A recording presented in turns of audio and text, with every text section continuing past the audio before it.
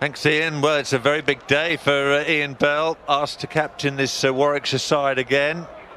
It's a shade. And he's chosen to bowl first. The Warwickshire Bears like to chase runs in this competition.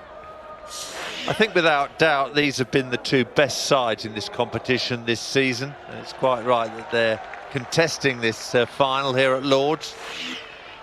Yorkshire and Essex, the losing semi-finalists last Saturday. Neil Carter's had a splendid season for the Warwickshire Bears in all forms of cricket. A rare commodity, someone who opens the bowling and the batting for his county team. Marcus Trescothick just making sure that that sight screen's in the correct position at the pavilion end. Carter bowling left arm over the wicket. Bell's got two slips in position. Here's the first ball of the Clydesdale Bank 40 final.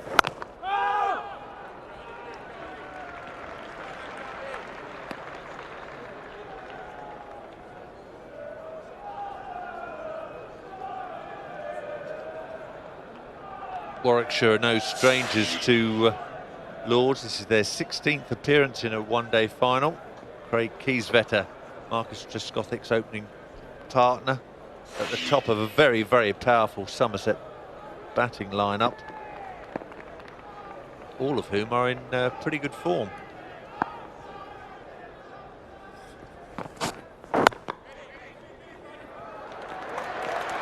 All opening batsmen keen to get off the mark. It's a well-taken single. Vital part of the one-day game, that running between the wickets.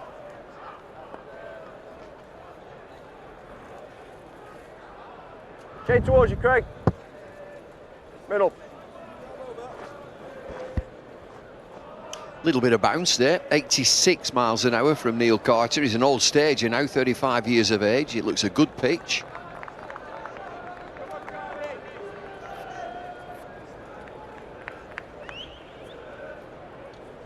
Carter has two slips in position.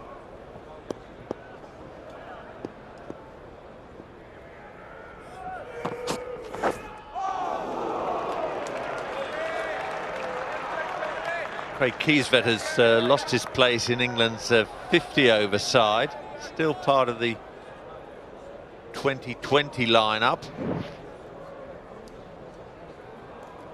It's probably favourite to be Matt Pryor's understudy for the Ashes tour. Stephen Davis may just have overtaken him now, though.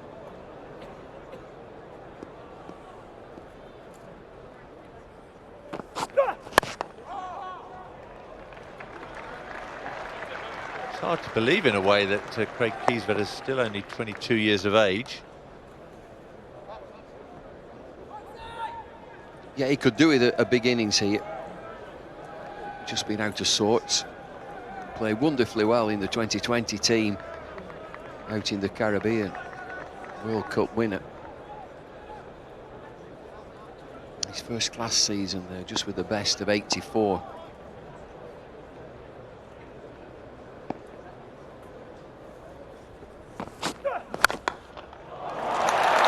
Well, we've seen that all over the world from this marvellous left-handed batsman. He loves this ground. Just about the perfect cover drive. What did he used to say when he played international cricket? The trouble with this guy, he doesn't move his feet. He just hits it for four.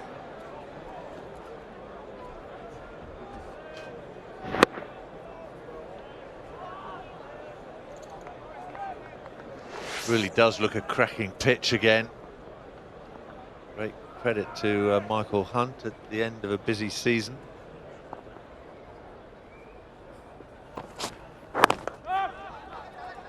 Good start for Somerset, 6 runs from the first over. Good support for the West Country county. Maybe not the most convenient finishing time for people having to travel a long distance, but there's plenty of support for both of these teams.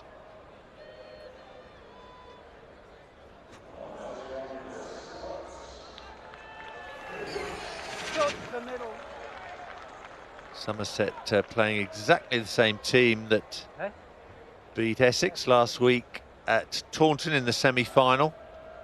Really is a powerhouse middle order, that. Trigo comes in to play his shots. Compton is often the glue in this lineup. Hildreth and Butler been in amazing form all season. Here's another very talented young cricketer. He's just 21 years of age. Chris Wokes from the nursery end. He too's going to bowl to 2 slips.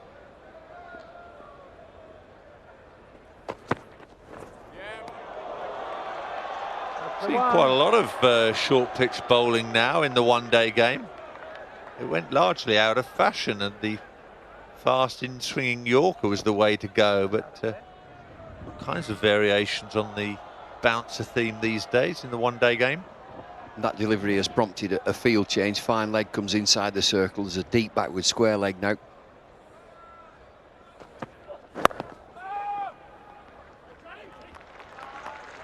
Excellent work from Jim Troughton.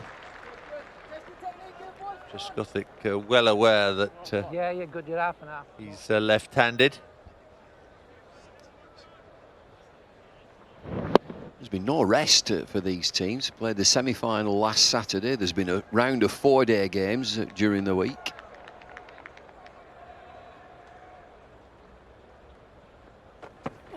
That's a wide. That'll be a wide. Peter Hartley standing at the nursery end. Hartley, formerly of Yorkshire, Warwickshire and Hampshire. Very handy fast-medium bowler. And another Yorkshireman, Richard Kettleborough, standing at the pavilion end. Oh! Yeah, 2 good umpires. The third umpire is Tim Robinson, England opening batsman, and Notts opening batsman. He'll be thrilled that Notts won the championship.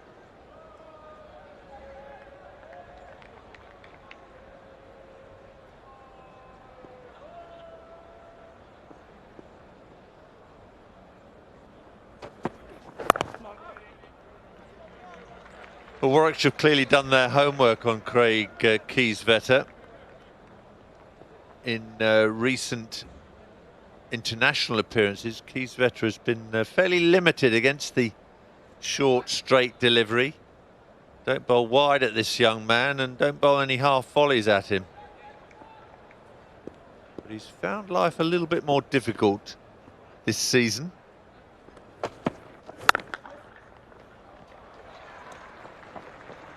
I wonder if Somerset have got rid of their disappointment during the week of finishing level points with Notts and missed out on the championship. Notts had won more matches. And thinking back to the 2020 final, scores were level, they missed out to Hampshire. Just got to get it out of your system. It's a very long season. This used to be a celebration game, Lord's final. Special time for the 2 teams that get through to a final in September at Lord's.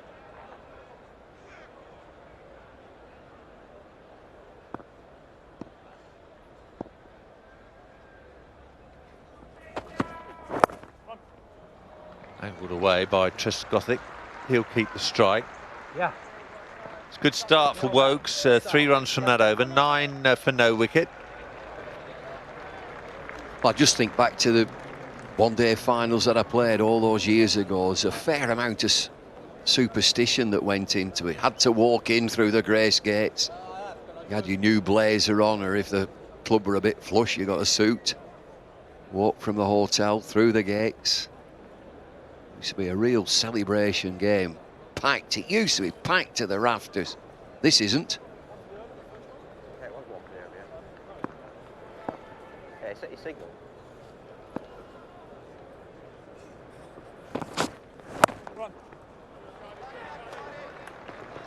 You remember those times, Bob, where you used to sit on the grass? There'd be 24 or 25,000 people at the Lord's final, and all spilling over and sitting on the grass. Fabulous day out. Be all to do with health and safety now.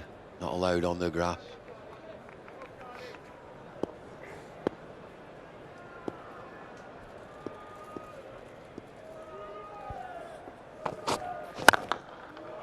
He's got hold of that all right. That's why you don't pitch it up to Craig Clydesdale.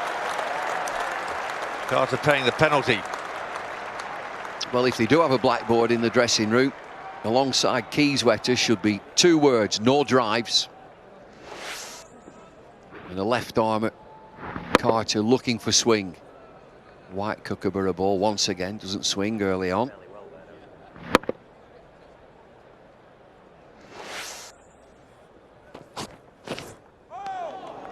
It's a better length from the bowler.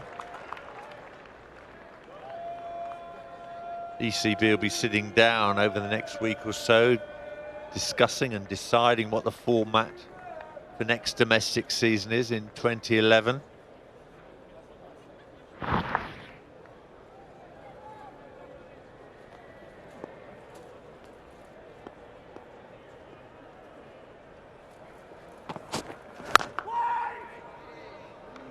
The international fixture's already set in stone for next year, but still discussions going on about the makeup of this competition and how many matches there should be in the French Provident T20.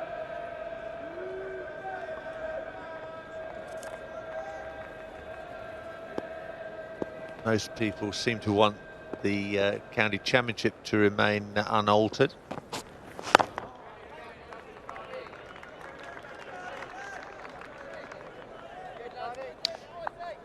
Who's in which changing room, Bob? That was also another superstition when you came to finals. Let's have a look where Warwickshire are. Just pull that back, and there the visitors' dressing room, and Somerset are in the home dressing room, far end.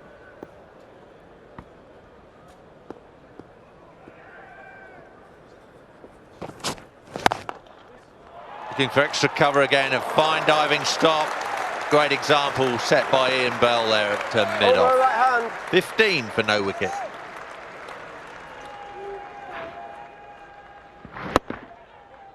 Good pitch.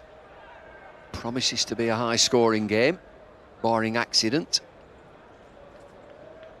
Yeah, there's a pavilion there, grand old pavilion, and visitors' dressing room on your right, the home team on the left, and there's a passage all the way along the back. You can walk all the way along the back there and get from dressing room to dressing room.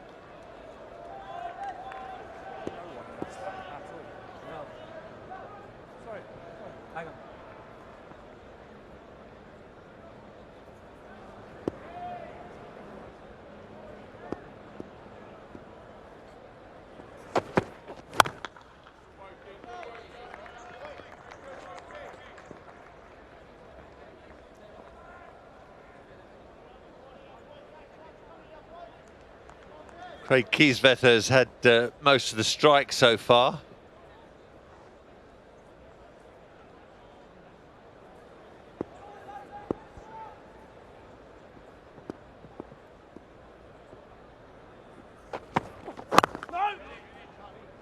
Mandatory power play of 8 overs at the start of the innings.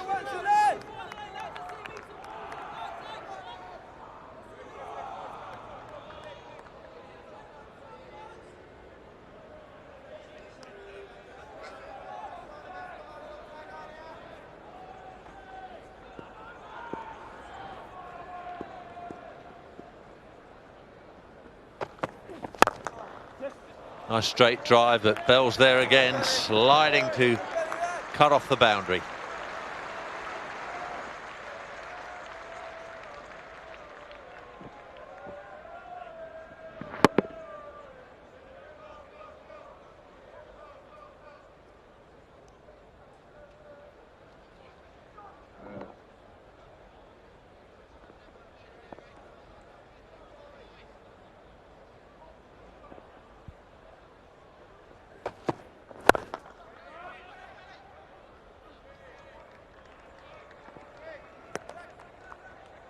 Just thinking of bowling options that Warwickshire have got this opening pair. Waltz and Carter. Keith Barker will bowl. Ant Bota, spin. And Imran Tahir, the quality leg spinner, moving back to Hampshire at the end of this season.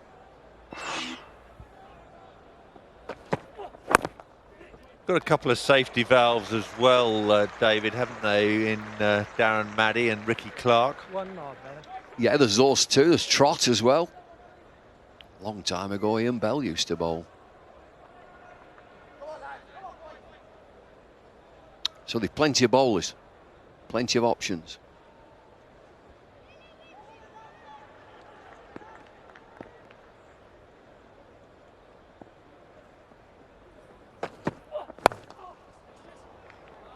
Ball stopped, but Trescothic's through for one. It's 17 without loss.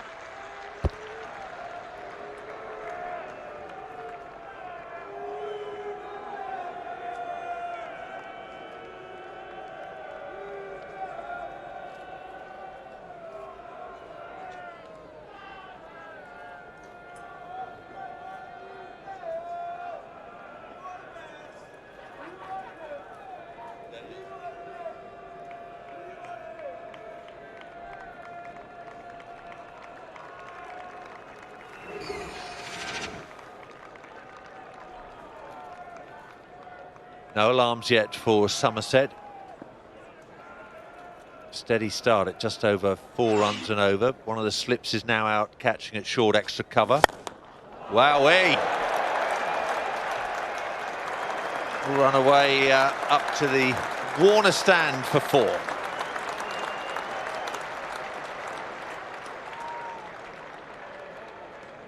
Sometimes think about Somerset moving away from Taunton. How will they go on? But they do get a terrific lead from the captain. It's quick enough, that delivery, 89 miles an hour.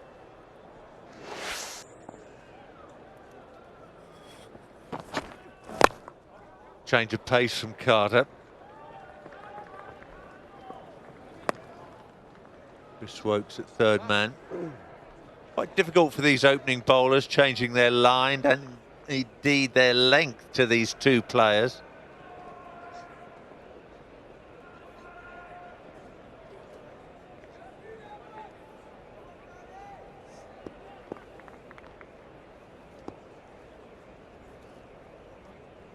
Short extra cover there for the right-hander as well.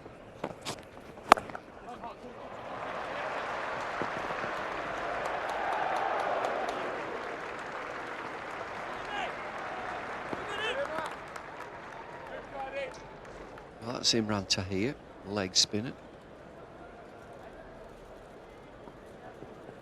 Just thinking of the coaches of both teams, one high profile, Ashley Giles at Warwickshire, England selector. And at Somerset, Andy Hurry, who's a Royal Marines fitness instructor.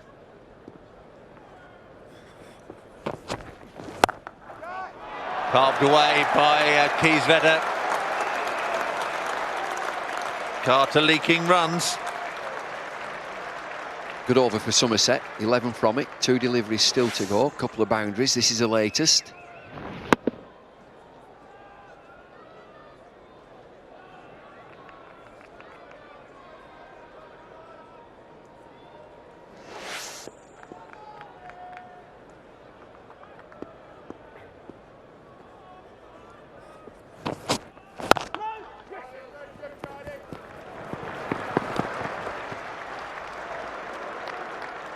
Smart cricket from Clydesdale.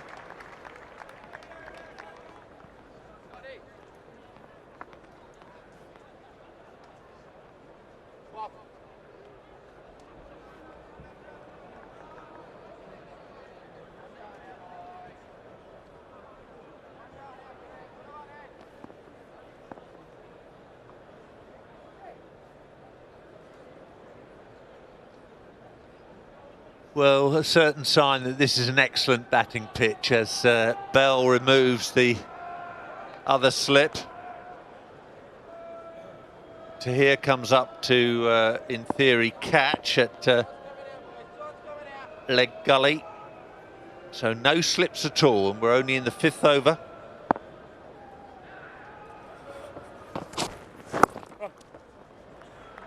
It's a favourite of Trescothic's. 5 overs gone and the run rate up to 6 and over. Clydesdale 15, Trescothic 14. And a single extra, that was a wide. Well, it's important to settle into the game, and I think that Somerset have done that straight away. Warwickshire won the toss and elected to field first. I think nothing more than they like chasing. They've got to be careful. Looking at that game last night down at the Oval. The ball swung around under lights. Excellent over that last one. They settled well.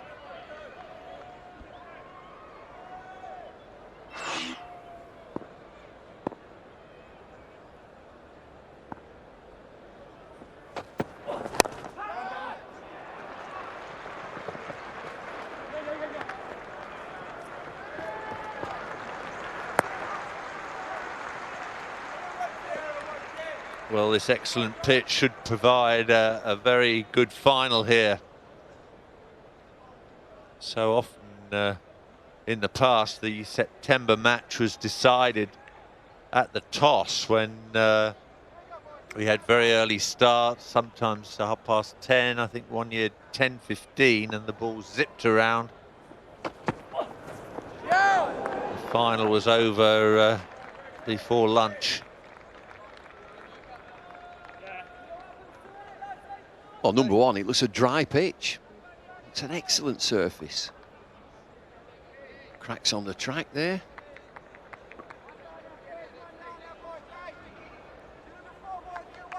Should be high scoring, this. I was down at Taunton last week for that semi-final. They absolutely adore Trescothick down there.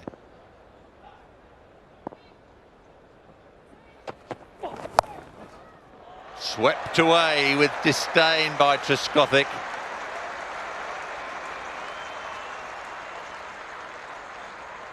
There's a lot of guesswork in this for Ian Bell to get the fielders in the right place, and for a captain, you always feel that you're a fielder missing. There's a wide open space there. He just flicks it down the leg side. Yeah, down at Taunton last week. He's the absolute king down there. So he should be.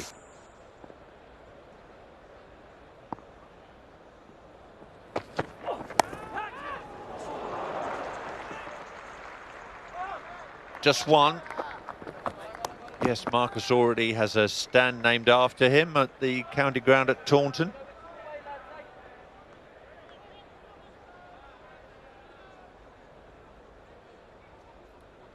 Remember the good old days as well. Bill Alley and Fred Rumsey. Brian Langford bowled 8 overs in one of these 40-over matches. 8 overs, 8 maidens.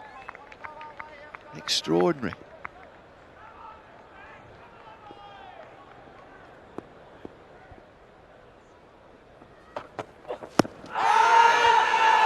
Loud shout, but Peter Hartley says no. Oh, I reckon he has a good long look at this, Peter Hartley. Ball of full length. Did too much as well for that.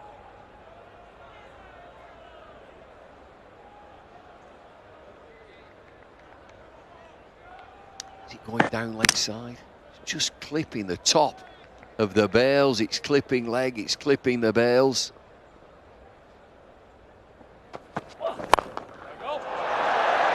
Well, that's a magnificent shot. That's the over. Bouncing just inside the rope, and the Bears are in trouble here. They've got plenty to think about as Somerset race on to 41 from 6 overs. 11 from the over. He's comfortable playing this shot. Keyswetter just dances outside leg stump. Uses his feet well, and he does like to hit over the offside. It's a big shout for LBW, and it's a good decision in the end when you think, well, is it hitting? It might be missing. Peter Hartley just saying not out. 41 on the board already. And we're going to see the first bowling change. Keith Barker coming on to replace Neil Carter at the pavilion end. Carter's first 3 overs cost 25 runs. Quite a tough ask for Keith Barker, this.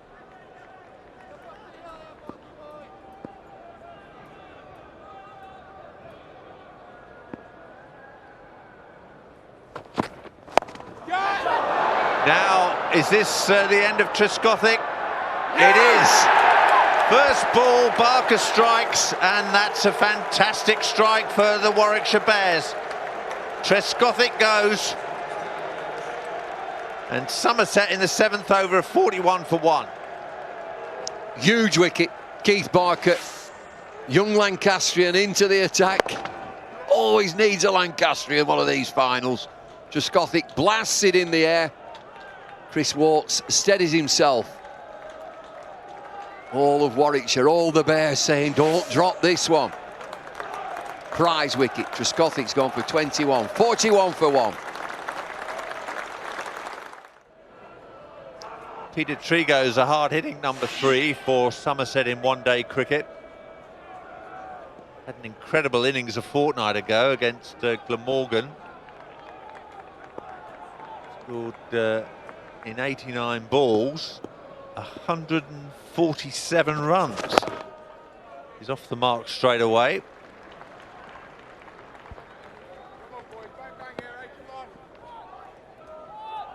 Just getting bashed around Warwickshire, and then Barker comes into the attack. Trescothick fancies him. It just moves a little bit. Get yourself under one of these skiers in a Lord's final. On the attack again. Trigo yet to receive. 2 slips.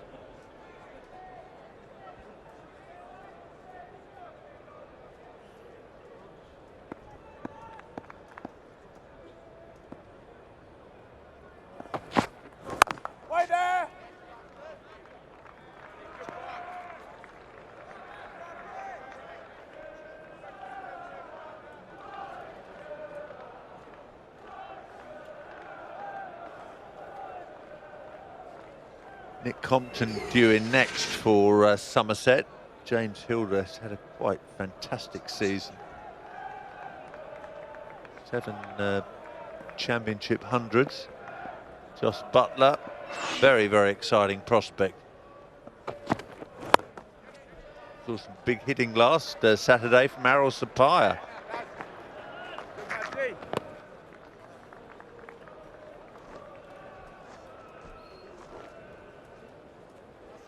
Got a big score last Saturday, Somerset, over 300. They all came in blazing.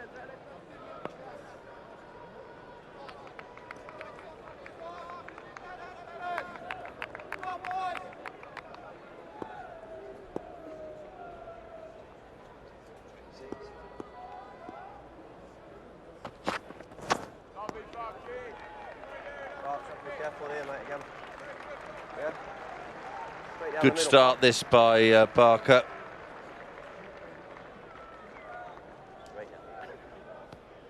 Richard Kettleborough just having a look at the left armer's follow through, treading down a few stud marks. Going to see a fair amount of spin later on in this match. Bota and Tahir for Warwickshire, and Kartik and Sapire for Somerset. A couple of leaves from Keysvetter. 43 for 1 now, Somerset. Well, a terrific start for young Keith Barker. Mentioned he's a Lancastrian. I got excited there. He's from Enfield Cricket Club. His brothers and his sister will be watching. Played football for Blackburn Rovers, and he's just got Marcus Trescothick out. He's a big strapping lad.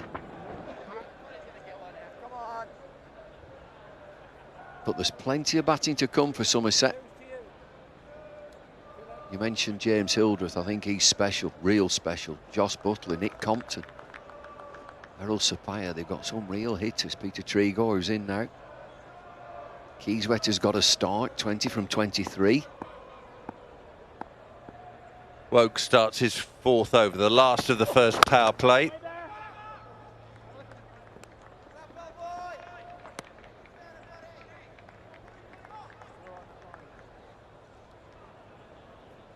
Been impressed with Ian Bell's captaincy. Obviously not a regular leader at Warwickshire because of his England commitments and that central contract.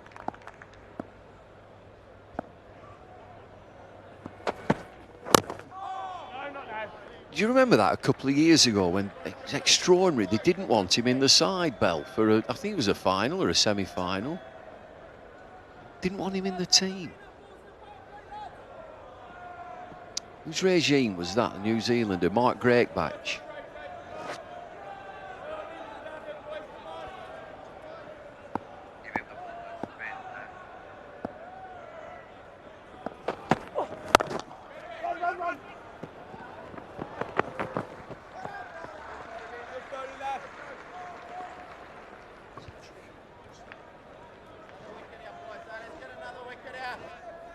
Oh, he had that rush of boundaries. Now life is much more difficult for Somerset as Trigo plays himself in.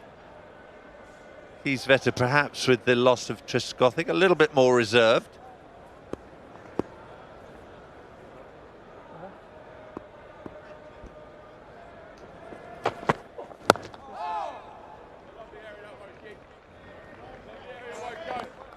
Chris Walsh uses a crease well.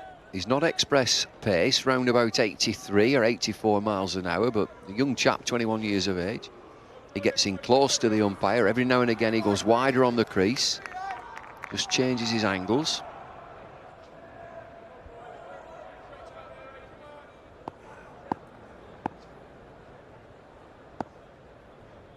Slips are back in position for the new batsman. Another dot ball.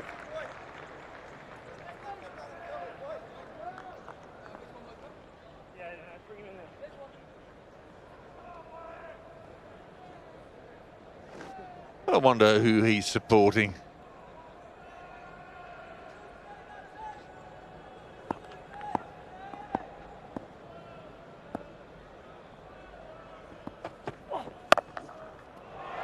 That's away, behind point for 4. Somerset finished the opening power play with that boundary, 49 for 1 from 8 overs. Early boundaries from Trescothick and Clydesdale.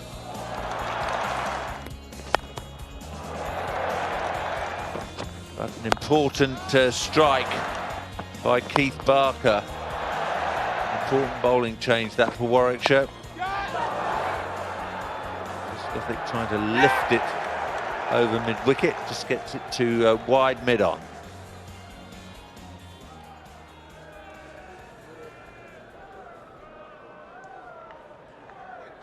Clydesdale at 21, Trigo on 6, and straight away the fielding power play is called for by Ian Bell. In the commentary box now, Nasser Hussain and Paul Allott.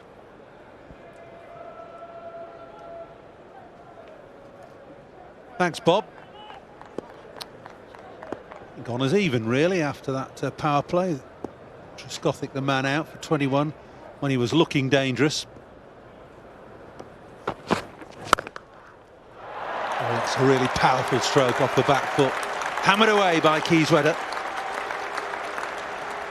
Two very similar boundaries now, back to back. One to Trigo, who cut strongly, and this again from Clydesdale. He's very strong through that offside. You have to bowl straight to him. Can't offer any width, especially as a left armer going across. 50 comes up for Somerset in good time.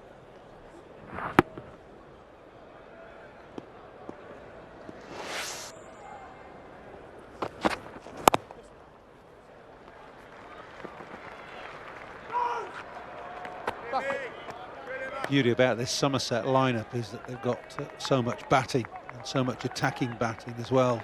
Trescothick sets the trend, but the likes of Clydesdale, Trigo, Compton, Hildreth, Butler, Sapphire we saw last week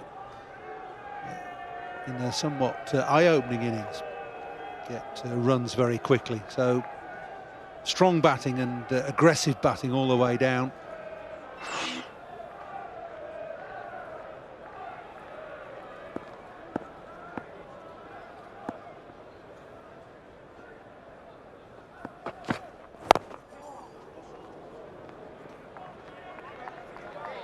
Clydesdale back on strike. I was mentioning the fact that you've got to bowl straight to him. Anything wide, he usually throws his hands at, and Hawkeye shows that. Yellow deliveries of the boundaries. One's been pretty straight off stump, and then 3 wide ones there. It's going to be difficult at the left armour. I'm thinking whether the left armour should come round the wicket and try and tuck him up. But just on that angle going across the right-hander, Clydesdale. Bell's giving him a bit more cover on the leg side with a mid-wicket. That might be a sign that he wants him to bowl stump to stump. Target, middle and leg. Yeah, and square leg's gone back onto the fence, so the 3 men out, a third man. Fine leg who's pretty square, and deep square leg just in front of square. That's a lot better, isn't it?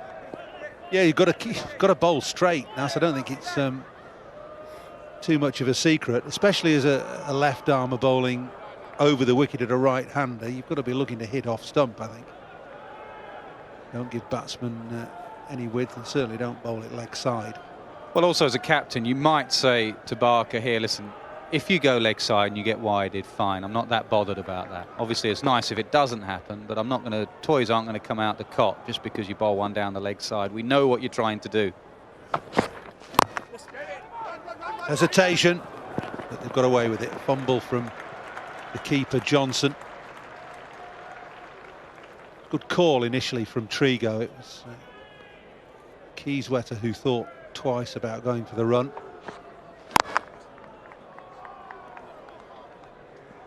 You make a good point about the lineup and how strong it is, but you still feel someone has to play the substantial innings. They don't leave it to each other, just all getting 30s and 40s and saying, well, someone else will pick it up down the order. Still, the batsman in has to get a big contribution. In the air, but safe. What's that done? Has that been well bowled by Barker and cut his fingers over the top? Or was it just stopped in the surface a bit? It's 56 for 1 from 9. We need another look at that.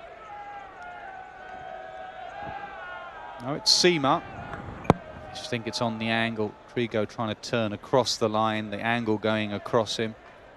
It's a one-day shot where you go after the ball, play out in front. Yeah, a bit of premeditation, I think, from Trigo. Big gaps on the leg side, square and behind square. Not working for him that time. Barker's bowled well, 2 overs at 1 for 9. Carter a little bit expensive.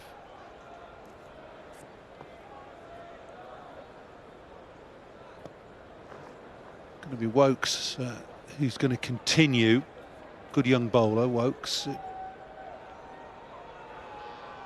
If you were to be hypercritical, you'd say he needs to find out another yard of pace from somewhere if he's going to go on in the game. But I liked his first ball today. He's renowned as a bowler who pitches it up and swings the ball. His first ball was a bouncer. Good thinking. One thing I don't like about him a little is that he jumps wide again. There seems to be a bit of a trend appearing with young bowlers that get to the crease and then veer away towards the offside. Don't know where it's coming from. Maybe an abundance of one-day cricket, 2020 stuff, bowling at the death where you go wide and dart it in. You see him, he's quite wide on the crease there. Bresnan does it as well, doesn't he, at the moment? Shazad does it as well. I haven't got a problem with him bowling wide of the crease per se. I've got a problem with him running in close and jumping wide. That takes your momentum away to the offside. It makes you fall over as a bowler as well. You're prone to be pushing the ball down the leg side. It can stop you swinging the ball away. I just think it's a fundamental flaw, and I've seen 3 prominent bowlers, 2 of them in the England setup, and this lad who's been close to it. Whipped away, lovely shot. That's a really good shot. Because Woakes wouldn't have thought he's done that much wrong there. It's back at length, it's straight. Sometimes as a bowler you've just got to say good shot. Strong lad, Trigo, short arm jab. Doesn't try and hit it too hard. It's a real good shot. Yeah, it is a good shot, especially after the false stroke he played at the end of the last over. Similar in thought to that shot, whipping it away from off stump. He'll feel a little bit unlucky there, Trigo, because he had room to get on his toes and hit through the offside with nobody out on the cover boundary. Drilled it straight at cover.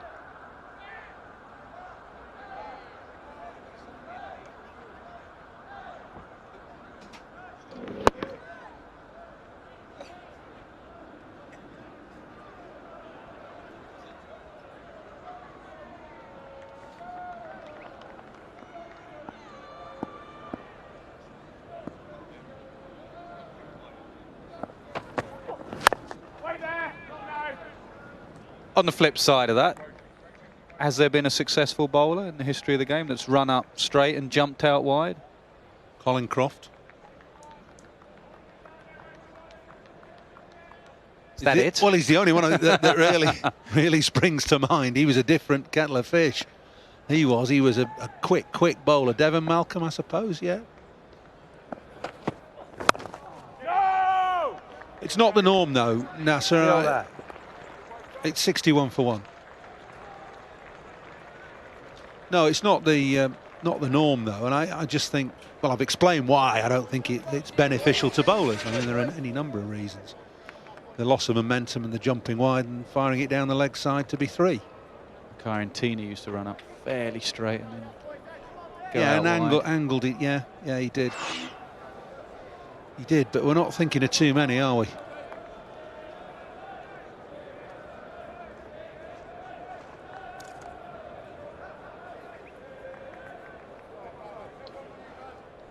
Marcus Trescothick said that had he won the toss, he would probably have batted first anyway. So 61 for 1 from 10, he'll be happy with, I'm sure, sitting up there in the dressing room.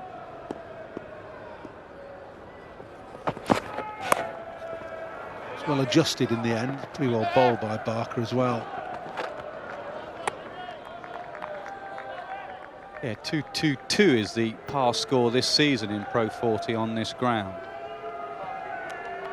Correction, CV40 this year.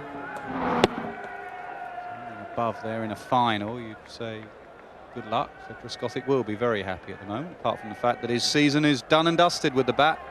But he's always got a bat nearby. There he is, playing with that all winter. What a thought, sitting in the front room.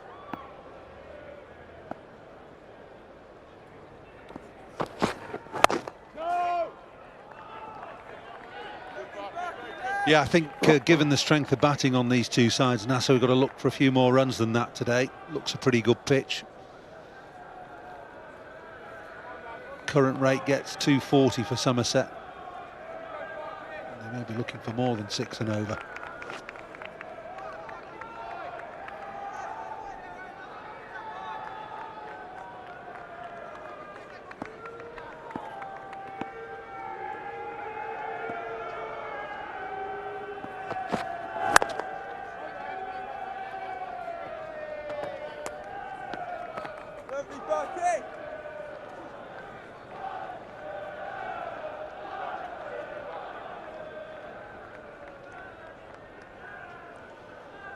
The reason I say that, Warwickshire chased well last week in the semi-final. Good runs from Chopper, who's not playing, Carter. Barker went in at 3. Bell got 57. We've got Trott to come in for Chopra, so that's a pretty decent swap. Chase down 260. In the air, simple catch to mid-wicket, backtracking, easy. Ricky Clark takes the catch, the ball hurrying on to Trigo, and he has gone now for 11. It's that man Barker again. You focus in on all the stars on show. Maybe it's just the youngster that's going to produce the good. Barker with a short delivery. Surprise Trigo off the splice of the bat. 2 good scalps for Barker now. Trescothick and now Trigo. Easy chance for Clark. Trigo's gone for 11. It's 62 for 2. Nick Compton is the next Somerset batsman, coming in at 62 for 2. No stranger to this ground, having played at Middlesex for a time. That's his domestic one-day record.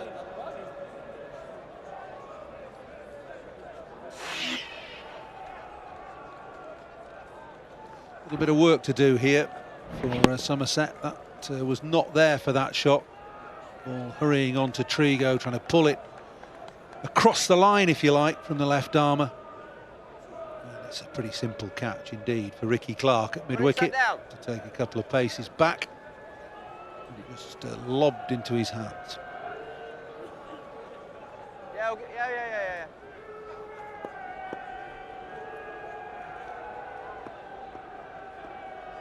So Keysweather on strike, batsman having crossed. That's a good stroke for no run.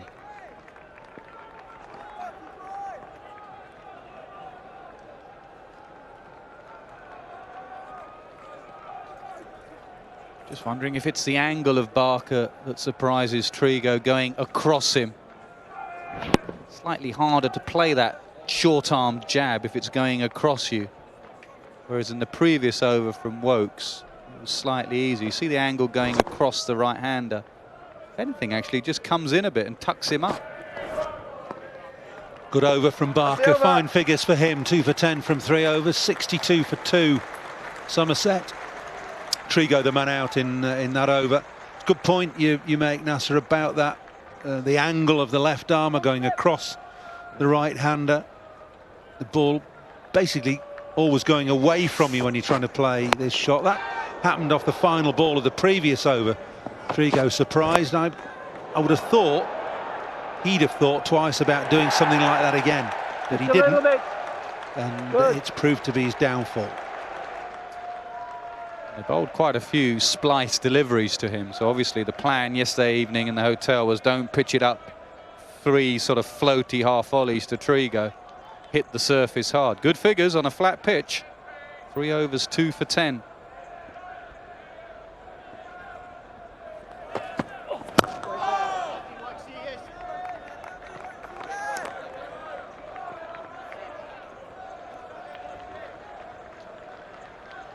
This is the line that Barker has bowled to Trigo, and the height as well. Nasser was saying about splice balls high up on the bat. The wicket ball, the white one. Good bowling. Don't let Trigo get on the front foot. Don't let him drive you, and they didn't. Just remind us of the Keith Barker story. Wasn't Bumble involved in his move to Warwickshire? Yes, well, I think so. His father, big mates of Clive Lloyd, and Clive is Keith's godfather. So he played professional football at Rochdale, and then once he'd finished that, concentrated on his cricket, played Central Lancashire League cricket, and by rights, I suppose, should have gone to Lancashire, but chose Warwickshire instead. Where was Bumble's involvement? Saw him in a club game or something. I think so. I think he did, and I think he recommended him to Ashley Giles. So that's where we go.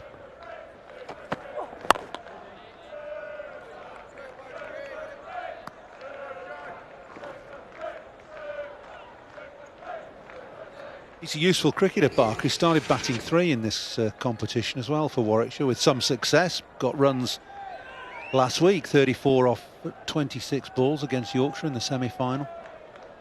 And both the wickets here today coming on first change.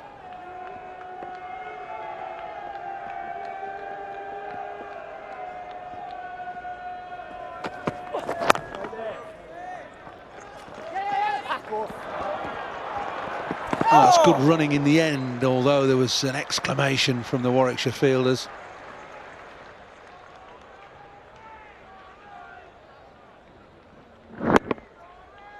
Always good in a final, get off the mark. That's what Compton was very keen to do.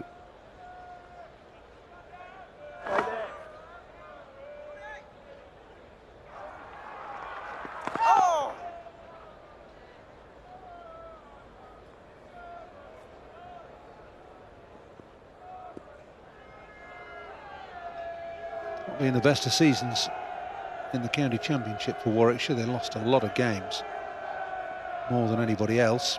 But, came out fighting this week, staved off relegation.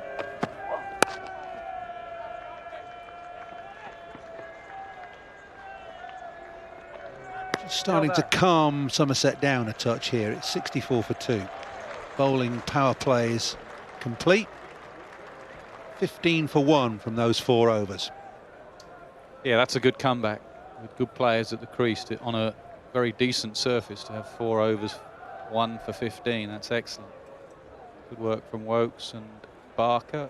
Problem is, when you're captaining and playing against Somerset, there's always one power hitter in. You get Trescothick out, Trigo's in. You get Trigo, Clydesdale's still in. There's always one in there that can really hurt you. So you can never, ever just ease off. What a surprise. Jack's got a cup of tea. Really milky, likes his tea. Lots of milk, and some Weetabix will be back in there as well somewhere. Weetabix in his tea? Not in his tea, but in the background there'll be some Weetabix. 3 minutes the milk has to be on his Weetabix.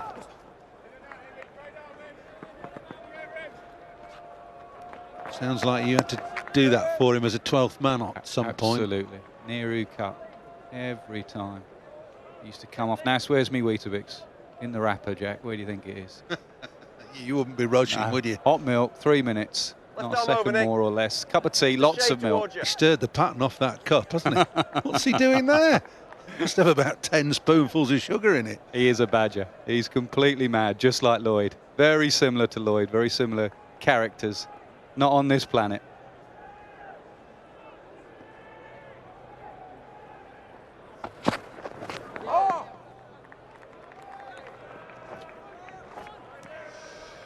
Not surprised that Ian Bell has kept Barker on. I think one of the interesting battles or comparisons in this final will be how Imran Tahir bowls compared to Murali Kartik, the two class spinners on show today.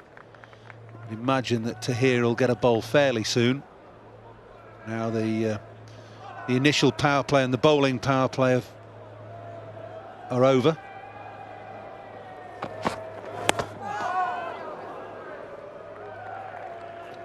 Shot to play, I don't think, against Mr. Barker.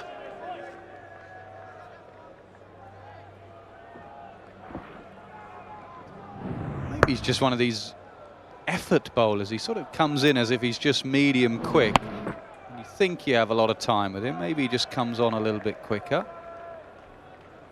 Doesn't seem to be doing a lot with the ball. He's hitting the deck hard.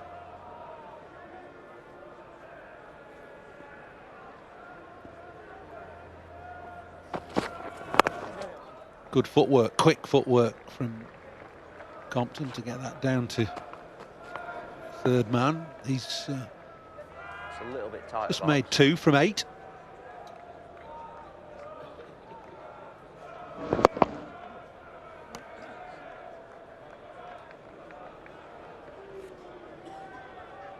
Very steady, not great variations in speed. So he doesn't bowl a really obvious slower ball, and he goes down 2 or 3 miles an hour. Which is quite good. Someone like Sean Pollock used to be like that. He used to just have subtle variations in his speed.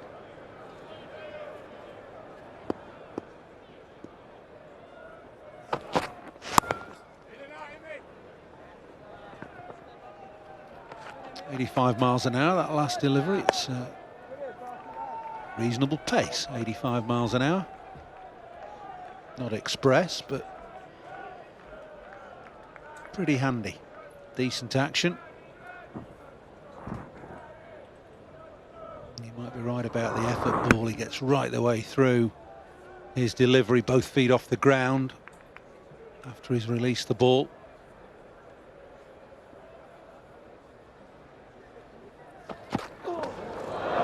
Oh dear. It's a no ball. It'll be a warning, this, I think. It's a no ball. Unfortunately, Bart, that's your first and final warning, mate. Okay? Yeah, you're right. Really? I have to give him a first Compulsory and final, warning. mate, I'm afraid. Even if there's an apology, if it's over waist height, you get a warning. And it was just a genuine mistake. He's tried to bowl it out the back of his hand as a slower ball variation.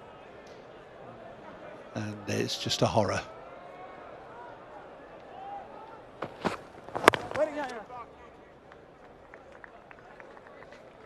"13 overs gone, 70 for 2. It's the over.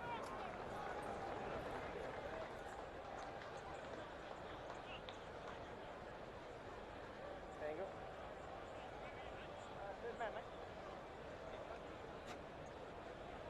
Change the bowling. Left down over, guys.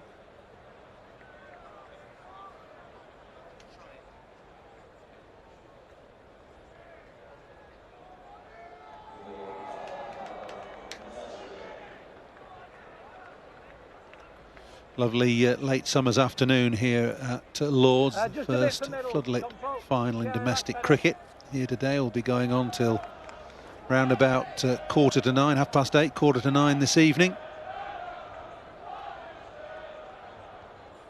only shame is that the ground's only half full, something that the ECB will have to address for next year, I feel. Change of bowling, Carter's on, so still no spin, no Imran Tahir. Carter with his second spell. Got a quiz for you, Paul Ellett. Just work something out. Essex have won something this season. Yes, second team.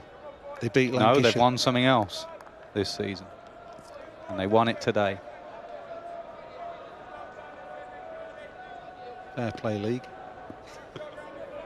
What, sitting at home at Chelmsford? They've won it today.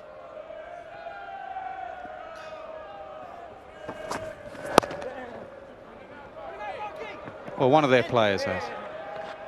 Oh, hang on, we're getting a bit... What, some junior competition? Single wicket. When Trescothick got out.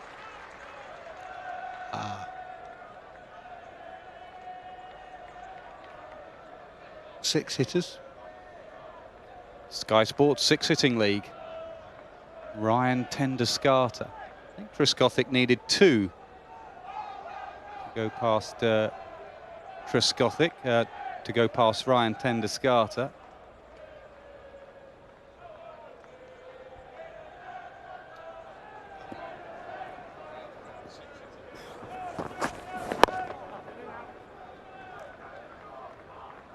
Too close, Cat.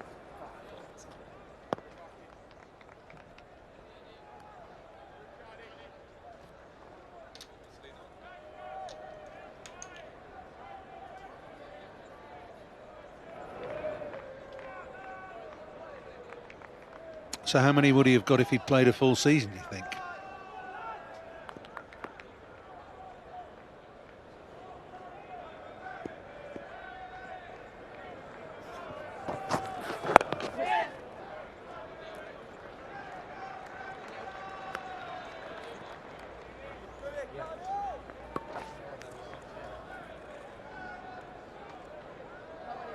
Two, Sally.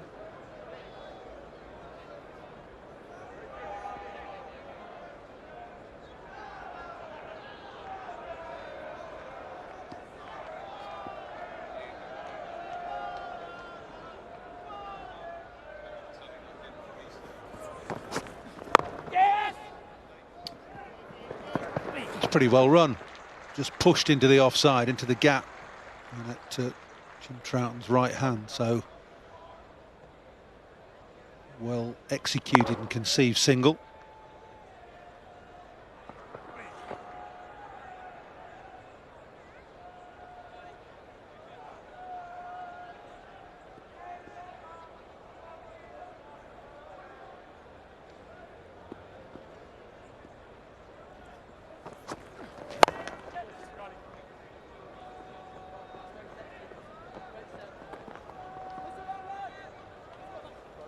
See you there. 14 gone now, 76 for 2. Somerset, everything's just gone a little bit quiet.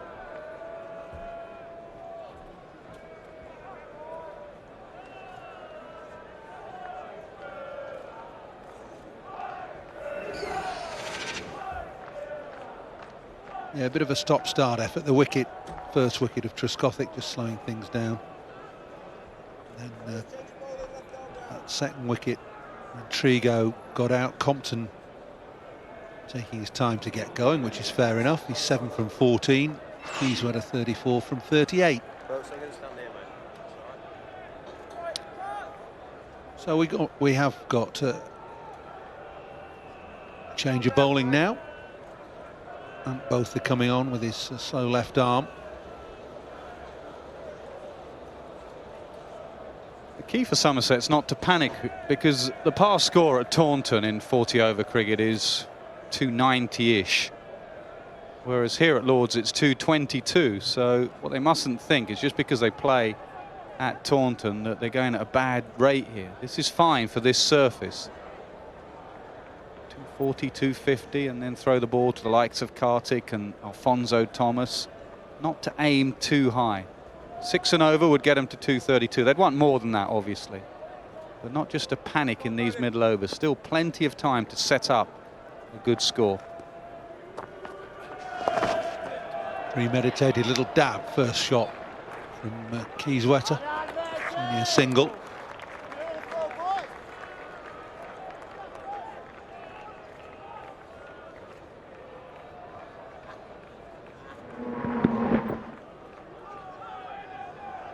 Clydesdale, his general way of playing spin is in to out over extra cover. Mid-off comes up because Compton is now on strike, which opens up that shot.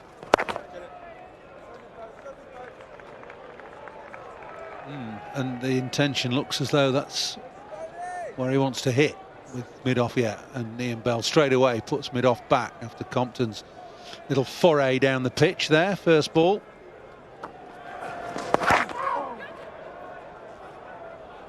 Dab, wonder if that hit something. Might well have done, because there's no wide signal, so whether it just flicked a pad or a bit of glove. The glove there? Might have been. Get it! Desperately difficult for the keeper though. He's scurrying down the leg side, and the ball's going to go up off the glove or bat here.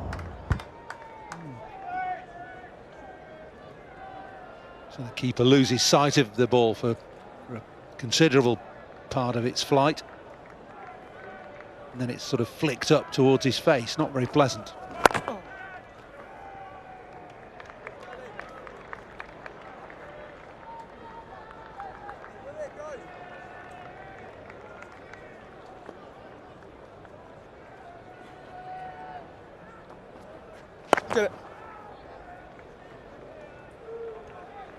Good first over from both, just 3 singles from it. Good bowling, 79 for 2 from 15. Wonder if we'll see spin from both ends.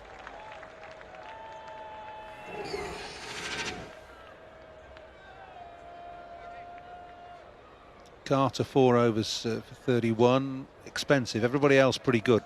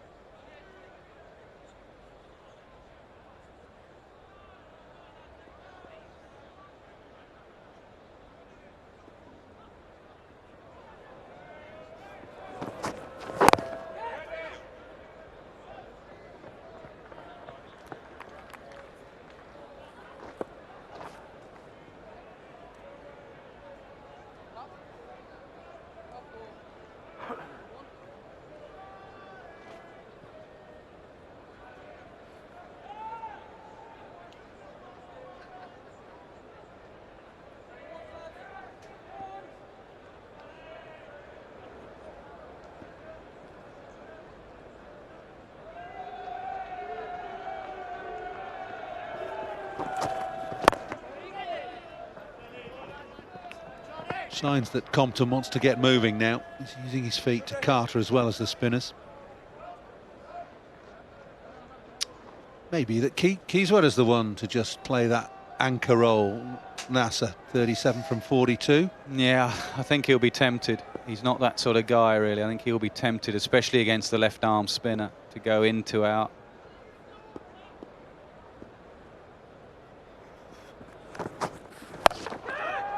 Catches the cry, taken. Barker, who's had a hand in all the wickets, taken to himself, and that's a pretty good catch. It went flat to him, he had to dive forward a touch, and Clydesdale has gone. What a game for Barker. One man in the deep, another short ball. Warwickshire definitely trying to hit the surface hard. Carter here bangs it in, one man to find. He doesn't have to move, straight to him. Can't keep him out the game, Barker.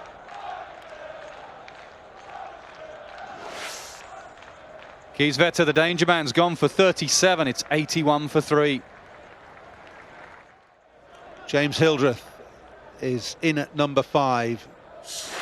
Very much the batsman of the county championship year for Somerset, and indeed throughout England. 7 centuries, 2 more than anybody else.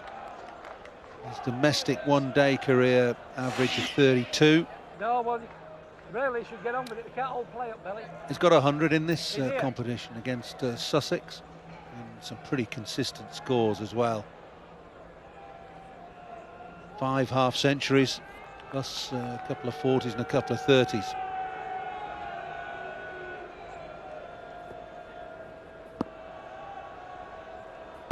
.46 last week against Essex in the semi-final.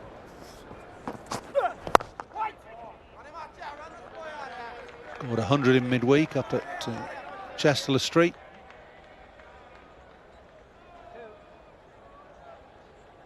That represents a pretty special year.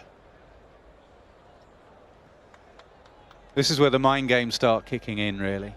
3 down, runners up in 2 tournaments. Do they still believe they can do it? Are they thinking, no, not again?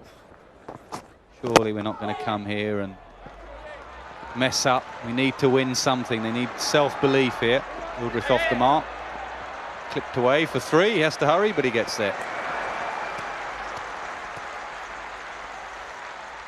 Trott doing the fielding. Yeah, well, they've got to be thinking third time lucky rather than here we go again, surely. This is the end of Clydesdale. Onto him quickly again. He's trying to keep it down. The ball got quite big on him. Again, it's trying to pull the left arm quicker bowler. The ball always going away from you as a right-hander. Hard to control the stroke.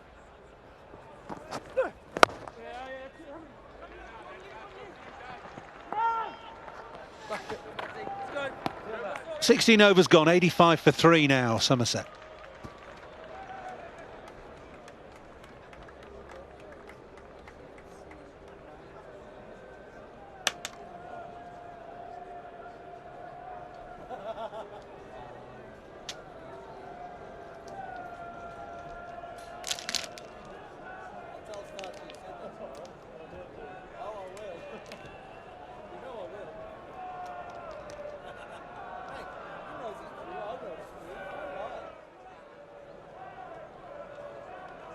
.85 for 3 then, Somerset. We've got to Nick Knight and Ian Ward for you now. To continue. Ooh, just outside the line, perhaps a bit of bat. Wait for the umpire's signal. Bat, says Richard Kettleborough.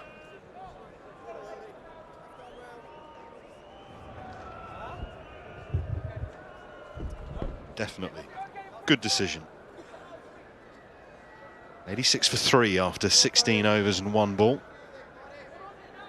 Hildreth has only faced a couple of deliveries. He's facing up to the left armour now.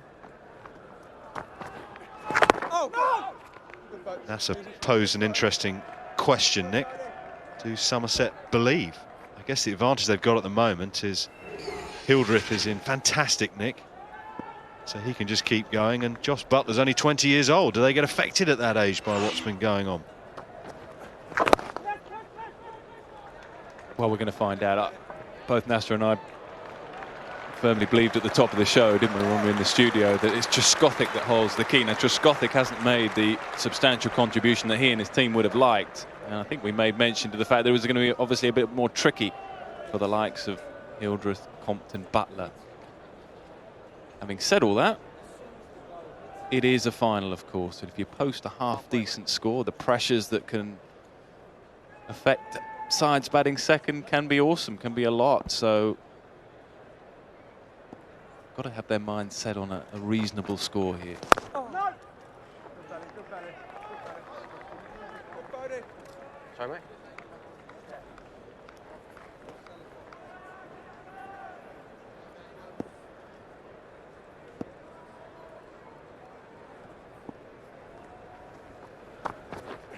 Get it. Good buddy, good buddy. Even if Somerset come runners-up in the Clydesdale back 40 to go with the runners-up slots in the T20 and the County Championship, James Hildreth has had a stunning year. Over 2,500 runs in all cricket as we stand. Snuck past Jimmy Adams of Hampshire, Jack Rudolph of Yorkshire, and Truscothick of Somerset. Another 1 to his tally, maybe 2. He's very quick, but all runs away down the slope. Maddie tidies things up, 17 gone, 89 for 3. Just to clarify something that Nasser said a little earlier about the Sky Sports 6-hitting league. It's right that Marcus Truscothick can't overtake Ryan Tender-Scarter, but there is a chance that Josh Butler could go past. He needs 6 maximums to go past Ryan Ten-Descartes with an incredible 30. Mind you, Pollard, look at Pollard, 29 off 202 balls, and he's smashing a few in the Champions League as well at the moment. But Josh Butler is the only man that can go past Ten-Descartes in the Sky Sports sitting lead. Been ran to here, so spin from both ends, and this, you fancy, a crucial part of the innings. Yeah, crucial for Warwickshire. He's been so good for them all season long. Playing his last game, moving back to Hampshire after this game. That's a big loss for the club, well, for Warwickshire. Murali Kartik will show an interest in this too. Is there much turn off the surface? Just an amazing turnaround of players these days. I think Mark Turner's playing for Somerset, but this will be his last game. He's off to Derbyshire. To here back to Hampshire. Didn't happen in my day. All that. Did in mine.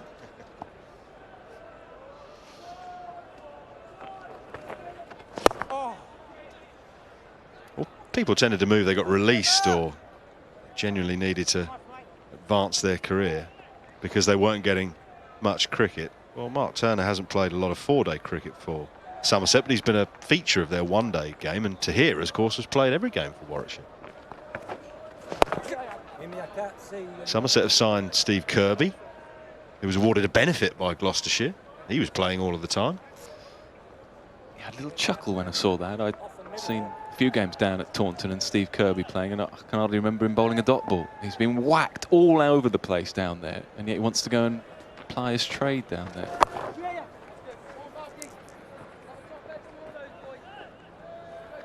Good luck to him. I'm a big fan, actually, of Steve Kirby. I full of admiration for the way he plays the game. Wish him the best of luck. I think he might need it down there. Does strengthen Somerset, though. Full start for the batsman. Compton not happy with something, but didn't appear to be a fielder moving at the wrong time. Might have been somebody wandering behind the arm. Well, there won't be 2 there. Ricky Clark very quick with a strong throwing arm, 93 for 3. Partnership's 12 after 15 deliveries. Trial by spin at both ends, but Warwickshire have hung on in there. They've bowled aggressively, as a general rule, the seamers. Yeah, they've hit the pitch hard, haven't they? Left armers have done the trouble, done the damage. Neil Carter with a wicket. He's been slightly expensive. This is what he does. He's a wicket taker. He can be slightly expensive. Woke's economical of sorts, and Barker with brilliant figures of 2 for 16. So it's the left armers that are causing problems. Chipped. Not far enough to really interest Darren Maddy for the catch. I think Ian Bell will be pretty content with the way things have panned out so far.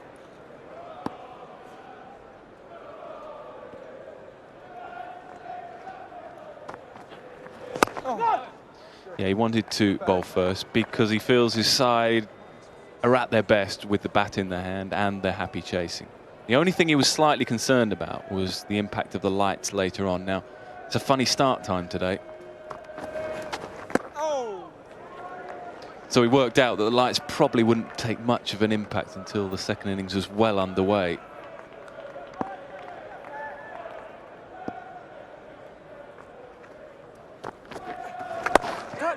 Chipped and just short. Full toss, which Hildreth sort of prodded at. It certainly wasn't a positive statement to really whack it for 4 or even just knock it for 1. He just sort of pushed at it.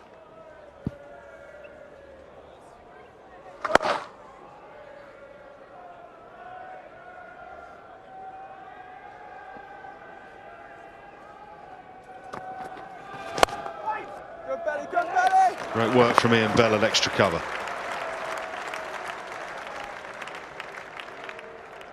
Of course, yeah, player that we haven't mentioned today that, of course, we suspect be playing normally for Somerset is Xander de Bruyn, who's away playing in the Champions League. He plays quite a crucial role at this role, doesn't he? In the middle, the glue, sticking it all together with some wonderful stroke players either side. So it's down really to Hildreth, who's done the job himself pretty well.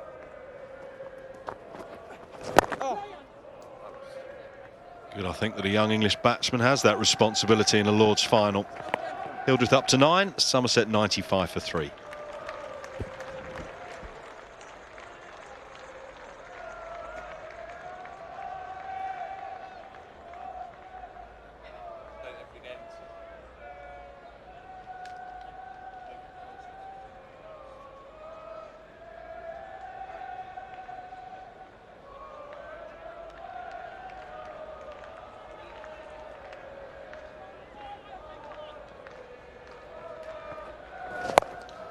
Swept away hard, but comfortably fielded by Jonathan Trott.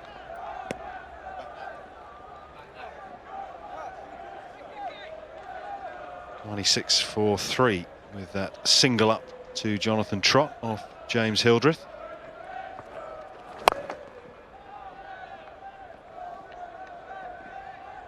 That single brings Hildreth back onto strike, playing his 50th game this year, James Hildreth. He's played 16 county championship games, 14 CB40s, 19 2020s, and a game against Pakistan. I thought you made an interesting point about Xander de Bruyne not being here. Well, good, because that means that Hildreth has got a far more prominent role to play in a big final. Yeah, great point. I mean, it's good to see, isn't it? I wonder who would have played, rather, who wouldn't have played if Xander de Bruyne was here. Maybe Sapaya? Surely not Butler. Surely he would have got a place anyway. I can't think of anyone else really looking down that lineup. Nick Compton, maybe. Ooh, is that a catch? To hear reacts like it perhaps is. Certainly a cracking delivery.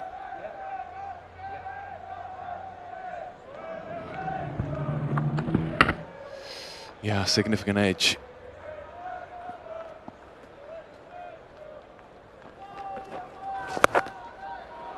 Swept hard and finds the gap this time. 10th four of the innings, the first for Hildreth. Somerset bring up the 100. 103 for 3 after 20.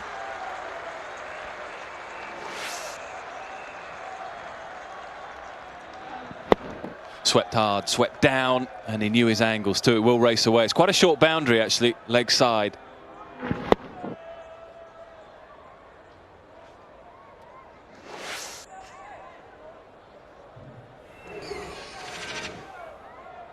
He's got more runs than anybody else in the game domestically this year, James Hildreth, second behind Jacques Rudolph. What a season he had. 861 runs for Rudolph, but 598 now for Hildreth. Good, buddy. Misfield from Botha. That will annoy him and his captain, you would think.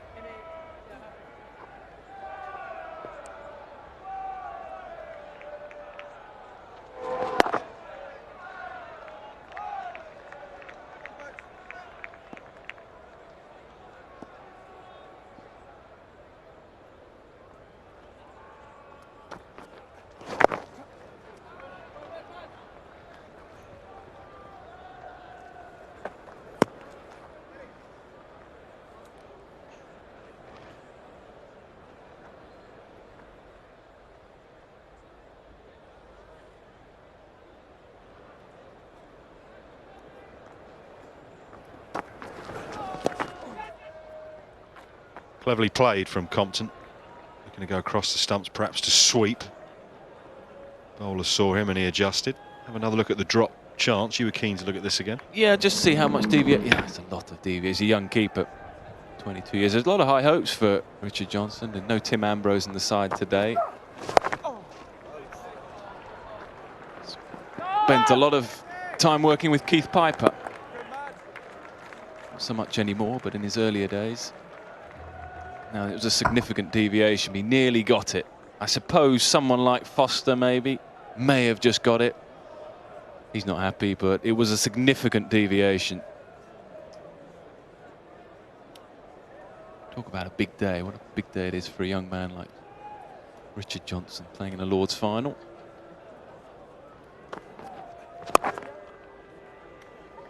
The club, of course, are very happy that he's coming through. He's a graduate of the academy, been at the club for many, many years as a young man.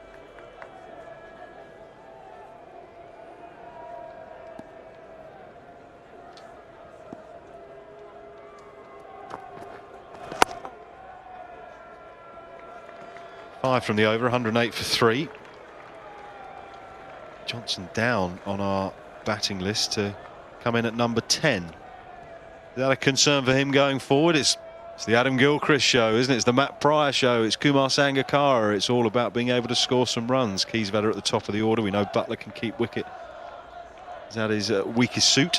It is, but he's no mug with the bat. I think it's more a reflection on Wokes, Botha, Clark and Maddie, who are 6, 7, 8 and 9, who are better players at this stage in his career. So he can bat and that'll develop.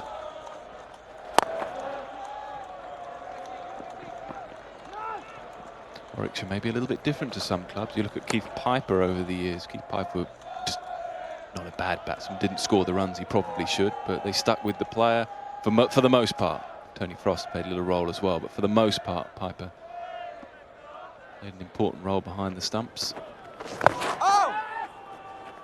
Where's your stuff? Where's your stuff? Good fun watching him keep to Donald when you were not in batting. I mean, when you were either out or waiting to bat, because the ball would be flying around, and so would Piper, leaping up in front of first slip and down the leg side. Good pass.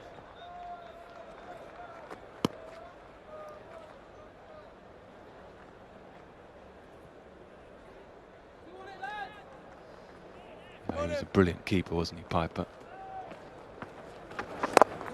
I used to enjoy watching him practice, actually, because it's good running. It's very, very good running, and they need that too, just to get some impetus. The partnership's what, 32 now from 37.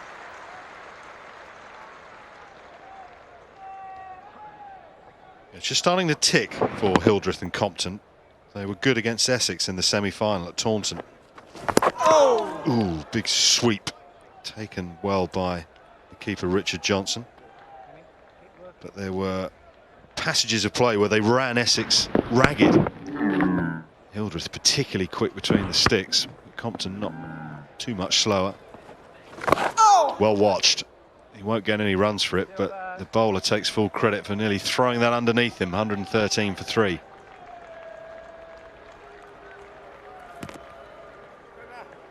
Yeah, he plays this really well. Gets low, he gets forward there, so he can just get on top of the ball. A lot of players, when they play the reverse sweep, they get stuck behind the pad, not quite in such a forward position. That's when it sneaks underneath the bat and hits you on the pad, and that's when Tahir, with his hands on his head, knows he's in business.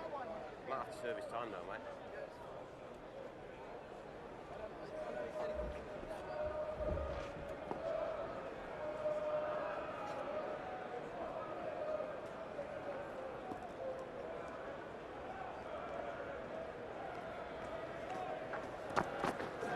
Oh! I think he's a good player, Nick Compton. I like him because there's a nice mix of what we've just seen there, the sweeps, the reverse sweeps, and quite orthodox. He's very still at the crease, so he's got a nice balance to his one-day game.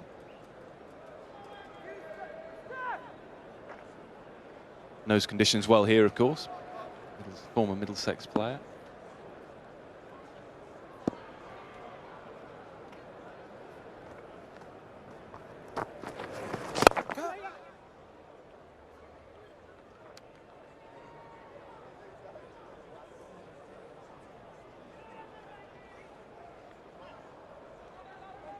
Won't be Nasser's round then if the champagne's flowing. More like Vimto if Hussain is wallet's out.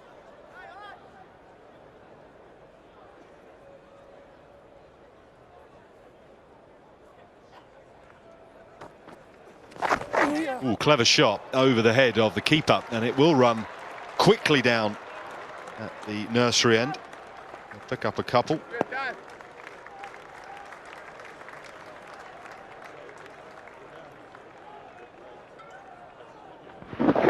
More innovations, that's what I'm talking about. He's thinking cricket, he knows there's no man there. And he's looking around the field now just to see whether there's a little change, and there is no change.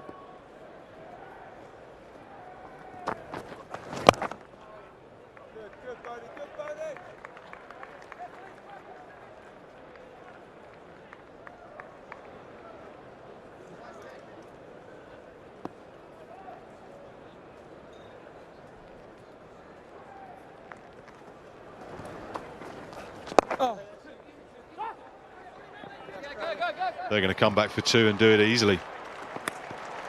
Very good athletic running. Perfectly weighted by Compton. And Hildreth responded.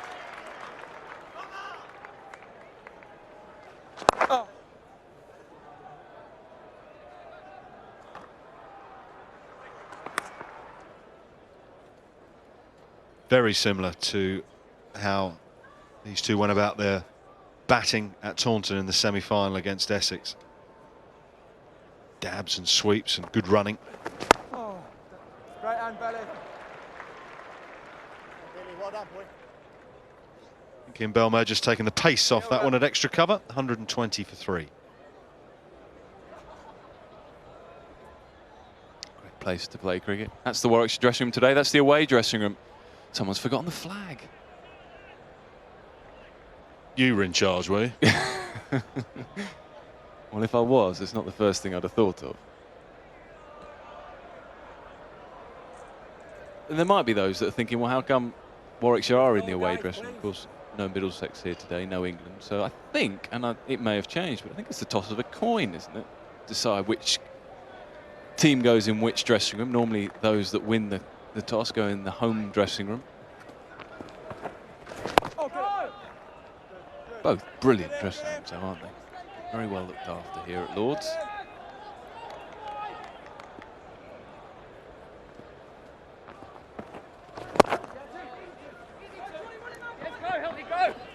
Oh, Hildreth's going to take on Clark. This will be tight if he hits direct. He doesn't. But that's a bit of a risk. Clark very quick with a very strong throwing arm.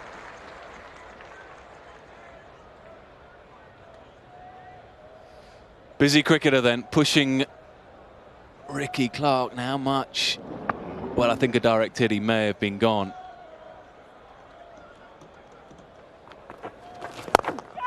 Chipped. Clark has to cover it. So Hildreth will not come back for 2 on this occasion. Excellent fielding. Jimmy, keep getting wide.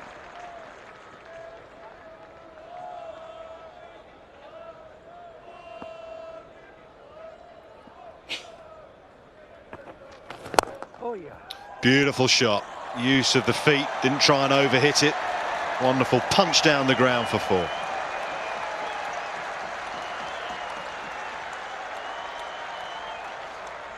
So here, proving to be a little bit expensive. That'll be a concern for him and his captain, but it's wonderful batsmanship. It really is. Excellent use of the feet. Head still. Where's the ball? There it is. Whack. Oh, wide. Even as wide, but that wouldn't have been too far away from bowling Hildreth round his legs. Oh, that'll interest Somerset, won't it? A little bit of turn. Murali Kartik, of course, will get his opportunity later.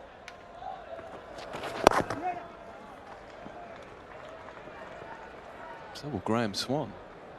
I understand it will be the same wicket that England will play on in a day or so's time.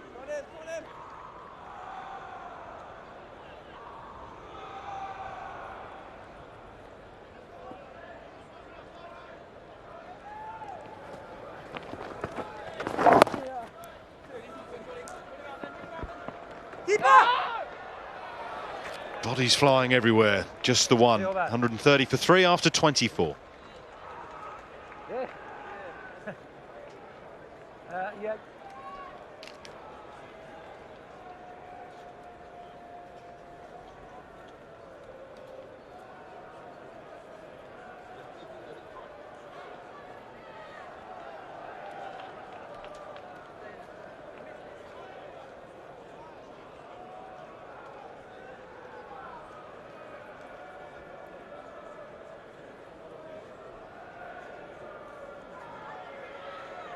Somerset are 130 for 3 after 24 overs. Change up here now. David Lloyd, Paul Allott. Thanks, Ian. Go! Well, optimistic from the wicket-keeper. Just bubbling along nicely, this projected score 215. That's come down considerably.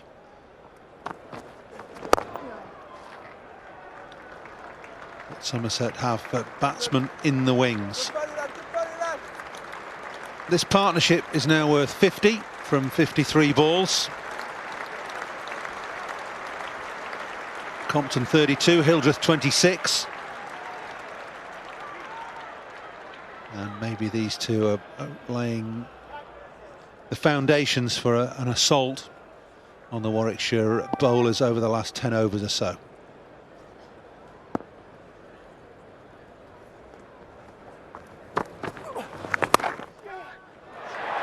Pick the gap behind square, not quite timed and may not get up the hill for 4.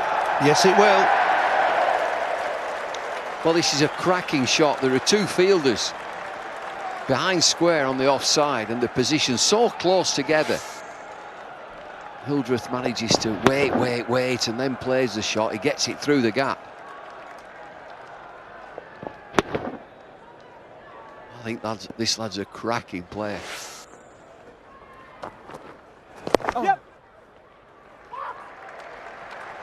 Well, his record this year suggests just that, David, and it has done over the last few years. People have put question marks up against him because he's been batting at Taunton, and Taunton regarded as the best batting pitch in the country, but he's got 700s in the championship this year and a really good record as well in one-day cricket, leading run scorer in the country.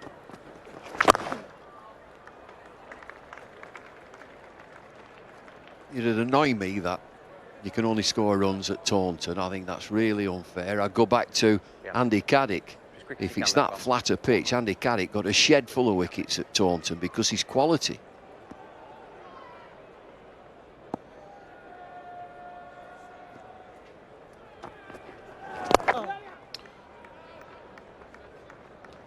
Good pose. 25 overs gone, 15 left, 138 for 3. Well, he's hundreds, David. He's got a 99 at Old Trafford early in the season. Then he got 100 at the Rose Bowl.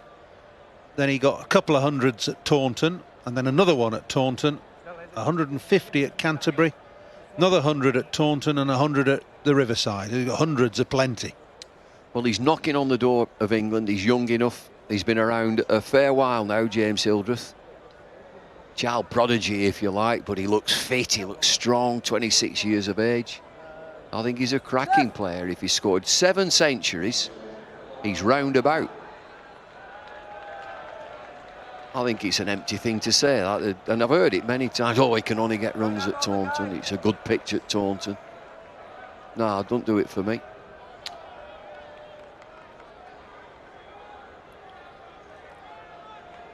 That's boundaries off the spin bowling, right back on his stumps, or well forward off the front foot.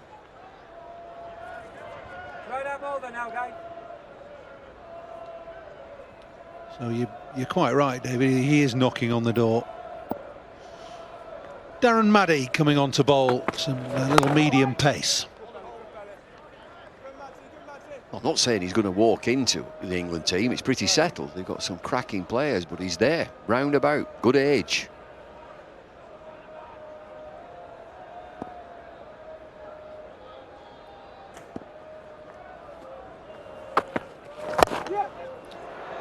In the air, over the top.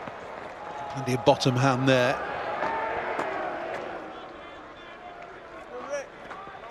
Well, Ashes squad is announced at 2:30 this Thursday on Sky Sports News.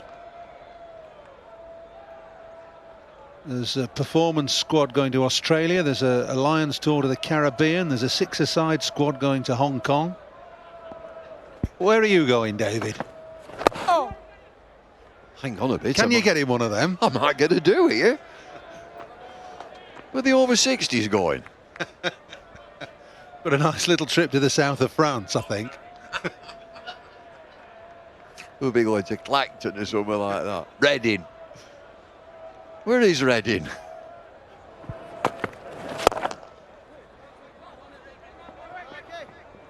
Take him, take him! Oh, that's good running to come back for 2. Excellent running. Hildreth, who had all the work to do there as Compton played the shot. It was Hildreth coming back to the danger end. Quick look before he touches and turns.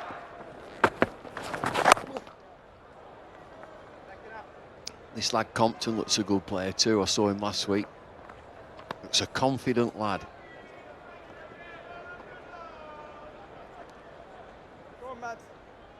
Used to play at Middlesex, didn't he? Went from Middlesex down to Somerset.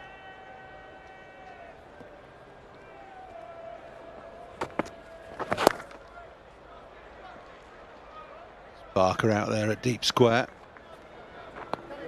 26 gone, 145 for 3. Got some pedigree as well, Compton, hasn't he? Grandson of Dennis.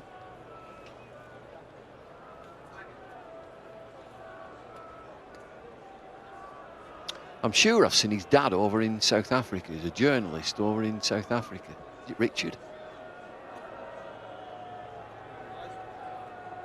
Good partnership this, 64 from 63. Boundary's not easy to come by, David. Just 3 in the partnership. Oh, get it. All from Hildreth. What's that telling us? Well, they've run well. Mentioned he looks at a fit young man. No boundaries.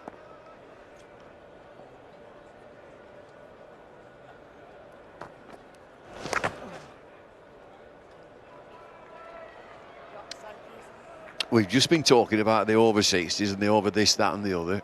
The over 40s could have a new member today. Darren Goff. I bet he's still as quick as he was. And he thinks he is. Oh.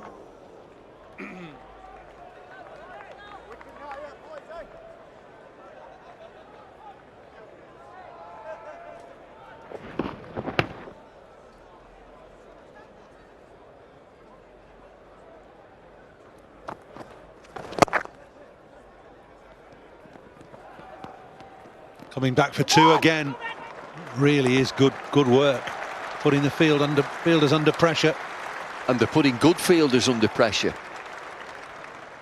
Warwickshire have some real speed merchants out in the deep, but look at this running.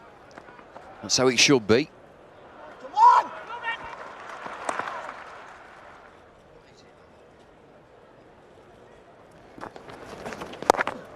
That's control. That's a lovely shot.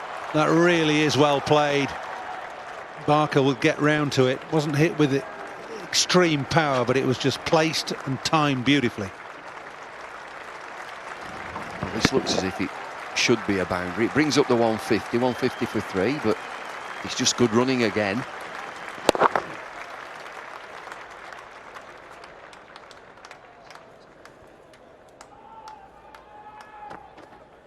Oh.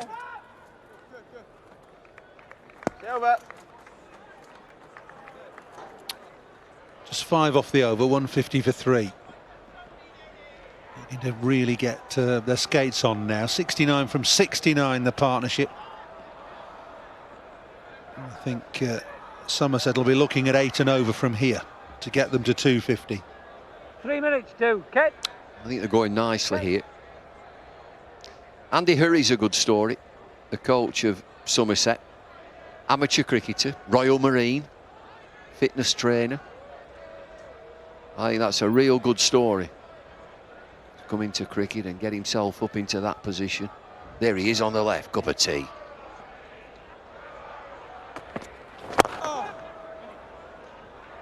Introduce yoga into the team. Good matchy. You know how Caddy used to do with that, yoga, Andy? You're all for these innovations, aren't you? I am. You were an innovator in your time as a coach. Paddled away.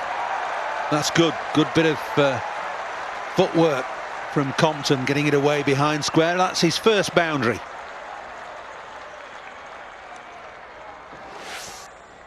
Just got to come up with something here, Warwickshire, to break this partnership, get a new batsman in.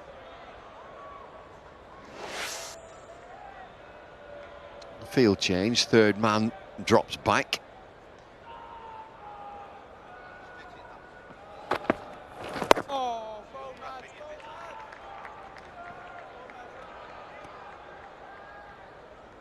Well, I'd have said that Imran Tahir was the Warwickshire go-to bowler as far as wickets are concerned, with his leg spin and his googly. He's not had a good day today so far.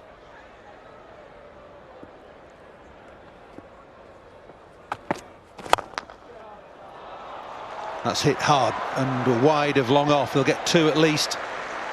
Trout and the quick man out there. Compton's moved on to 46.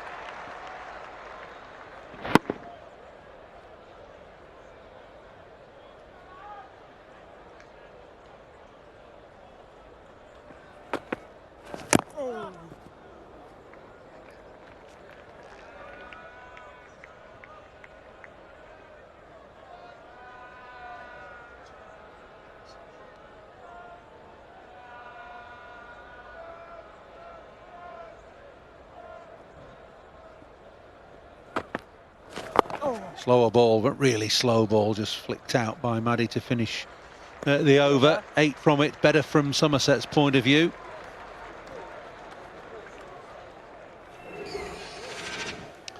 Six ballers used. Now there's no Jonathan Trott in there. A couple of spinners used. Warwickshire winning the toss and electing to bowl first with 2 spinners in the team. Yeah, to hear 4 overs, none for 27. Wouldn't have expected that. And from the sound of your comment, David, you wouldn't have expected Warwickshire to want to bowl first with 2 spinners in the side. Might be thinking about Dew later on. The lights on. It was tricky batting last night. Well, and the fact that they chased well. They chased 260 at Scarborough last week in the semi-final.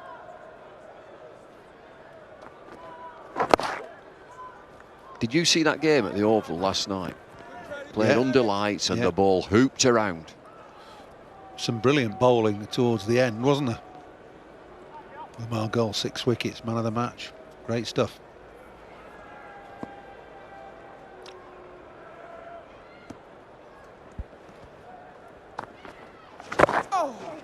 Swept off middle stump by Hildreth. This is both his last over. He's got decent figures.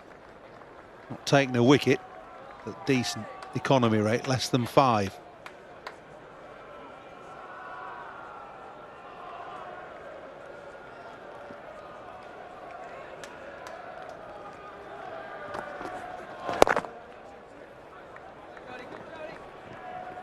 Too ambitious. The call was 2, but no chance there.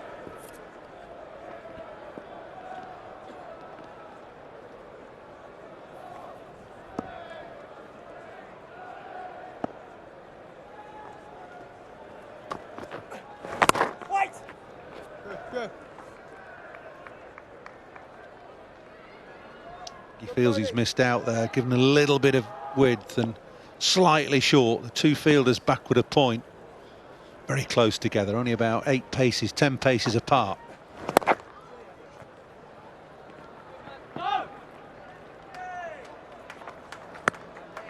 Well, it's a runner ball, isn't it? That's what they're looking to do, to score off every ball. Take the boundaries as they come. We're coming to the end of the 29th over now. They've still got plenty of time to accelerate.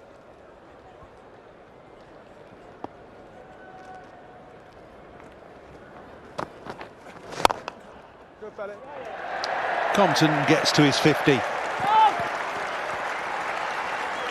So good applause for Nick Compton. He's played well. He's taken him 56 balls. He's just won 4, but it's a very important innings. Well, it's a busy innings, is this, a sensible innings. He's built a good partnership with James Hildreth. They seem happy and contented up there in the changing room. Somerset are getting themselves into a good position, 163 for 3. Compton, I think that's been a very good innings, just 1-4, played the situation.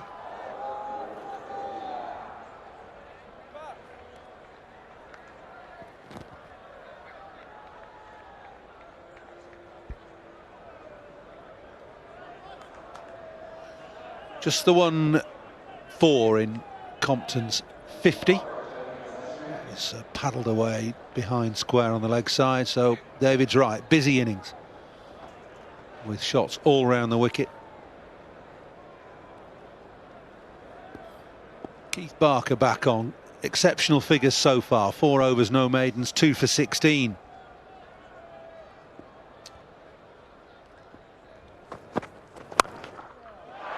Oh, hit that hard. It's the shot that's brought the downfall of a couple of the Somerset batsmen, but not here, not from Compton. Well, Keith Barker might just be thinking of his 4 overs, 2 for 16, but he's got a job to do here. Break this partnership. This is short. Just 78 miles an hour. It sits up nicely. It's the old loosener, isn't it? You can't afford those in one-day cricket. Half tracker, hammered away.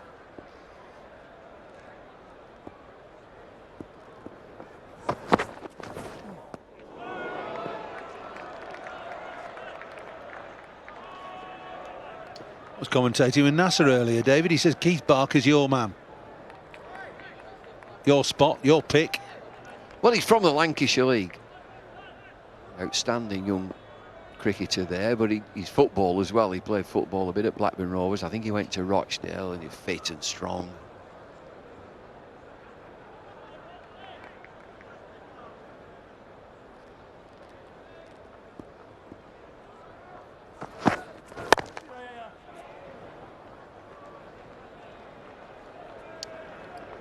Ashley Giles, I was chatting to Ashley Giles about him, and he sent, at that time, it was Keith Piper, sent Piper to watch him, and then they went again to Enfield, and then they invited him down for a second 11 game. I think he got 100. They took him on. Been there a couple of years. Well, he's getting better and better. He'll probably bat number 3 as well in this Warwickshire lineup. It just depends now that Trott's in the side.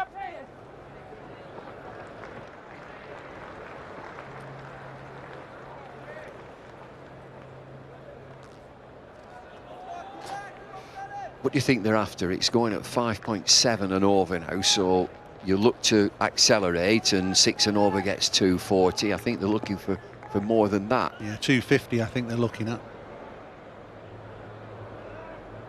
Butler to come, they'll be hoping from another little cameo from him. We used to think in 40 overs when I played, if you get 160... You quids it.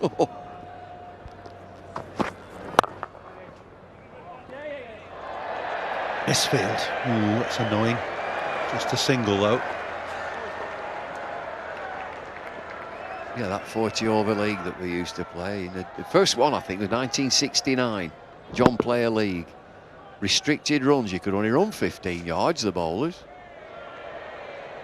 I remember 1 or 2 bowlers trying to cheat that as that ball goes past belt by running away from the batsman, then doing a quick U-turn. Robin Jackman was one.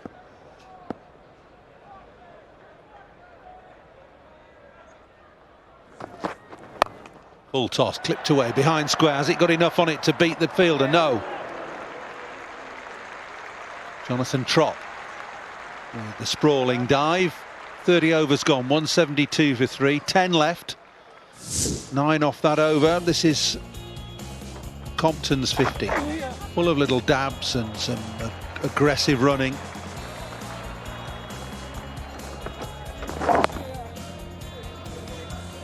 That's the feature of his innings, the placement and the aggressive running. It's the only boundary in his 50. He's now got 2 as he's gone on to 56. Last 10 overs in this innings now, they can just step on it. We're going to have a bowling change. It's leg spin coming into the attack. Imran Tahir. Just 4 overs for 27. Still not had the batting power play of 4 overs. Getting themselves into a good position here, Somerset.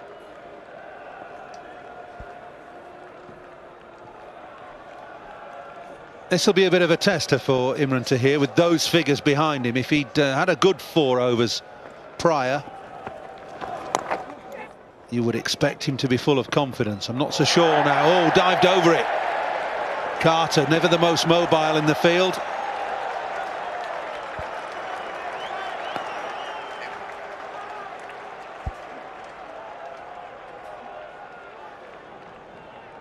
Oh dear. When the wind wouldn't blow and the ship wouldn't go, they sent for Carter.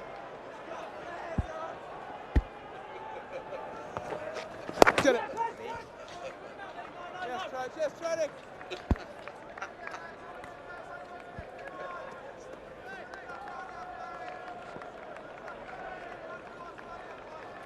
Did he have a set of oars with him?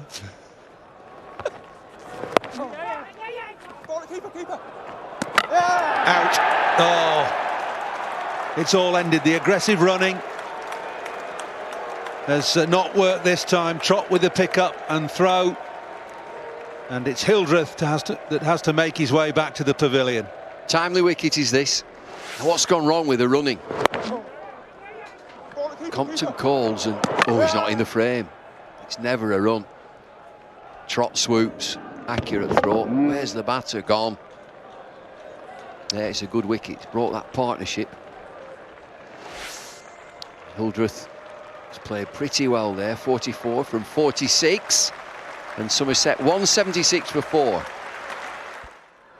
Josh Butler, one of the very best of the youngsters playing county cricket.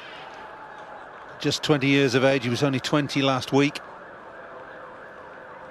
It's a spectacular average and a very good, well, excellent strike rate. Right arm over, 3 to come. 90 off 33 balls against Glamorgan at Taunton 2 weeks ago. 36 off 18 last week in the semi-final. Just 2 of the impact innings that he has played.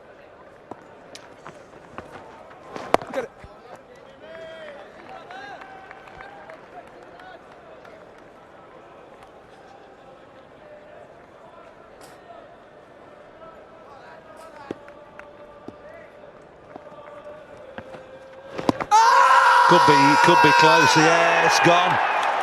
So Butler's gone. Second ball, just playing across the line. Tahir strikes. Warwickshire knew that they couldn't keep their leg spinner out of the action for too long, and he struck. Yeah, he's coming to the attack at a timely time. He's walked off here. Josh Butler has walked off as soon as it hits him.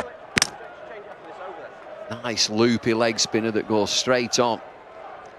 Good young lad would have had lots of dreams about this, but that's ended. Josh Butler trudged it off. He's got 2 wickets now, Imran Tahir. So 176 for 5. So 2 wickets in 3 balls. A run out, and then Butler LBW brings Sapphire to the crease. And he played a handful of games this year in this competition, but 3 really good scores in those games, an 80, a 36 and 42 not out last week off 20 balls.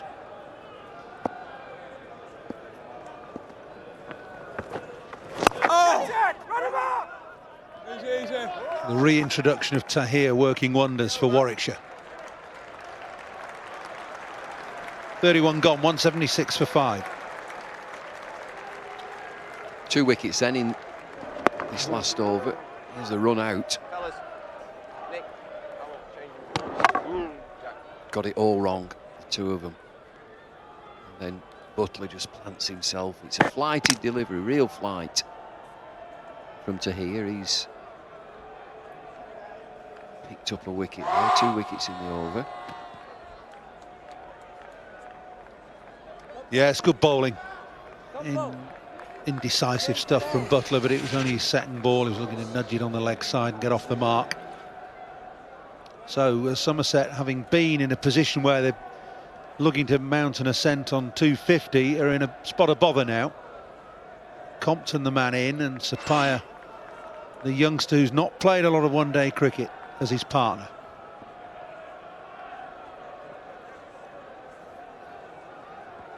Chris Walks comes back into the attack. 6 overs, none for 29, his first spell. Same end.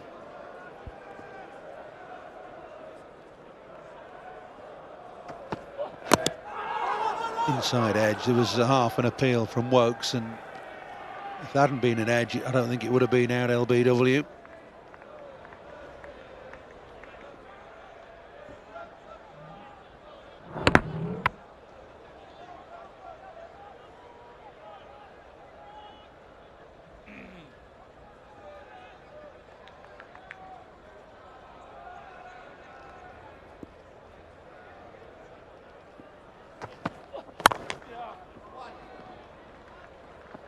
Just 1 out to deep cover. Warwickshire will feel more in control now after that Imran Tahir over. That's middle there. I think they'll be happy with the way things are going now, Warwickshire. It's got those 2 wickets. Ian Bell was looking for a wicket, looking to break a partnership. Now he picked up 2 wickets. 177 for 5 in the 32nd.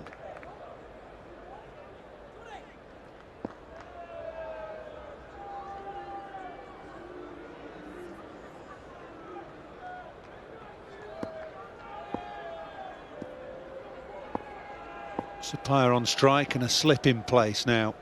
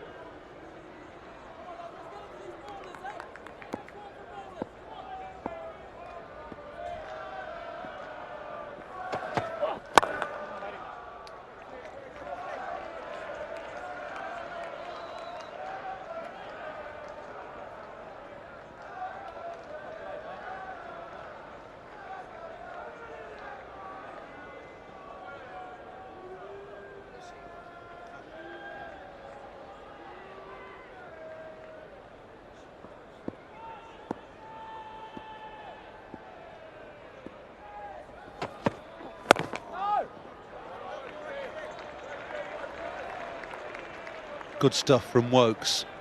Bowled very well in his first half dozen overs.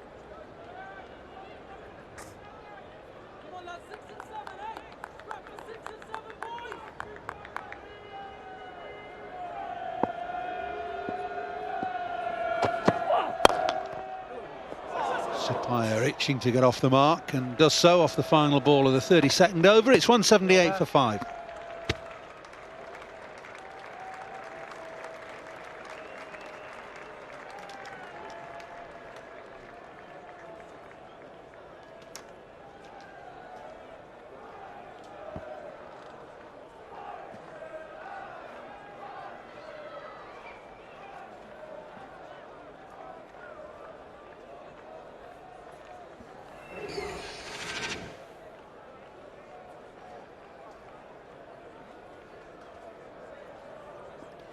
Eight overs to go then to take you up to the end of the innings. Nasser Hussain and Bob Willis. Thanks a lot, Paul. Yeah. Another wicket for Tahir. Somerset imploding here. Sapphire goes cheaply now for just a single. And having been 176 for 3, Somerset now 178 for 6. Sapphire trying to use his feet early, and the drift has just done him. Watch the way the ball drifts and gets too close to him and underneath him. And that's classic leg spinning, turning the ball, getting it to drift, and Sapphire got too close to it. Another Somerset batsman goes for 1. It's 178 for 6. Well, what a shift in fortunes. Here's Ben Phillips now for Somerset. Capable player, but doesn't have the skill of Sapphire or Butler or Hildreth. Right, I'm over. 5 to come. Compton viewing from the other end. 60 not out. The run out of Hildreth. And then Butler trapped LBW and Sapphire clean bowl. This time the answer is no from umpire Kettleborough. Problem now is going to be the variations of the leg spinner. He's still got 2 and a bit overs left. And he starts straight away with a googly. When you get down to the tail enders, are they going to pick him?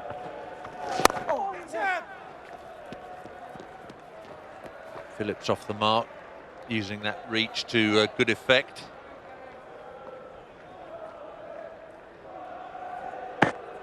So good decision that from Richard Kettleborough.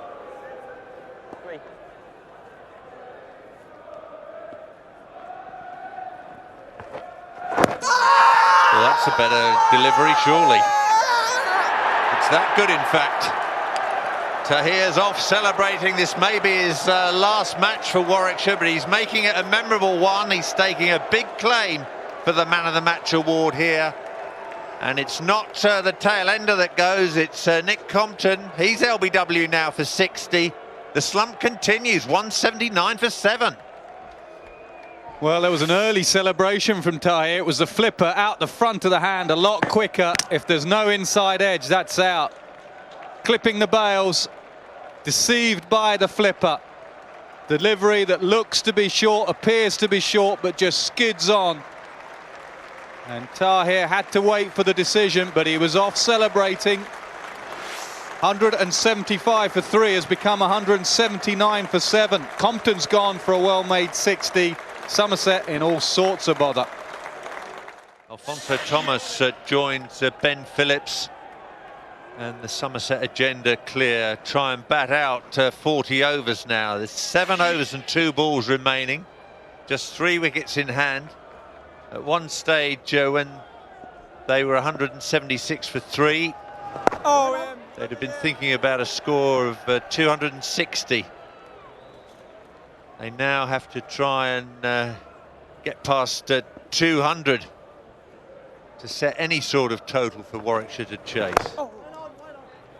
Fantastic over from Imran Tahir. Just a single off it, 2 wickets, 3 for 32. What a comeback from him. Warwickshire fans are celebrating. 2 wickets in the over. What a turnaround. There is the flipper. It just skids through. As a batsman, you think it's short, but it comes onto you quickly. The variations of a leg spinner. It's a great skill, unless you have to bat against it. 4 wickets have gone down for just 3 runs in 14 balls.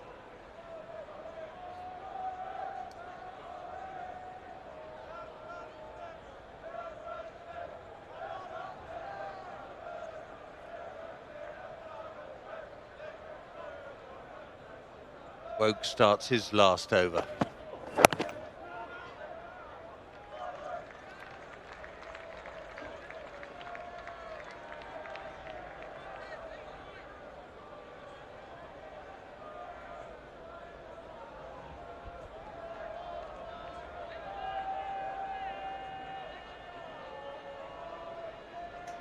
Ian Bell changing the field on the leg side. Mid-wicket a lot squarer, and a fine leg going squarer as well. Beats the outside edge. Everything going Warwickshire's way currently. And here's the man of the moment. Yeah, the 3 different deliveries he has. First one to Sapphire, the ball drifting in, the leg spinner turning from leg to off.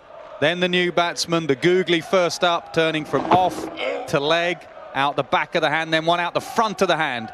Skids on, straight through. They're the 3 variations.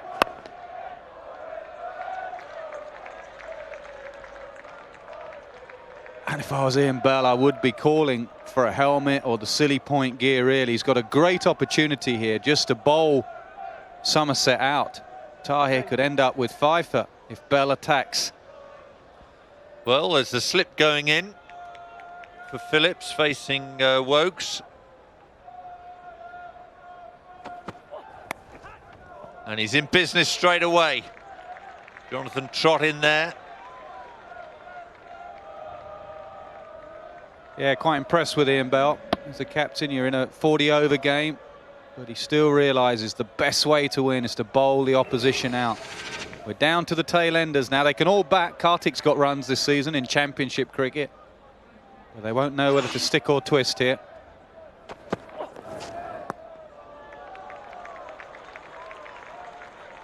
Phillips gets right forward, lunges at the ball with that big reach.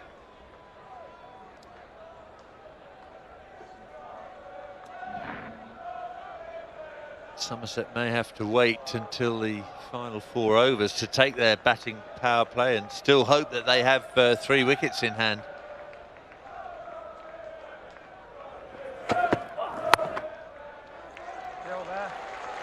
Another over ticks by a maiden, 179 for 7, and Chris Wokes finishes with 8 overs, 1 maiden, no wicket for 31. Economy rate of under 4. Excellent work in the modern one-day game. Especially when he's bowling in the power play first up. I think he bowls 6 overs first up. So that is very good.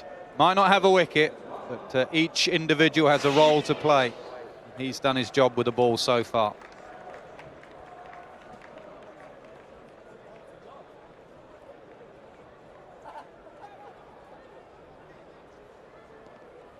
I'd like Ian Bell just to attack a little bit more, just to slip in. Oh! Too many singles on offer, really. Got to back your leg spinner against tail-enders here. They won't know which way it's turning. Still got men out protecting the boundary. Yes, he has Nasser long offs out there. There's a sweeper on the cover boundary. Deep mid-wicket, deep backward square leg.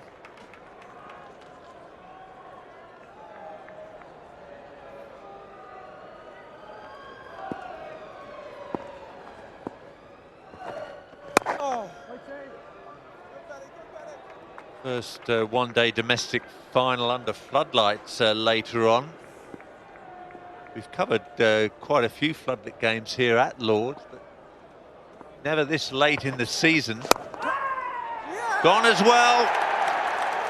Ian Bell takes a comfortable catch. A very, very tentative drive from Ben Phillips. He's the latest casualty. Wickets are tumbling here. Tahir has 4 for 33.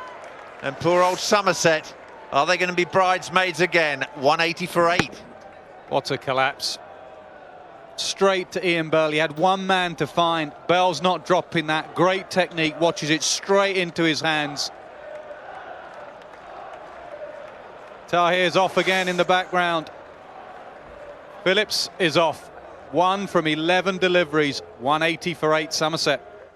Murali Kartik striding out to the middle in some disbelief, I would imagine, when Hildreth and Compton were together. Somerset just coasting along, preparing for the final onslaught. 176 for 3 they were. They're now, incredibly, 180 for 8.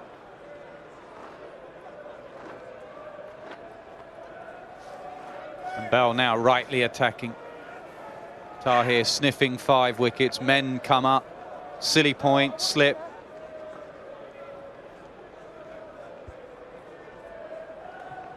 Bell's very close in there at point as well. In the air for a while, but this time it's wide of Ant Boter at short mid-wicket.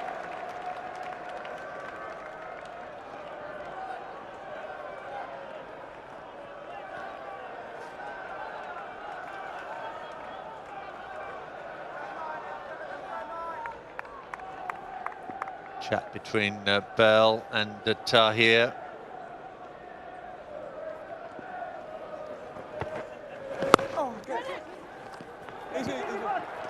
Boter again.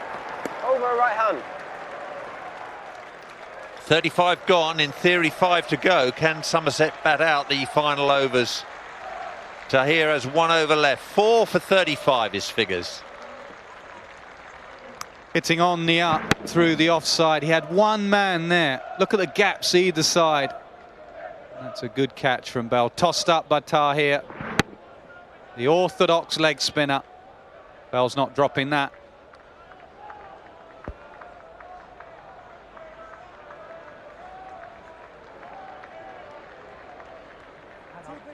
Touch to you.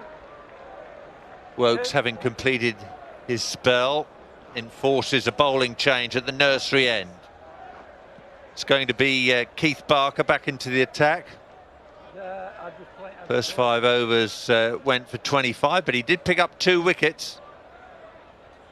The vital one of Trescothick from his very first ball. Bell is employing the slip still.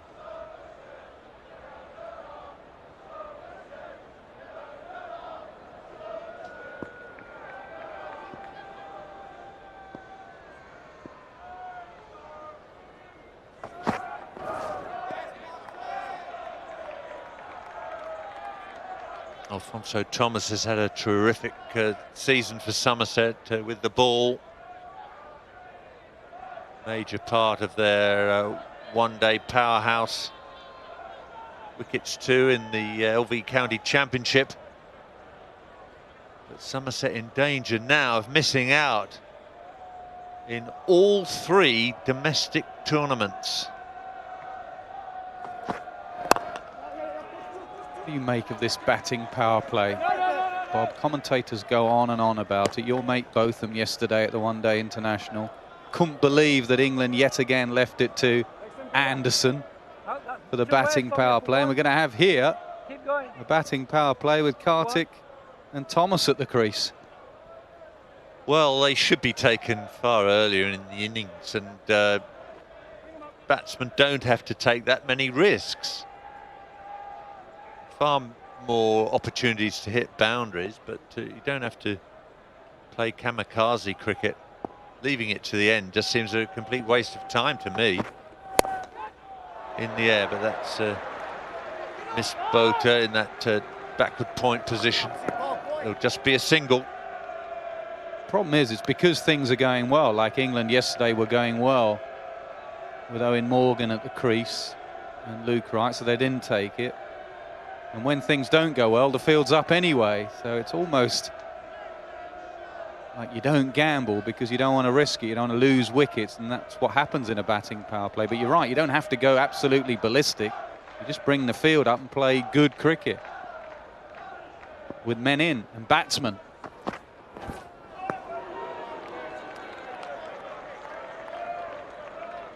Terrible dilemma for these tail enders now, just trying to bat out the 40 overs.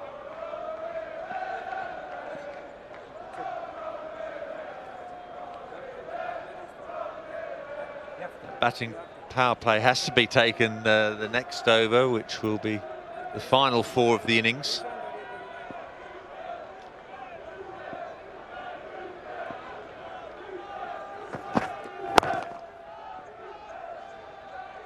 Well, it looks as though Bell against the seamers is prepared to concede singles. All he's interested in now is protecting the boundaries with his seamers in operation, and he'll hope that Tahir can pick up another wicket in his final over.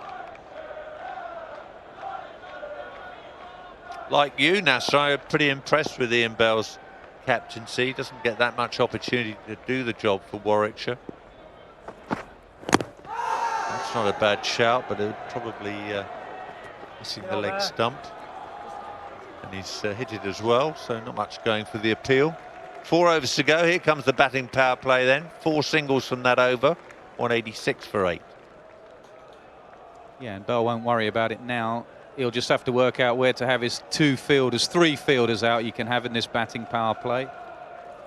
I think Ian Bell has come of age this last year. I think the boy has become a man, really, both with batting and character. There is the signal for the batting power play. So 3 men out. But Bell won't bother, really. He'll just have men out on the slog because tailenders like to slog it over mid-wicket. Man on the sweep, and he'll have to decide where to have his last man. They're all out on the leg side, basically, for the cow. That's right. No body saving a single in front of the wicket on the leg side at all.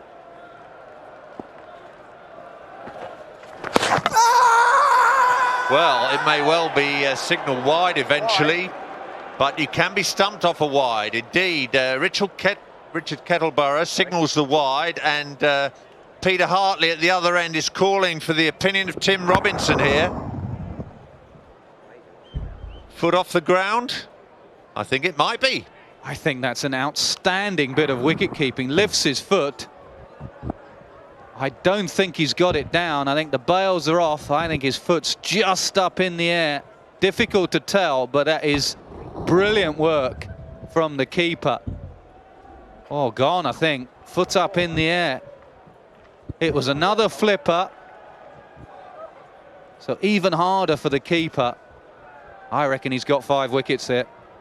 Terrific work by Richard Johnson, another local product for Warwickshire. Former Solihull schoolboy. Hey? Tim Robinson having a long, hard look at this. Only a stud's got to be touching the ground. But is it going to be a 5-wicket haul for Imran Tahir? It is indeed. A spinner taking 5 wickets in a Lord's final. Almost unheard of. In his final appearance for the county, Tahir's figures 5 for 36. Kartik stumped Johnson, bowled Tahir for 3, 187 for 9. Great scenes here at Lord's. Look what it means to him. Look what it means to him. The Lord's final. It might not be 50 overs, it's 40, but it still means a lot. Another flipper out the front of the hand, and great work. That is a superb take from Johnson. Yes, he should celebrate, but he should pat his keeper on the back as well. Fine combination. Kartik's gone well stumped for 3. It's 187 for 9.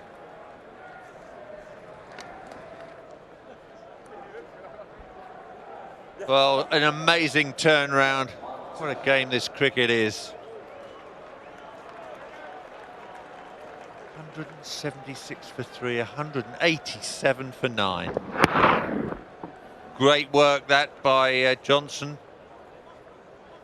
Having to collect the ball from down the leg side.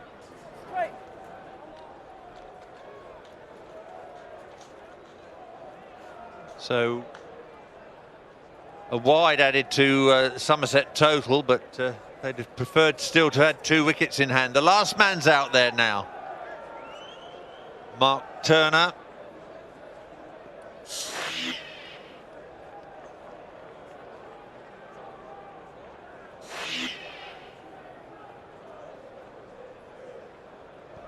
Now will Bell attack the number 11. Trott's come in to slip. Bell's going to be at point. Warwickshire going for the kill here, trying to bowl Somerset out in well under 40 overs. Still 4 overs left. Oh. They've got to save the single as well. 5 deliveries left because it was a wide. That first delivery still had the full over to bowl.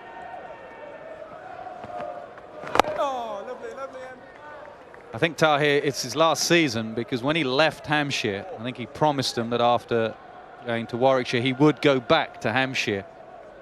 That's why this will be his last game. Oh! There's the flipper again. He's just got to get that straight.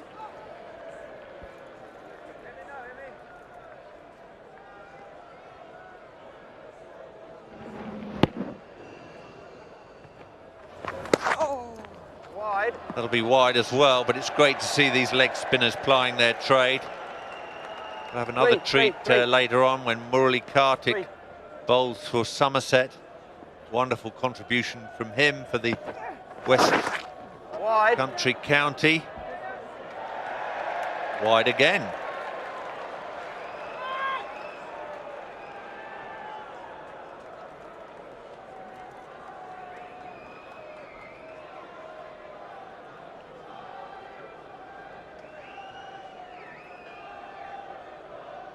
Just telling Tahir to calm down a little, don't get overexcited. Still work to be done here.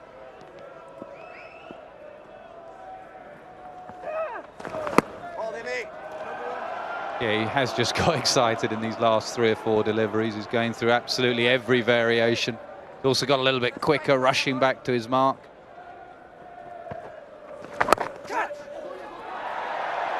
Just beats the short extra cover. 2 much needed runs for Somerset. They're into the 190s. Can they inch up to 200?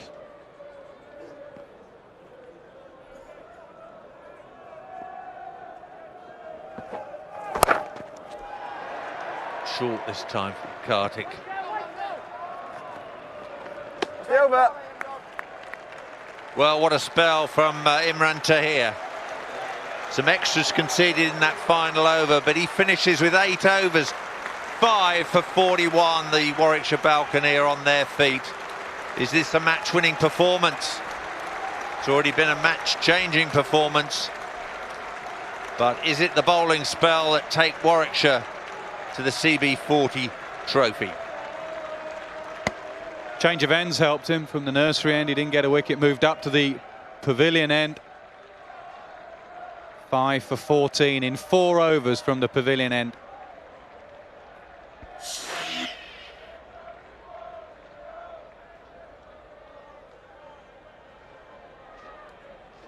Spell of 2 halves. What a comeback.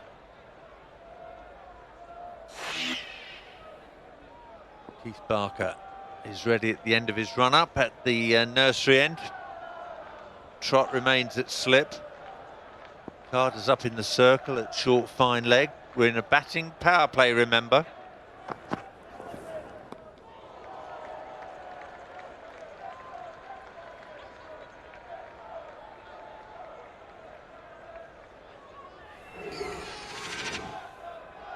Significant partnership between Compton and Hildreth.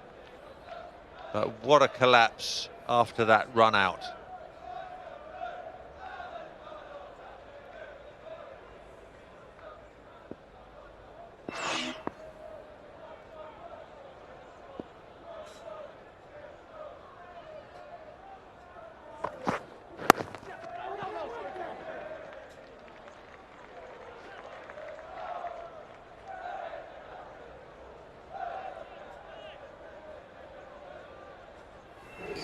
Plenty of bowling options at Ian Bell's disposal. Just a couple for Darren Maddy, they cost 15. Carter expensive, going at over 7 and over.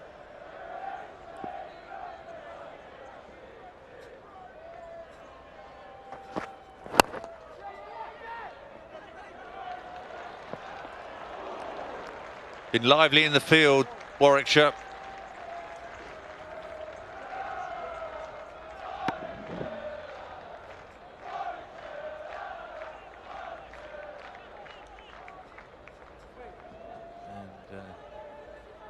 Terrific example set by Ian Bell.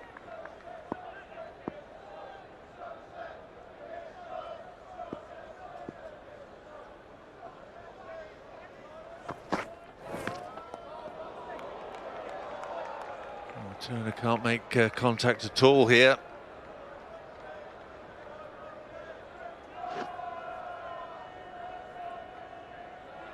Balls ticking by, overs ticking by. But just that one wicket in hand.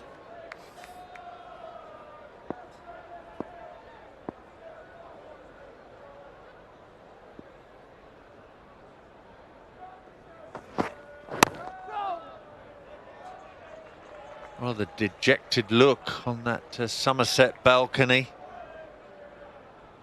What might have been. Gonna have to do a terrific job with the ball and in the field. Who knows what the floodlights in September will bring. Is the ball going to get wet? Will there be a heavy dew? Will it liven up the pitch? Will the ball swing?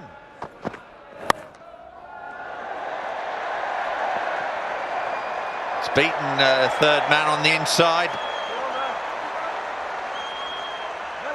196 for 9, 2 overs to go. Just a lesson for any young captain out there. Numbers 10 and 11 at the crease, get fine leg, get third man, very fine. More likely to be beaten on the inside than the outside. Tailenders more likely to edge it and edge it fine. Bell will work that out for himself. Just asking upstairs which roller. Groundsman will be in his ear saying, which roller do you want? Well, the umpires will via the groundsman. I think Ian Bell wants the big roller between innings. Got to work out who to bowl the 2 overs. Barker's got 1 left, and he's decided Carter's going to bowl the last over from the pavilion end.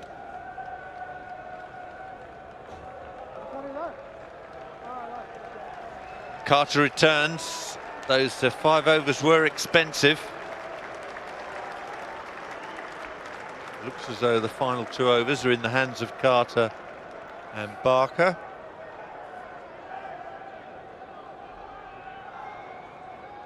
Carter looking for an early Yorker perhaps to Alfonso Thomas. who knows how to bowl them himself.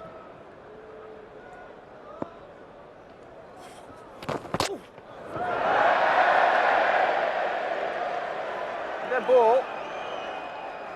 Almost did a Stephen Finn and landed on his backside, but managed to keep his footing, but, not delivering the ball. Well, he nearly went, actually. He did well in the end. He slipped just as he was going. He's not bowled from that end, so it fairly fresh and new there. Sorry, mate. You can see his back leg just gives way there.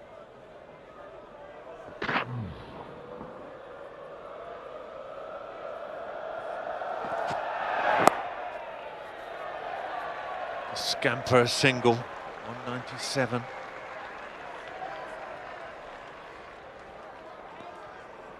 He's actually going to have a big role to play with the bat. Carter chasing a relatively small target. Carter will just be given license in those first few overs to tee off. If he gets going, then you've got Bell at the other end, Trott at the other end. Just play around him.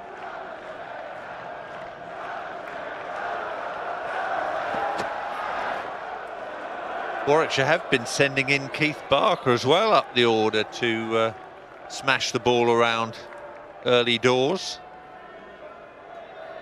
Talented cricketer, they're getting the best out of Keith Barker, 23-year-old.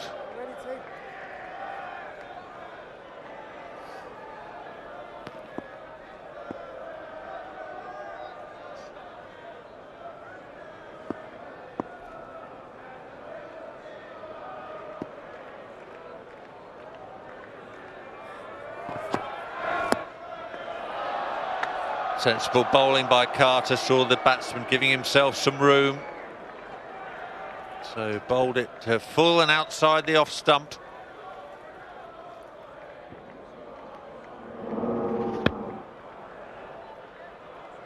Three.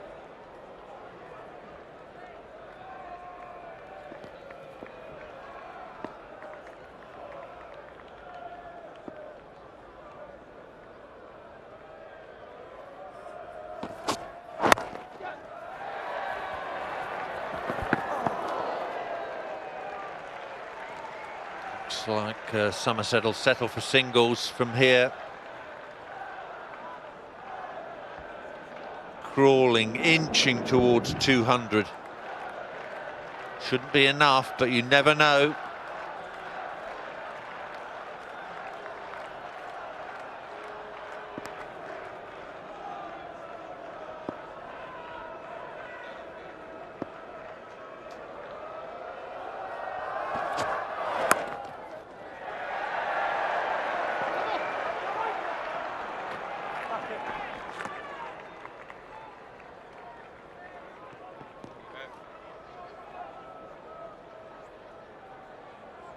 Eight for Turner, 6 for Thomas.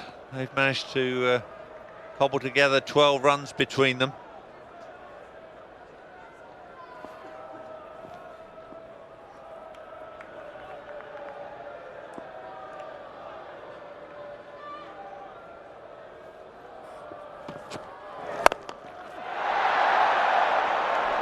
In the air, easily taken.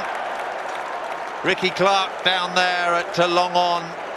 And Somerset can't get up to 200. They've been bowled out unbelievably for 199 with a whole over unused. An amazing turnaround here at Lord's. 176 for 3 with Hildreth and Compton going strongly. A crazy run out, complete capitulation. 199 all out, 200 for Warwickshire to lift the CB trophy. Bad week for Somerset, just got a little bit worse. They've got an opportunity, they've got 199, but at one stage it looked like it was going to be 260, 270 until that man changed ends. Imran Tahir went up to the pavilion end. He propelled that little white thing, he got 5 wickets and Somerset collapsed in a heap. Second spinner ever to get 5 wickets in a Lord's final. Raymond Illingworth the last one, Imran Tahir 5 wickets on this occasion.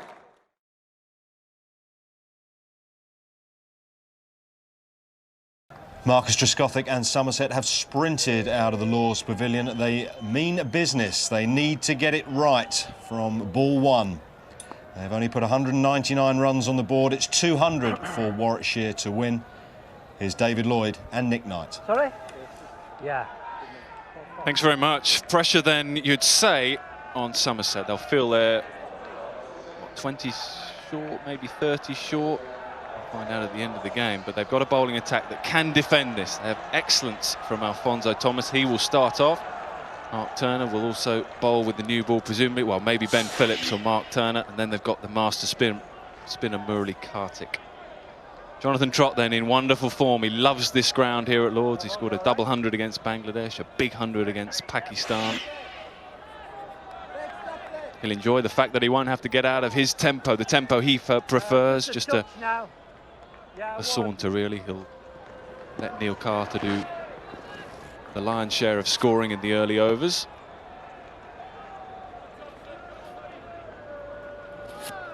Now then, can Somerset do it? Second in the championship.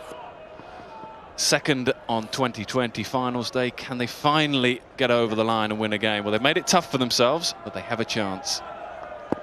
Play.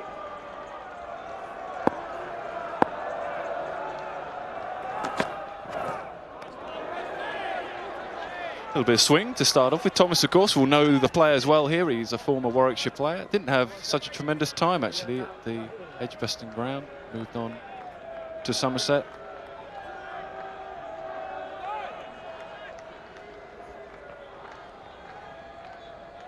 I can hear you in the studio. You're backing now. What do you think?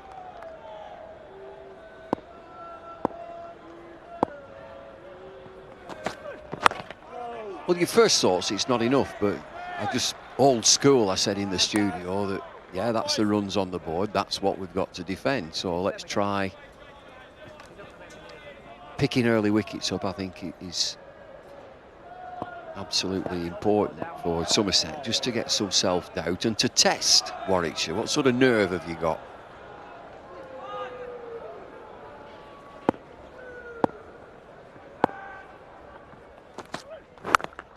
Always used to you thinking either club level or international level. That's what we've got. That's it.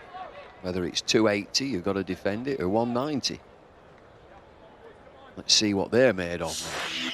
We've done our bit with the bat. Let's see what they're like. I don't think you can sit in a dressing room and dwell on what we've done wrong. Just get out there. Next element is fielding and bowling.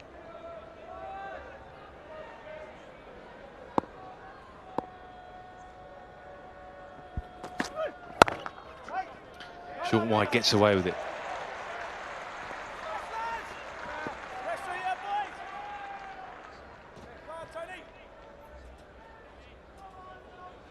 Well, there's one thing that they will know, Somerset, that Neil Carter has not come in to pick up singles and block. He just comes in there and swings.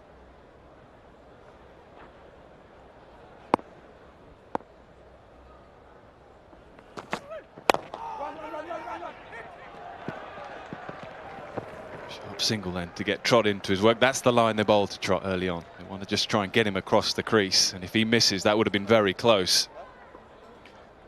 And one thing that these two at the crease will be no good at is quick singles.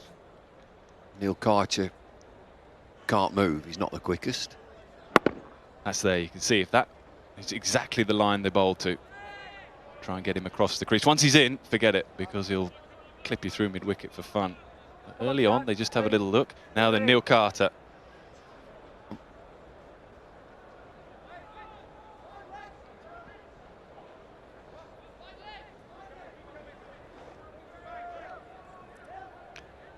Big player out there on the boundary. Deep backward square leg.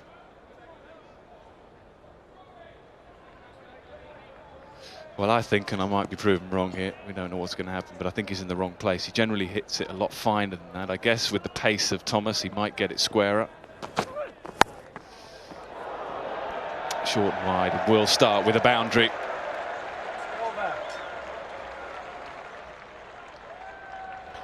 So 5 then off the first over. There's a lot of theories going around the game about how to bowl to Neil Carter. What I don't see, and I mentioned it in my report out on the middle, is I don't see a lot of bowlers bowling from the top of off stump. Bowl at him as if he's a genuine opening batsman.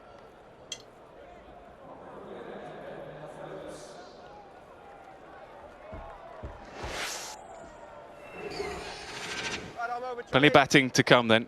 Keith Barker, who bowled so well, due to come in 3. Bell, the form man, in at 4. Jim Trout has not had a great season, but a great stage for him to show his skills. Darren Maddy, Ricky Clark. There's plenty of depth there for Warwickshire. Ben Phillips then with the new ball from the pavilion end.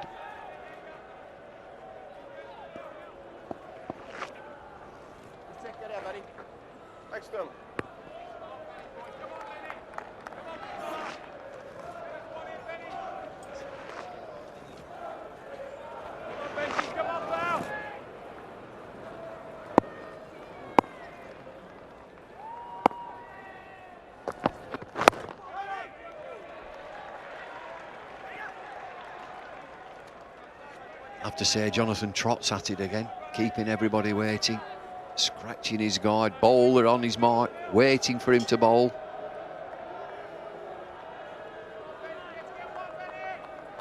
It always amazes me that bowlers just don't run up and bowl. Just put him back under pressure.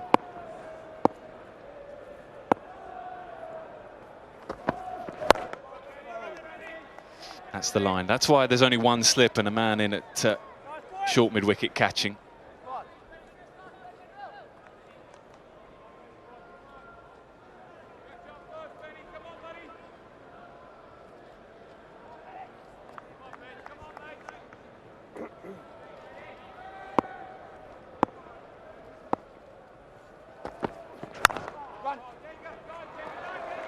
Punched away on the offside, should get 2.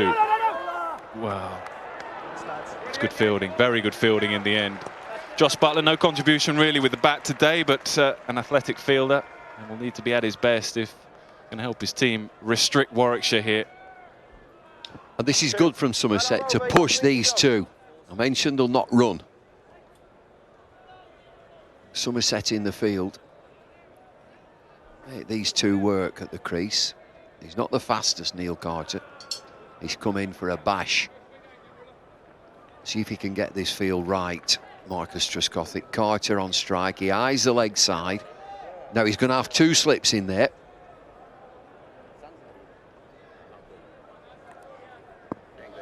He's allowed 2 men outside. They're at deep square leg, 3rd man. That's the line. That's what I was saying. Bowl to him like a genuine opening batsman. Forget the short balls and the full balls. I mean, you might get him with a short ball, yes. But the percentages are more in favour of that delivery. Again, it depends how fast you are as a bowler. Ben Phillips, 83 miles an hour, that last delivery. Lots of changes here. Trescothick at work.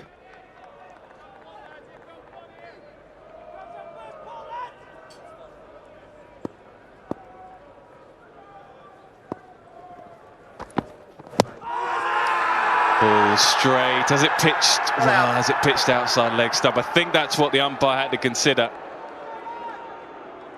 Good shout, pitched outside leg stump for me. Richard Kettleborough very, very calm. End of story.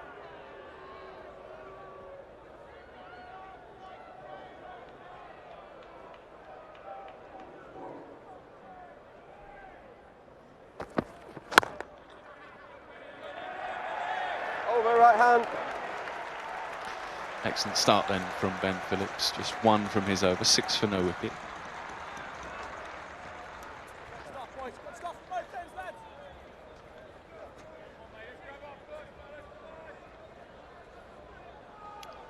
Still a very bright day. The lights are on. A lot of sunshine and blue sky.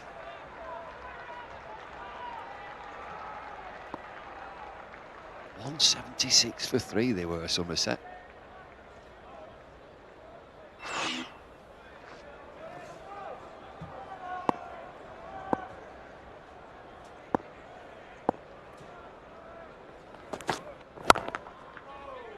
It's just happened again there. Jonathan Trott was marking his guard, oblivious to everything that was going on around him. Alfonso Thomas started off to bowl and stopped and walked back. Just carry on, son. Think he'll get away with that in Australia? I don't think he will for a second.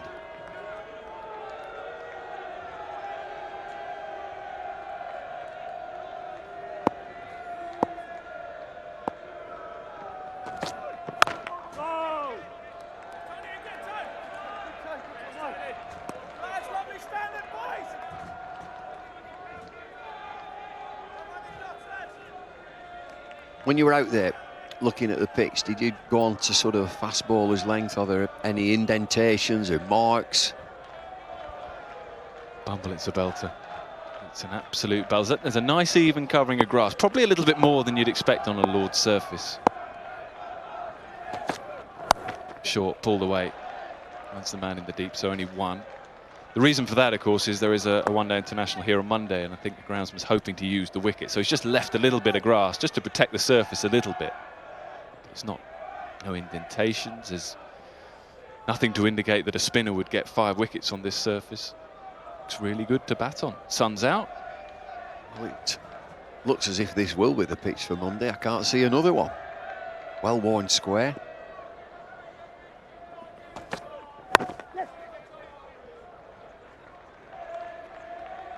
Very interested to see how they bowl at trot. Early in his innings with a new ball, get it full, get it middle and off, right up there. He does tend to try to flick the ball or work the ball into the leg side. It's aim at the stumps, i.e. aim at the legs as well. Give every chance. Don't bowl short at him.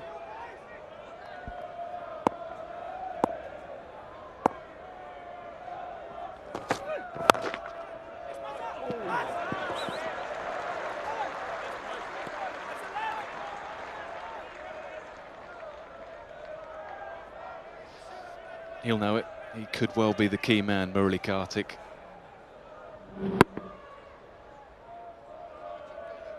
Such an intelligent bowler, Murali Kartik. Of course, he's not a wrist spinner, so he probably won't get the turn that Imran Tahir has got.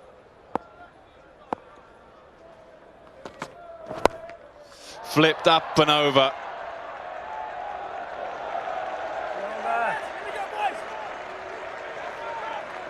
So good finish to the over, 6 runs from it, 12 for no wicket. Long length, Alfonso. Not short to him.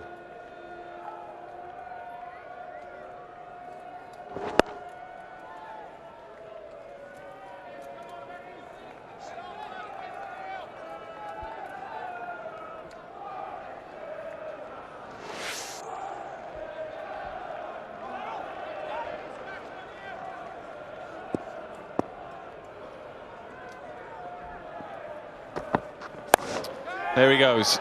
Now, he has picked out the man at third man, so no major contribution from Neil Carter today. Peter Treagle, the fielder, down there at third man. He doesn't come in for singles. Neil Carter can get the side away with a blistering attack. Not today. Thick outside edge, which finds its way down to third man. He comes down, flash. Slides down to third man. Treagle is down there. Safe pair of hands.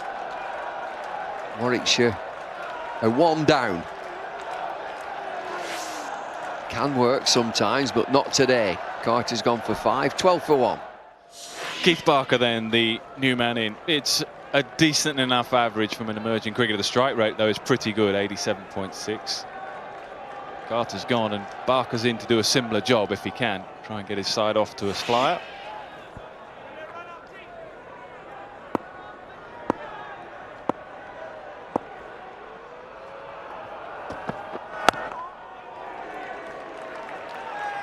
Well, they've just had a boost there, a Somerset. Early wicket. Neil Carter, the hitter. They've got another hitter in now. Keith Barker has come in at 3. So Barker to take over from Neil Carter. It's good bowling from Phillips. Really good to Carter.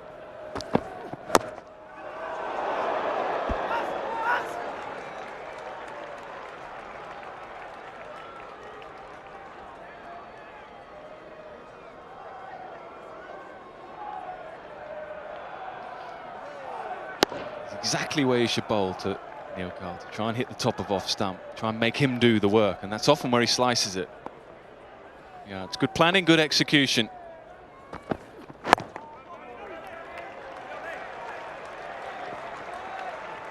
Trott won't care a damn about this. He'll know that the run rate is just not an issue at this stage. The required rate is 5.17. He'll eat up as many balls as he can. He won't worry. He'll try and make that up at the end. But his job is to try and bat through. He's got support now from Barker, who'll try and be the aggressor. then Bell due in next. There's plenty of batting to come. Would have been different though. Bumble if been chasing 280, 290. Then the pressure's on Trott.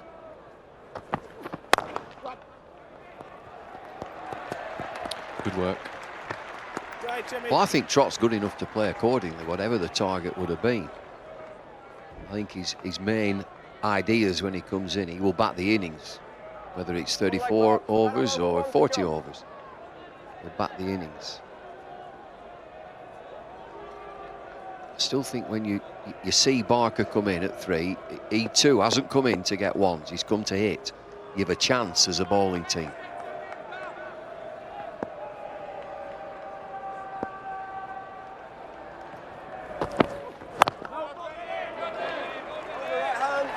Excellent bowling. Wicket and just 1 run from it. 13 for 1.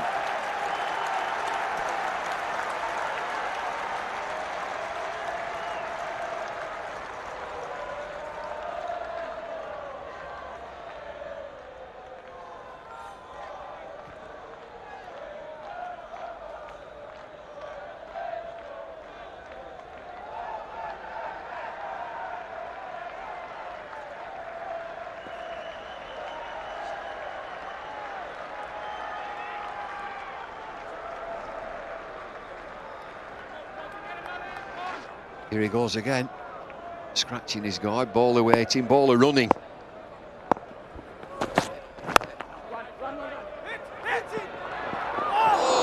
It's brilliant work in the field. It's so good. The throw wasn't quite good enough, but it would have been fantastic work from Turner. Well, Alphonso Thomas has just worked Jonathan Trott. He was doing all his scratching and he just set off running. He's not in the picture.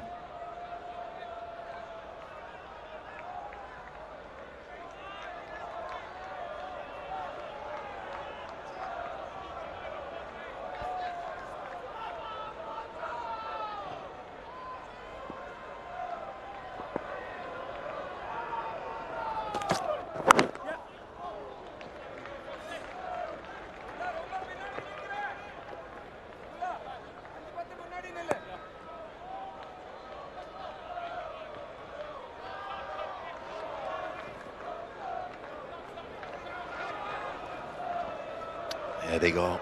Cider lads are in.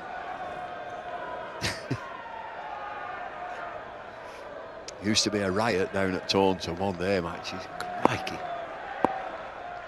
Look at that lad.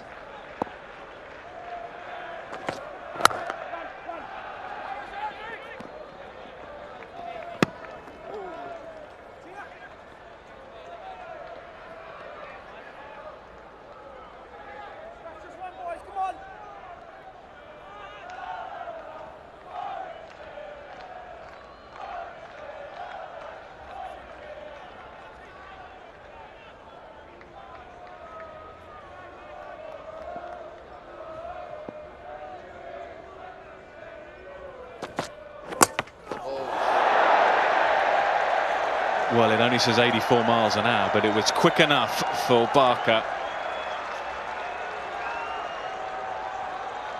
Well, he's worn one there, Keith Barker. Alphonso Thomas immediately just saying to him, "You okay?" It's hit him straight on the grill. He's took one there, full on. Cool, he's got lucky there. Just look at this, it goes so close to the gap between the visor there. Jeez. So easily could have crept through, and he knows it.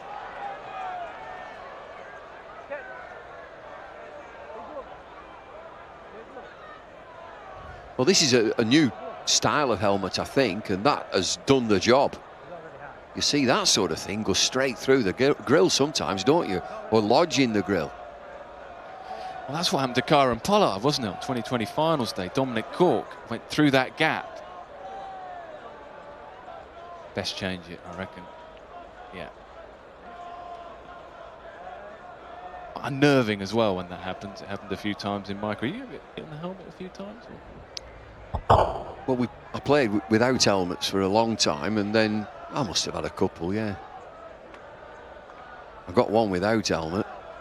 Bob Cotton straight in the face. Woke up next week. Does explain one or two things.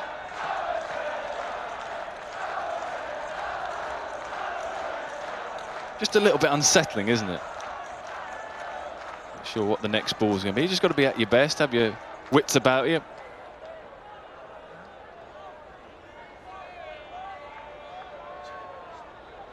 So he's got an older style helmet on. I think that new one saved him there. Done the job. So new helmet. Alphonso Thomas changing his approach. He's going round the wicket now. Was he bowl another one? Yeah, definite.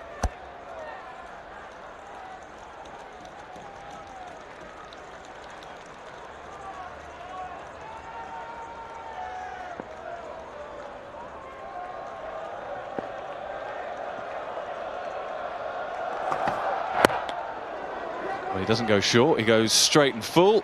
And Barker gets another single. It must have been unnerving facing Jeff Thompson without a helmet. Yeah, I've seen him better situations than that. Long time ago. The other thing was fielding at short leg without one. Never give it a thought.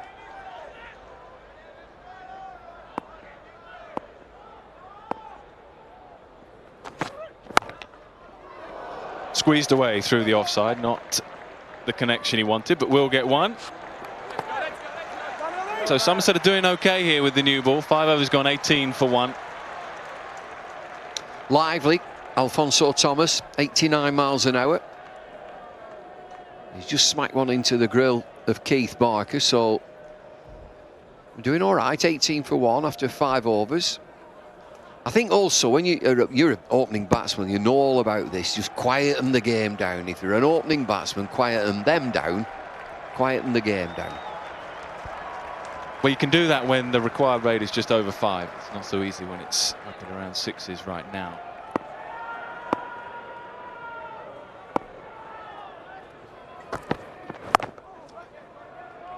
Angled away, just one. Nothing different, Benny. Nothing different, Benny. Keep coming, Ben.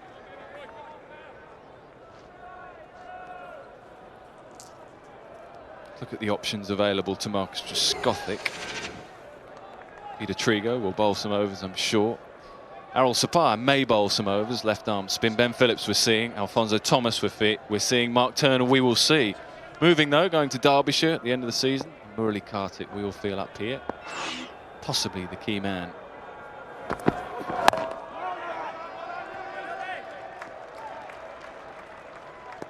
Well, they've had a good season of Somerset, always get fabulous support.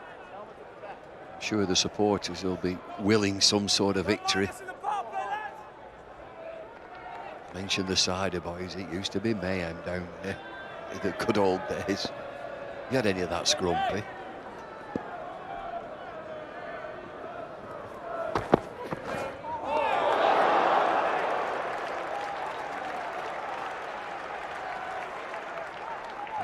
Very good delivery. A little bit of bounce. Immaculate seam position. Was through nicely to the keeper. Yeah, that scrumpy. There's wasps in it, blue bottles, flies, moths. When was at university? We used to have, was it cider and black currant? Is that we used to call it? Purple nasty. Flashed away, won't get any runs. I'm sure we used to call it purple nasty. It passed me by university somehow. So you missed out on the purple nasty.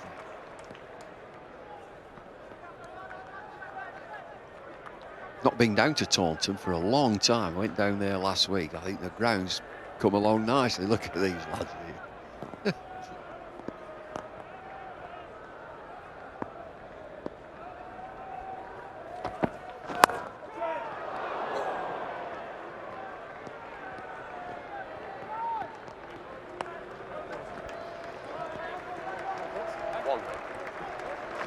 Pretty well here, hasn't he? Phillips just 4 runs from best part of 3 overs with a wicket. They're fighting hard, Somerset. They know they're under par.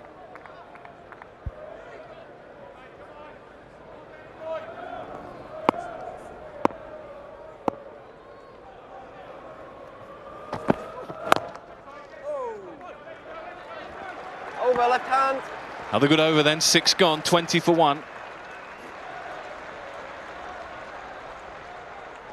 Yeah, it's a good scrap so far.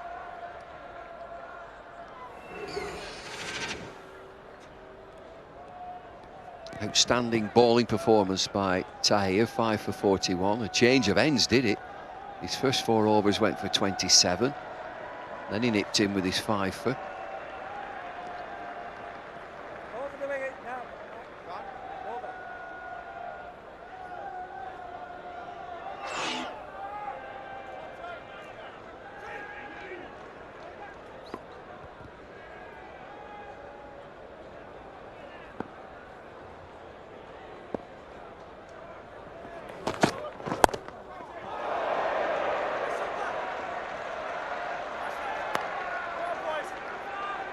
Now then, Alfonso Thomas, he's smacked him in the grill once. He's just shadowed a pull shot there. Don't disappoint him, give him another. Yeah, you see that and you think, I'll have another look at that. He's got a man out at deep square, he's behind square.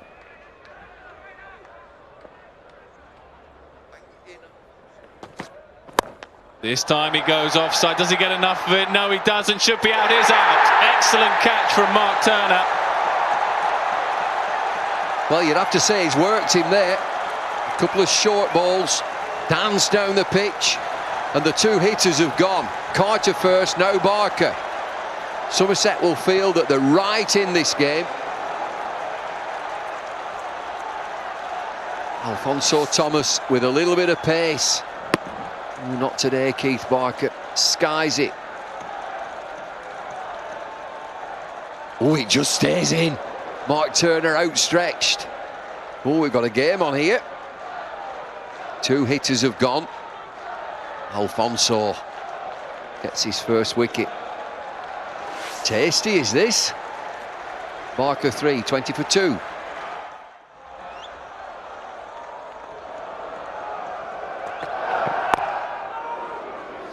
Well, there's a fair degree of inevitability about this partnership coming together at some point. Trott and Bell, the 2 key men for Warwickshire. Can they see their side home? 1 more wicket.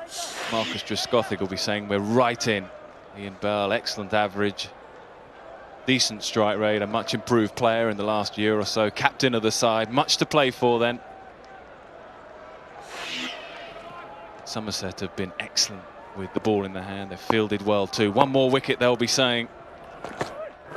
Ooh, I think it's bat and I think it's pad.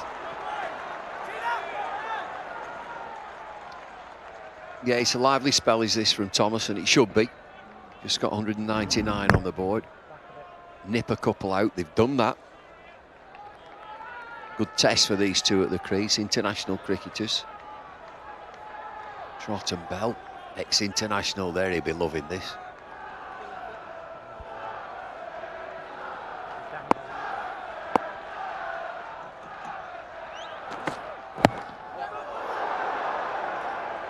Goes full and goes straight enough. And it is work leg side, yeah, he knows. That's where they're still trying to get him.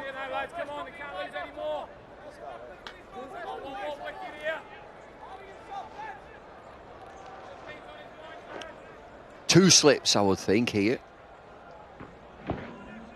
This is the end of Keith Barker, a wild swipe. And that just gets in the fingertips of Mark Turner.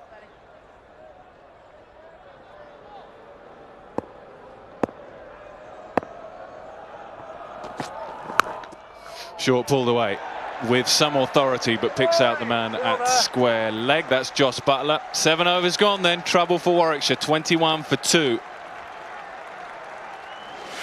Keith Barker has come and gone. He's had a torrid time. A bit unsettled by that, and why wouldn't you be? Really crept through the grill. Then he tried to work out a way of playing the short ball. Again, unconvincing. And finally spooned it up on the offside, trying to go on the offside. Excellent catch from Turner. So problems then for Barker.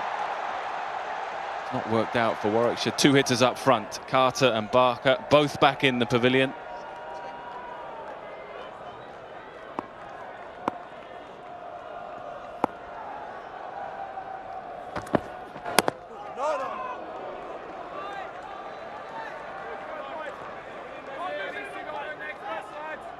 These two run okay together? Not always. Still batting to come, Troughton, who's not had a great season. Starts off pretty well, but he's had a barren patch for a while now. Paddy, a seasoned pro, Ricky Clark, a seasoned pro, and both are useful with the bat. So Woke, so plenty of batting to come, but they want a base.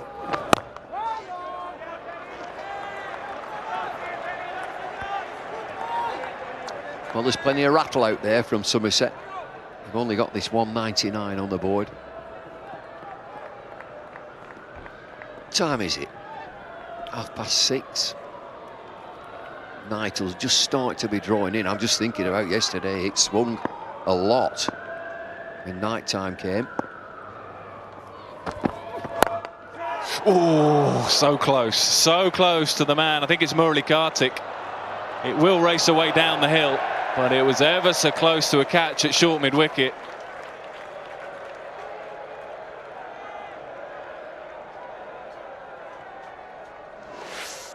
Well, how close was this inside edge?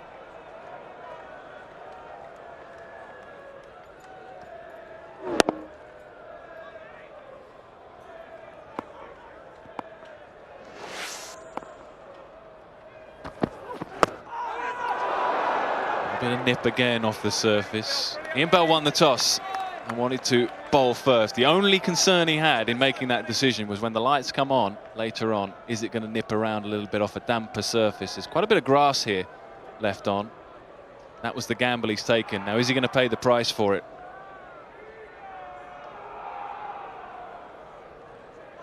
Well, his team bowled and fielded well to restrict Somerset to 199. That's a bonus for him.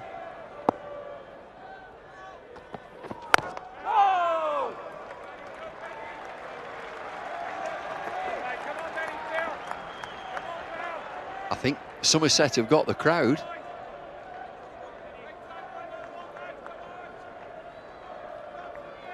Usually think these will be 50-50, but noise is coming from Somerset.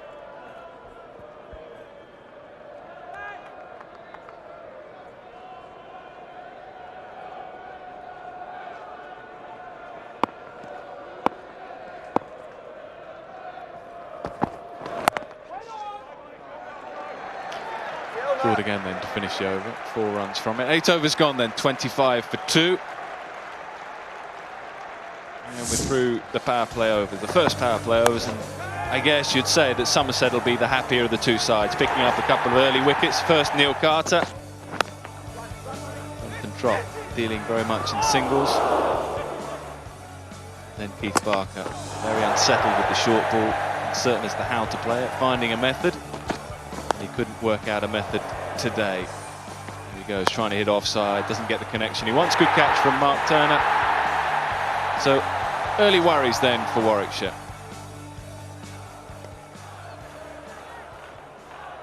Intriguing game on here. Somerset will feel their way short with 199, 200 to chase down. And Warwickshire are stuttering.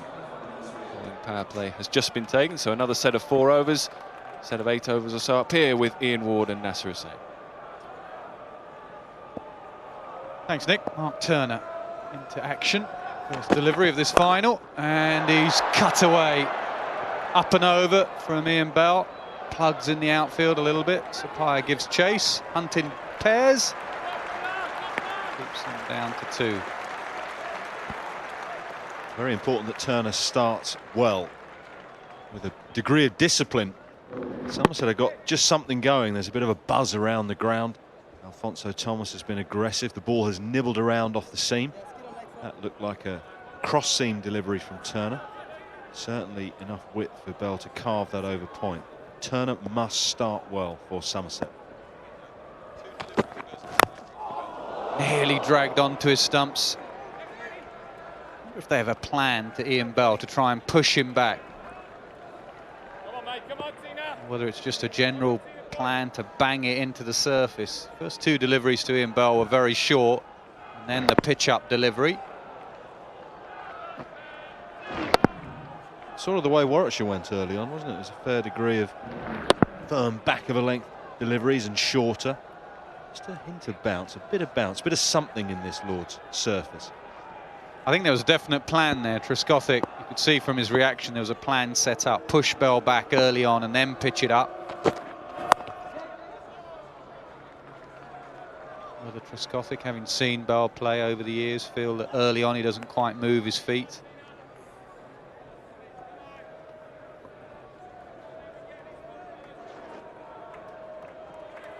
He absolutely sprinted out of the pavilion, Marcus Trescothick.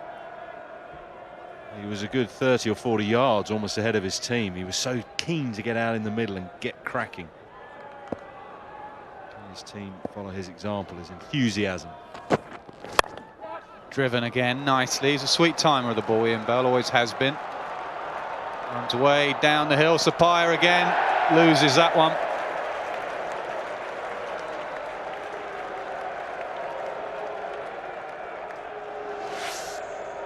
Never caught up with it.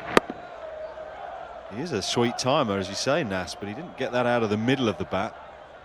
He just kept running and running, and the big dive came from Sapphire, and he was a couple of inches short.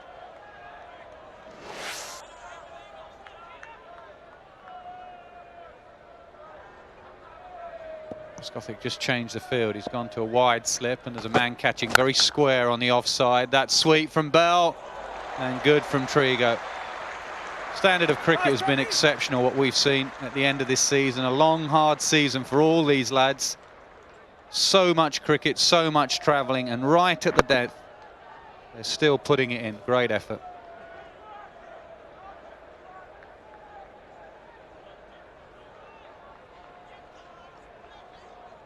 An interview with him earlier in the season. He used to be a goalkeeper, he said. Well, you can see why.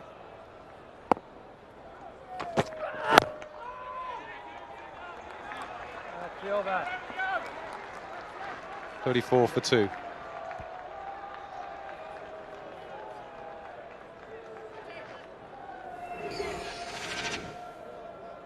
Jonathan Trott is in no hurry. 17 off 33. Bell has started brightly with that one boundary running down the slope here at Lord's.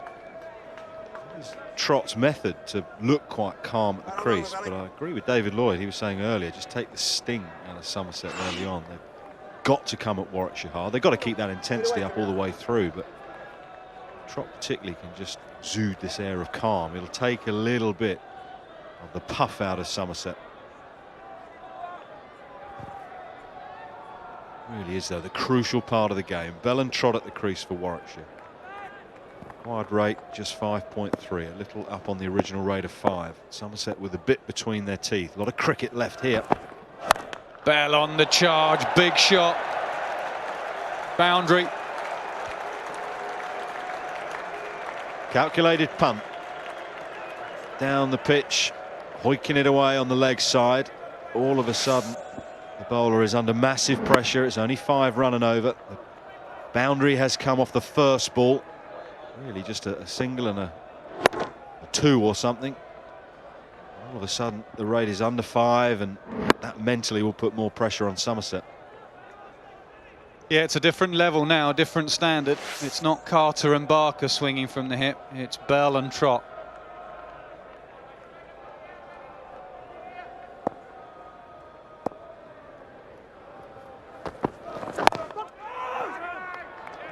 Psychologically as well for these two.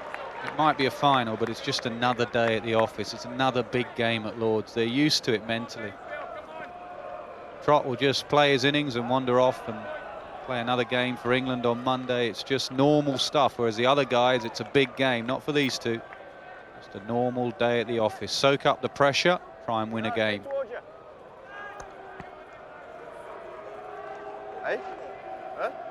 But that way, does it mean that Somerset might have the edge? Because it means so much to them.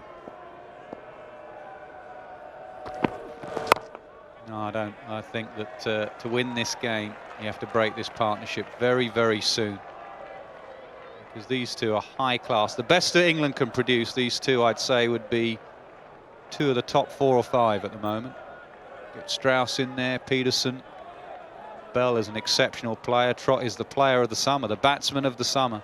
Trott. It's a happy balcony while these two are in the middle.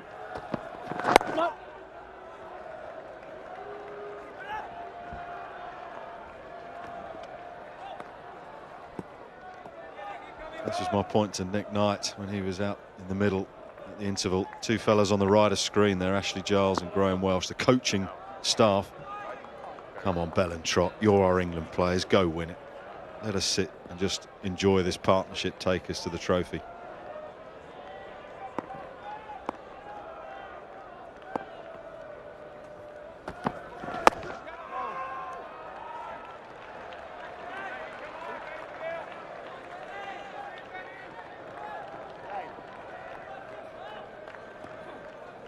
Maybe signs that Trott's just saying it is nibbling a little bit. We saw that yesterday in the day-night one-day international at the Oval. Moments the light started to take effect, it just started to seam a little bit for Umar Gul. It was reverse swing in the end, but the ball that got Strauss seamed, and it's just maybe starting to nibble here for the seamers.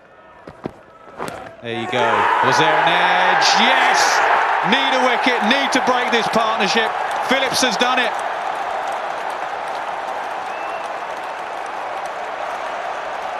Spot on, Nasser Hussain. Bit of bounce, bit of seam movement. That's an absolute jaffer from Ben Phillips. Jonathan Trott is in such good nick that he has feathered that through to the keeper. What a big moment in this final. It's a beauty. Not just the delivery, but how important that wicket is at the time. Break the Bell-Trott partnership. Look what it means to Somerset. They are fighting all the way. Game on. Trott dismissed for 17. Warwickshire 39 for 3. Jim Troughton, new man at the crease, 39 for 3. Warwickshire, what a season we're having. 2020 went to the last delivery. Championship went to the last day. CB40 going down to the wire. Game on. Trescothick knows it. The crowd are awake. Just releases the pressure, a loosener. Not what you need. From Turner, 4 to Bell. Shake of the head from Turner. He will know that that is not what is needed by Somerset. They've just removed Jonathan Trott. He gets an opportunity to really put Bell under pressure, and he's given him a low full toss. Initially Bell said no run because he hit it straight at the fielder, but it bounced straight over his head, ran down the slope for 4. This is mighty important right now for Somerset that Turner finds his range. It's his last game for the club. It's a length, back of a length. No, too full again, hit a length. Balls nibbling around, don't just bowl floaty half volleys. Back of a length. Really is a gorgeous shot though. First delivery of the over was a low full toss. This a nice half volley, but look at the class of Bell. Technically beautiful, wonderful timing. He's placed it as well. 2 good shots, a little counter punch from Ian Bell. Captain's got to have a word. 47 for 3, we'll take that. All right, we've gone for 2 fours, but we'll take 47 for 3. That's your length. Top of off stump. No free drives for Ian Bell. Bell at his best. On the up through the offside. He's an in-to-out player. Textbook cover drive.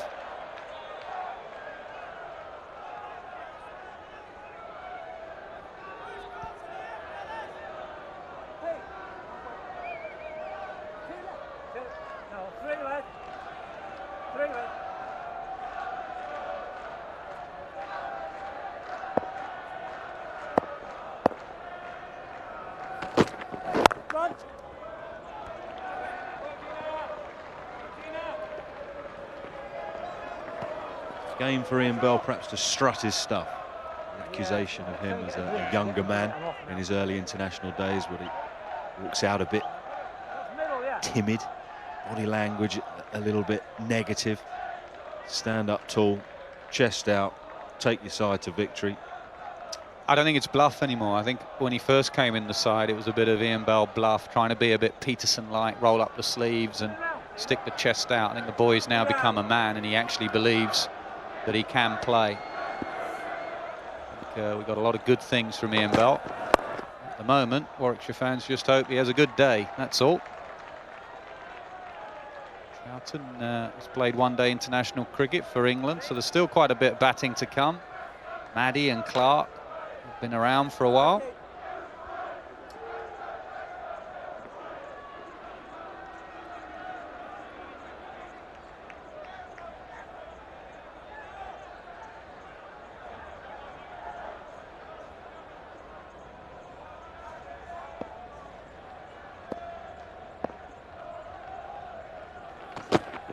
Yep. Nicely played. Played it late. Takes a single. 50 up.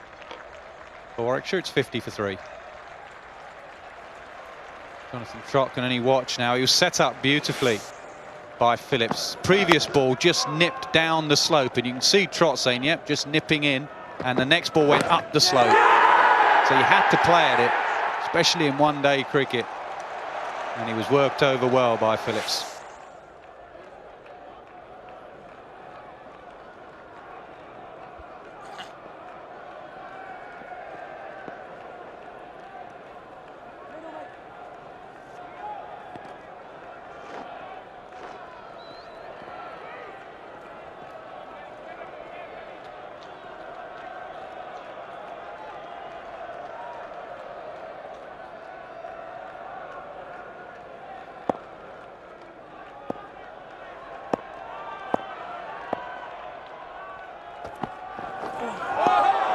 Now, Trescothick, it might be in Bell, but you surely need a slip in.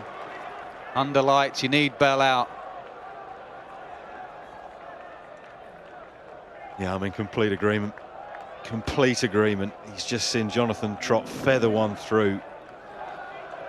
An edge to wide, first, second slip, and it goes down to third man for 2 or 1, and Trescothick will just pull his hair out. Get a man in there. Get him out. He'll come in now, that is for certain. Left-hander in, ball going down the slope. So is that captaining by reputation? If he does put a slip in now, and there goes Murali Kartik into position, is that just captaining by reputation? Yeah, you're just thinking, get Troughton on strike, and I want to get Troughton out because it's slightly the easier option. I feel I can get Troughton out. Bell looks in good nick. I'll just sit back.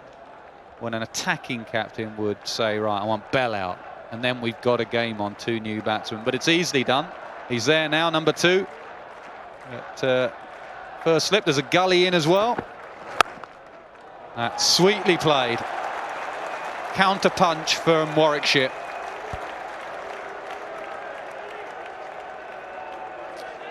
Yeah, 2 boundaries from Ian Bell, just sort of poke Mark Turner back in the eye, say, hey, I'm still here, and Troughton has done that to his second ball. Wonderful shot, top of the bounce.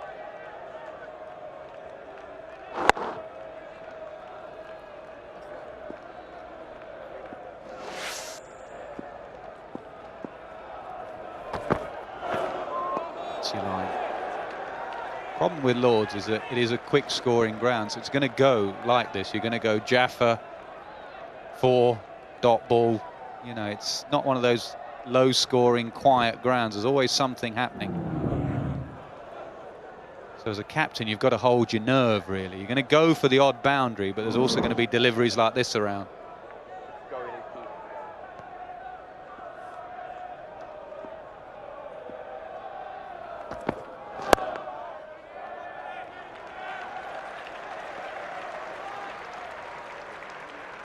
The potential option for Trescothick, if he does want to keep the close catches in, particularly to Troughton, is maybe just push someone back at cover. So go on, if you want to try and nick a single, I'm not going to give you the boundary. If you want to just push just a little bit more, try and get it in the gap and get up the other end, might just feather one through. Play on the batsman's mind a wee bit.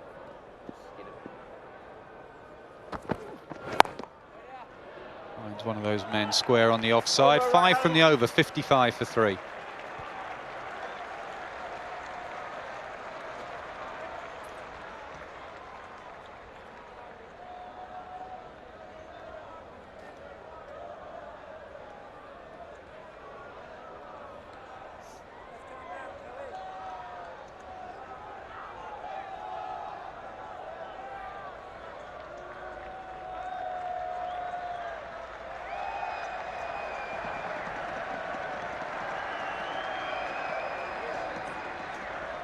Somerset win the first power play.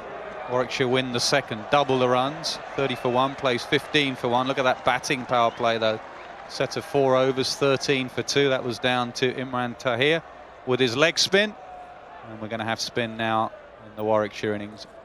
A superb left arm spinner. Watch this boy bowl. Watch his action. Got an action like Panesar. It's a really natural Left arm spinners over the top, giving it a tweak.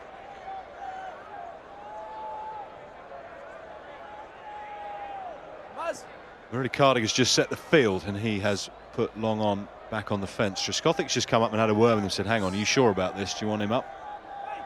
Bowler agrees. So 5 men inside the circle. 3 on the leg side, 2 on the offside. This is the contest, isn't it? Bell, fine player of spin. Whoa, there's a bit of spin there as well. Spun a little bit more here at Lord's this season. Graham Swan tweaked it miles in the test match. This is the Shane Warne delivery, as in get a big turner out first up. Show Bell that you can turn the ball if you want to. And listen to Warne say that. Just see what happens. So when Bell next time, like there, wants to tuck it on the leg side, he's instantly thinking, well, hang on, that first one turned. It's fascinating to listen to Warne. I mean, you were doing it, weren't you? Throw it out on the leg side. Just see if there's a bit there. Show him that you can spin it. The only problem is your club spinner is thinking, I just want it to turn. You haven't got the choice of Murray when will I Cardigan make is not it a turn. club spinner. No, but that's my point. Other mere mortals watching will think, well, it's great to have the choice of when you want it to spin. I'm just trying to get my fingers around it and trying to tweak it as much as possible. That's your point there, you see. First one spun to Bell, and now slightly quicker to Troughton, trying to do him on the outside edge.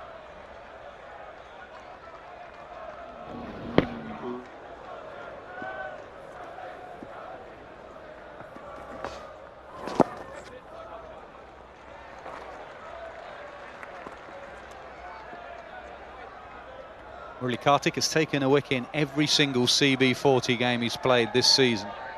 That's how good he is. The way he's bowling here, I fancy a slip for Troughton. He looks like he's trying to do him on both edges. Where do you take him from, Skip? Probably the sweep man.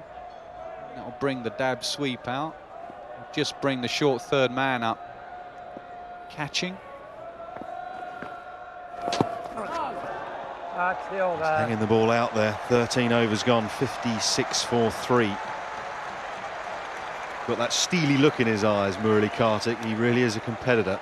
He almost got the mentality of a fast bowler. Some of the best spinners that I've sort of seen played with and against have that mentality. Warne was very aggressive. Saklei Mushtaq was very aggressive. Kumble was the nicest man ever off the field. Calm as you like, give him a ball. He was a very angry youth.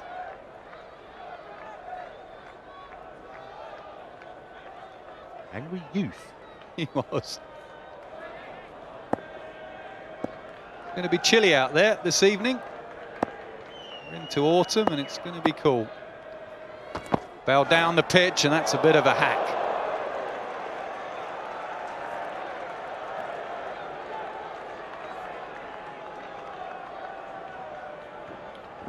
Just a word or two to Ian Bell from the Somerset skipper. Pretty ungainly shot. Full marks, I think, to the bowler, though. I think Ben Phillips saw him coming. Dragged it down, a slower ball, bouncery type delivery, bit of a cutter.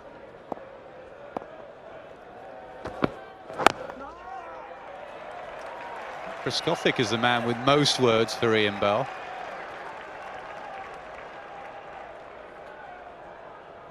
They played together a bit, weren't they, in the England side, Trescothicc and Bell, that famous 2005 Ashes winning side. Well played in that.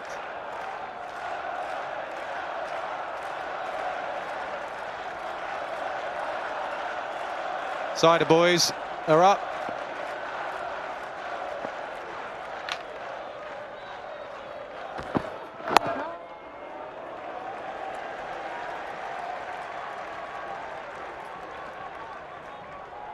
Surely Somerset have got to get across the line here tonight. All the cricket they've played, 2020, the county championship, and how they've played in this competition, right up to Lord's.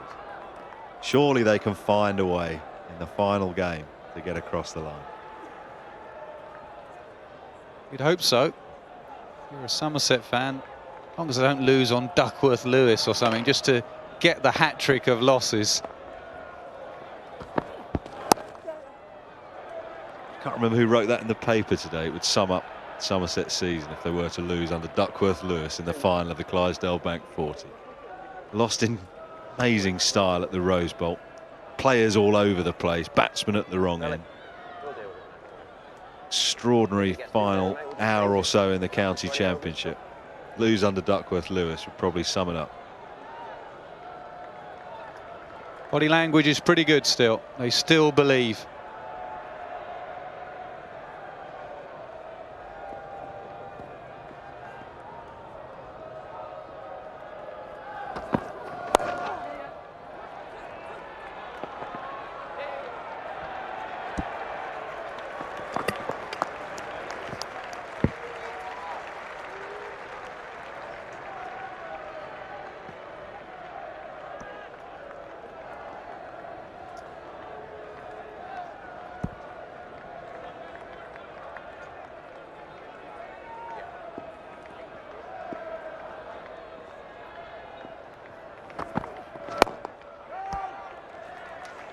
Three from the over, 59 for three.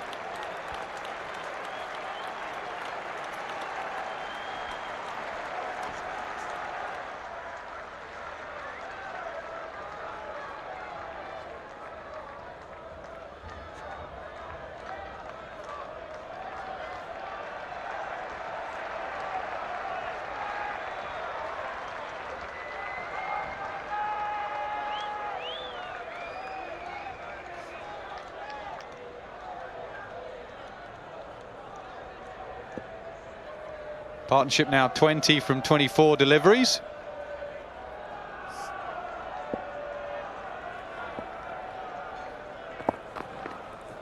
Oh! Like a slip, the way he's turning it. It's a run-saving position as well. That's half edge. You get three for it. Kartik can't believe it.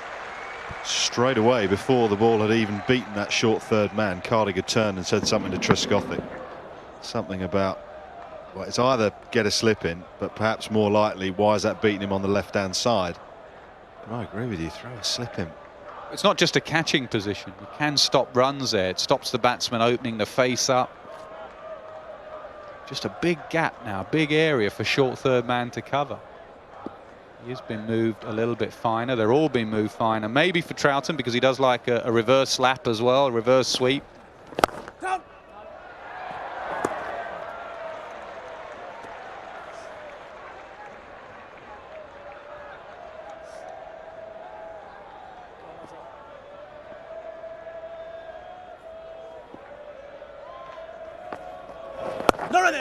I think we get more attacking as captains when we come up here, Ian. How many times do we say? Absolutely no question. How many times do we say I'd like to slip in? Can you imagine? Well, Captain, briefly for so, can you imagine you throwing a slip in? He said, no, don't be stupid. Hang in there. I think it's right, actually. No, I don't think there's any glove or inside edge on that. Out there, when you're actually in charge, you're worried about every run, every boundary, so you are a little bit more defensive. When you finish the game, you're thinking all the time how you get a wicket, how you get a wicket. It comes now, though. He's coming. Having said all that, you're dead right.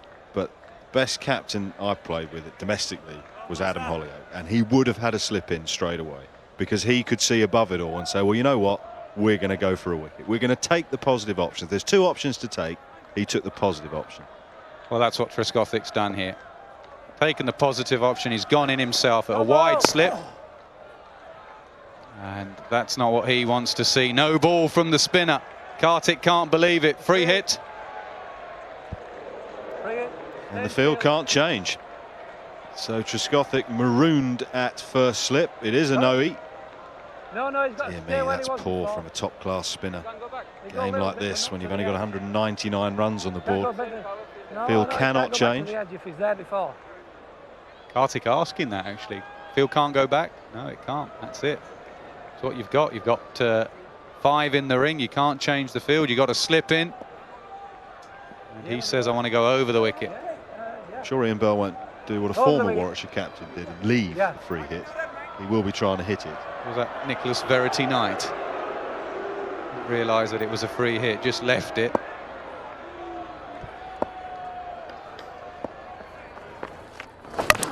Can't be out.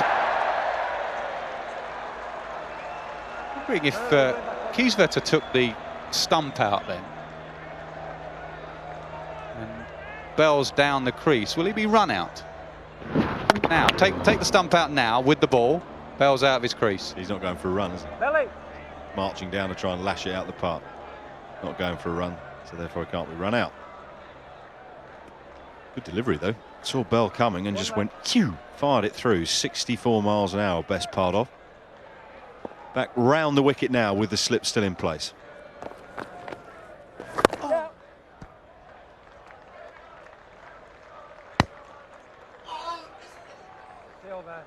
66 for 3 after 15. Kartik is chuntering away to himself as he heads back to his fielding position, bowling that no ball. They're under the required rate, but it's by no means a challenge in terms of how many per over. It's just 5.3. Original rate in the run chase that was required was 5. Somerset had a horror end to their innings as well. Absolutely nothing from the last 6 overs or so. Interesting call here from Trescothick. Ben Phillips is going to bowl out at the pavilion end. Sure, Ian Bell and Jim Troughton will be well aware of that. He's only got 5 deliveries left. He's got good figures, excellent figures, 2 for 22 from 7 overs and 1 ball. But he's chosen to bowl him out. Absolutely the right thing. Trescothick's got to work out just who is his best bowler to get a wicket now. Phillips has got 2, so he's got to bowl out. Kartik has just got to bowl 8 on the bounce. Get ahead of the game.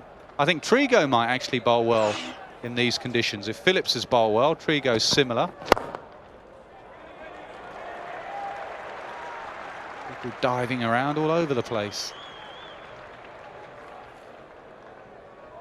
I think Trigo will bowl well, but Phillips has the added advantage that he's a lot taller. I think that was certainly the key, or one of the keys in the trot dismissal. Bounce and movement away up the slope. Trigo's a bit skiddier, and we saw Mark Turner struggle a bit with his length.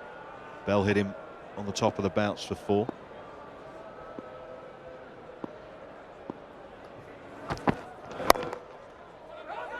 Could be tight. Oh. A little bit of confusion. In the end, Ian Bell said good run. When they took off, I thought it was Troughton that was going to be struggling, because that was the end closest to Josh Butler, who was fielding there. As it was, Ian Bell was the end that the ball was thrown at, but he just cruised in. He had to go quite a way to his right and then throw off balance.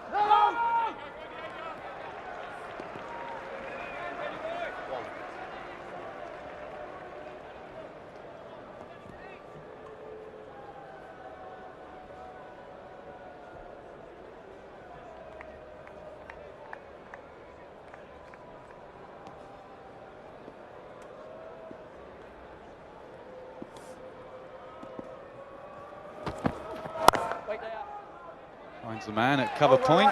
69 for 3. Great spell from Phillips. 8 overs, 2 for 24. Really good performance. And Phillips has been around a while, 35 years old. His big day at Lord's, and he's delivered.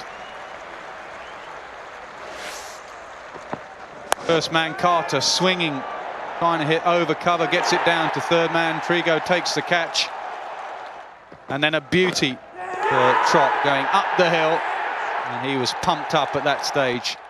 Good control, 60% in that good length area, good control of line, excellent spell.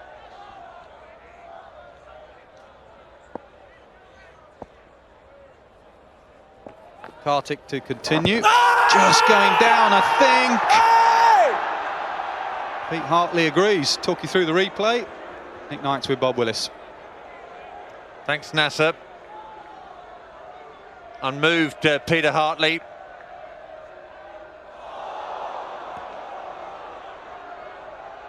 Groans from the Somerset fans as they see the replay on the big screen. A bit of turn there for the left arm spinner. Yeah, it's hit him in front of leg stump, grazing the outside of the stump, says Hawkeye.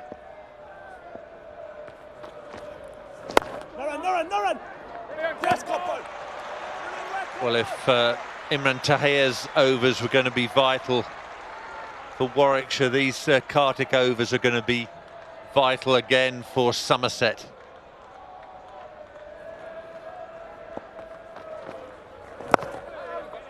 It might just be, Bob, that Warwickshire have said, let's play out his 8. 2.4 overs, none for 7. They might just see him as such a threat, and because they're only chasing down 200, I say only, it's a long way away at the moment, but it's subpar, you'd say, that they may just play him out.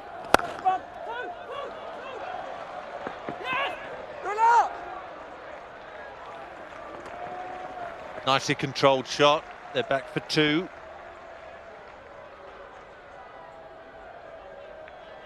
You'll see a bowling change at the pavilion end. Ben Phillips has bowled out 8 overs, 2 for 24. A good effort from the opening bowler.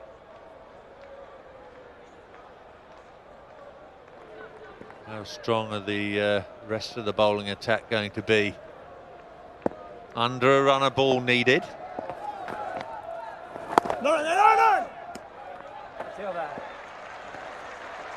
Kartik quickly threw that over.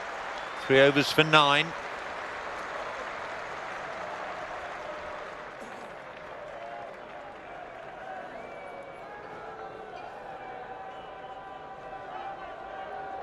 Long chat between Bell and Troughton.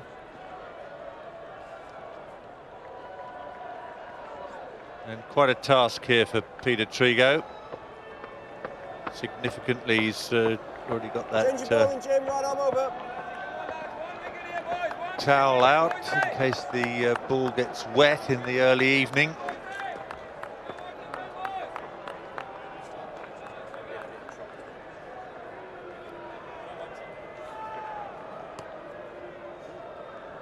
When he bowls well, he's an excellent bowler, but he can go for runs, Peter Trigo.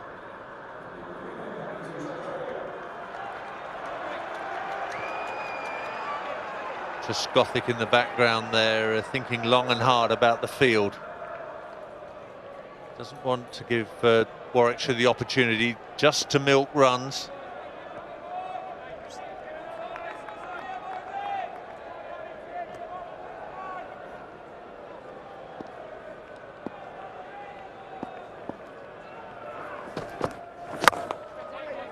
Somerset must be running on adrenaline here.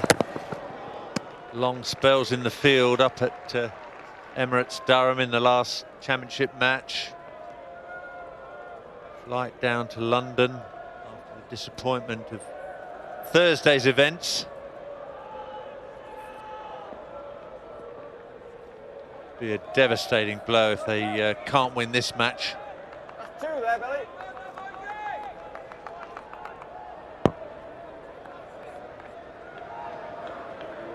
Drink!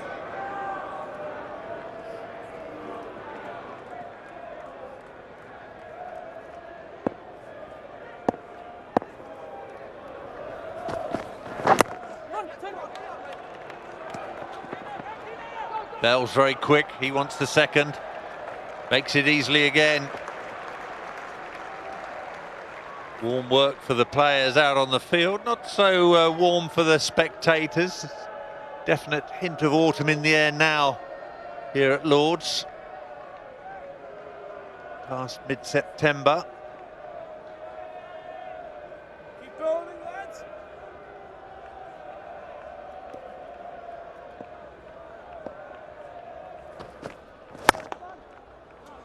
Good stop.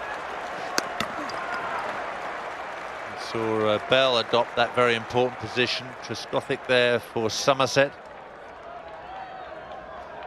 No, very good. They've been brilliant, really, haven't they? They must have known that they're short. They'd love to another 20, 30 runs, I'm sure. But with the new ball, they were excellent. In the field, they've been good. Truscothick has been good as captain. Just have a look at the comparisons. Warwickshire 74 for 3. Somerset at this stage were 90 for 3. Now, of course, that was prior to the collapse.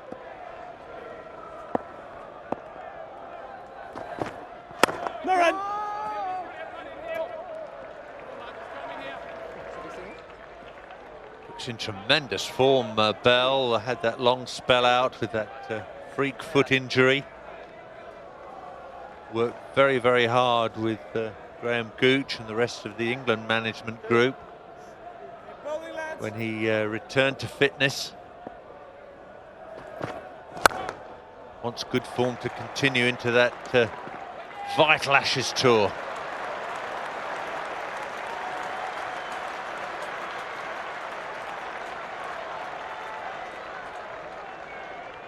Lovely looking shot again. He's very fresh of mind, fresh of body, desperate to make an impact. You were just saying earlier, Bob, they've had a tough time of it in a way, Somerset. They've been travelling, they've been playing lots of cricket, they've been fighting on 3 fronts. Well, this man here, he's fresh.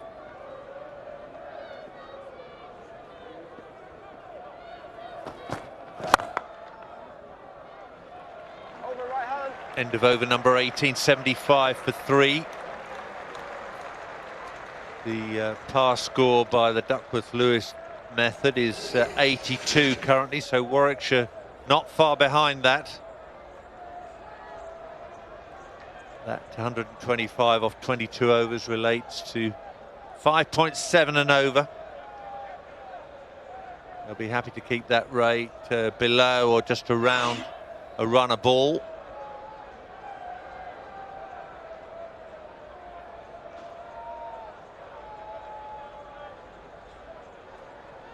There's a job for the club captain, Ian Westwood, not picked in this team.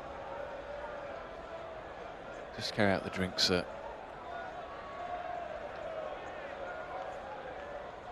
Seen that a lot, haven't we? For various different reasons. Some giving up the captaincy, some not in one-day sides. Something we've seen quite a bit of during this county season. Well, the burden of the schedule, Nick. Very much a squad game nowadays. Now Kartik continues this vital spell.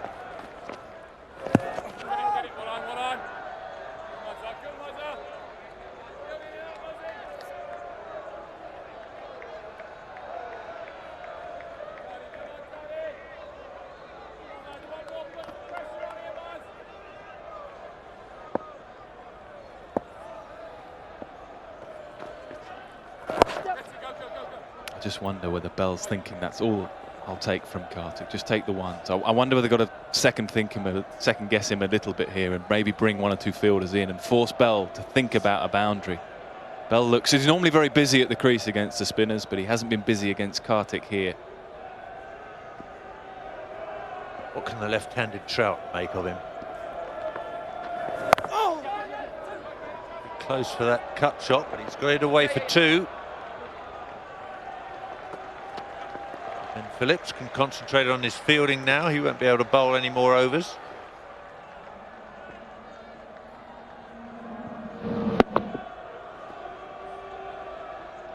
I suppose the next question is, will Truscothick bowl Kartik through at this stage? Does he need the experience of his international bowler to bowl later in the innings? Well, if they're taking no risks, then I say take him out of the attack because they're wasting time, wasting his overs.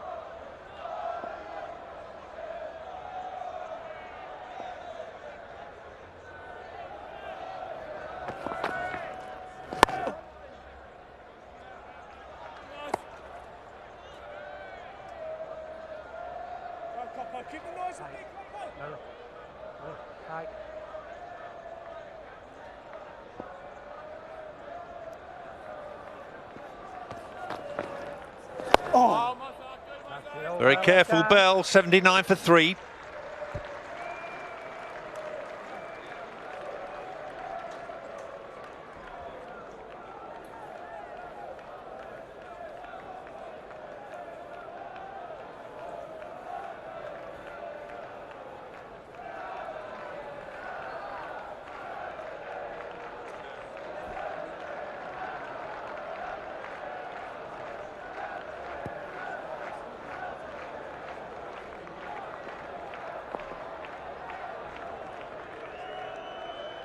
Quite a sight under the floodlight. It's this famous old cricket ground.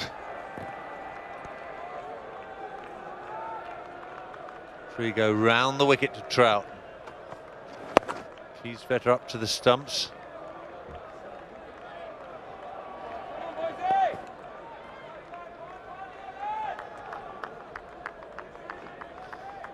And he's gone right now. Plenty of thoughts are going through that head right at this very moment. Do I bring Kartik off? He's bowled 4 overs, none for 13. Do I bring the field in? Partnership's going well now, 41 from 56. He's only got 200 runs to play with.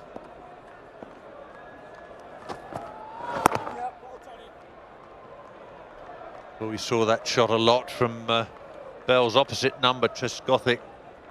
These high-class batsmen confident of playing the straight ball on off stump, off a good length, just run it away for a single, open the face.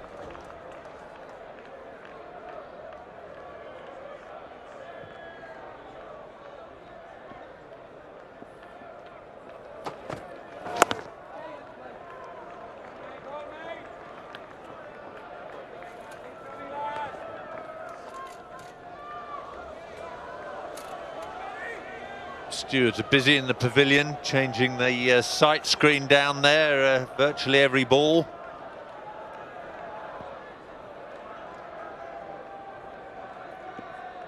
Trigo over the wicket to Bell, round the wicket to Troughton. More on that ball, Tony.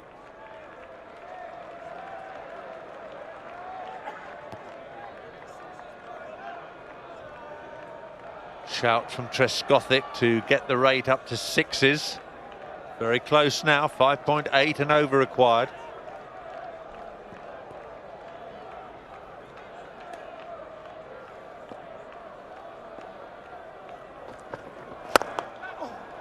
It's beaten mid off. A shot of the highest class from Ian Bell.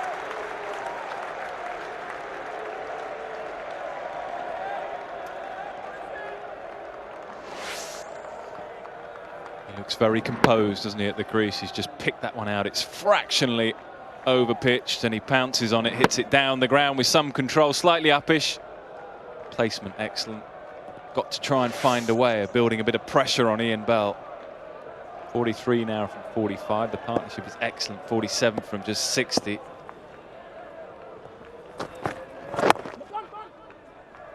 Bell will keep the strike. That's 20 overs bowled. We're halfway. Warwickshire 87 for 3, requiring 113 from 120 deliveries. Right, key moment now, Bob.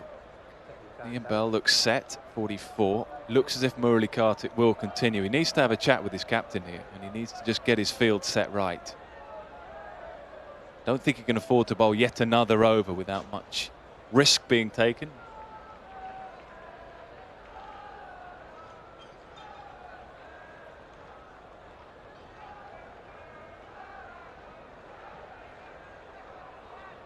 Well, it doesn't appear to be a change in the field. Trescothick's right in on the action there at slip, but still a deep mid-wicket.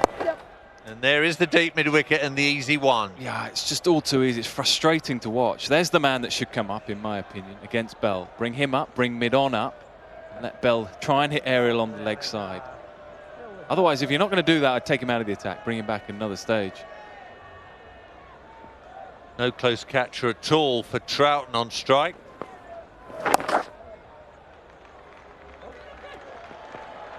Misfield. They decide against the second very wisely, but they can't stop the 50 partnership coming up. Getting a little bit quicker now, 63 balls. Troughton on 15, Bell's on 45.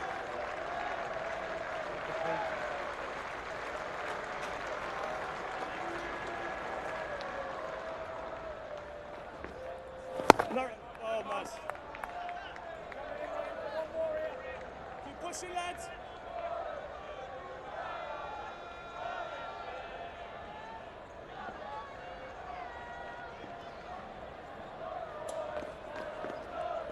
Oh!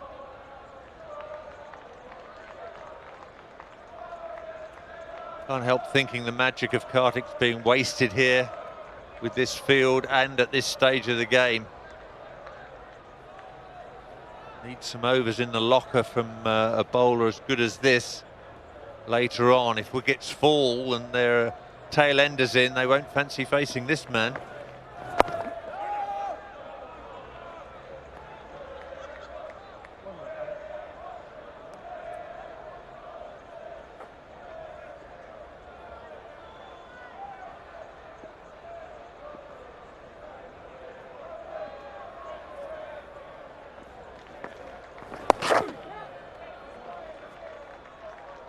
Trout doing his bit as well.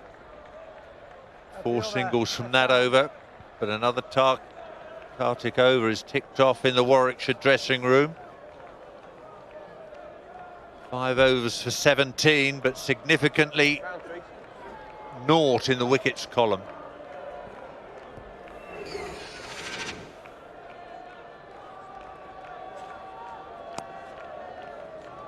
Those are the 5 bowlers used so far. You wouldn't think, looking at that Mark Turner's going to bowl 8 overs. For the moment, Trigo around the wicket.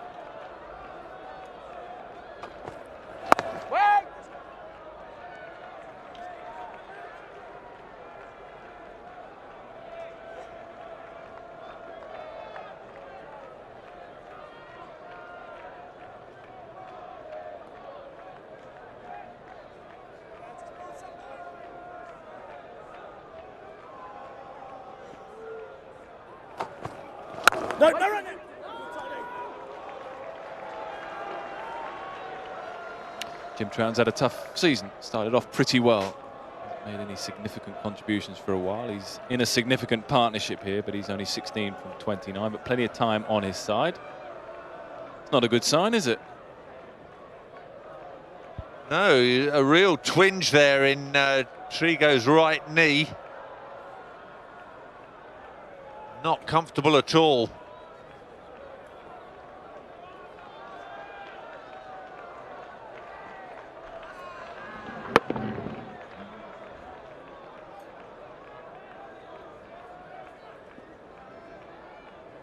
Straight away, grabbing that knee. Pulled away by Trout. Settle for 1 again.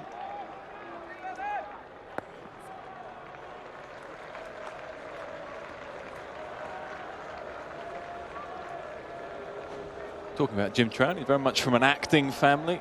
Grandfather was Doctor Who, Patrick.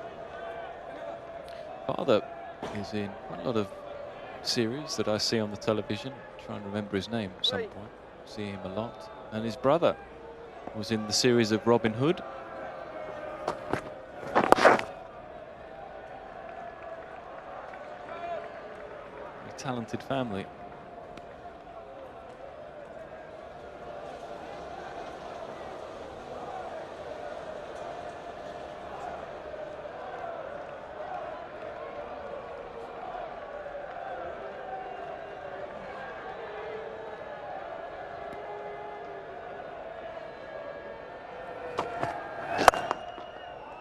Oh, stopped by Trigo, unorthodox but effective. It was a bit of a worry in the non-striker's mind, and the ball comes back to your end that quickly.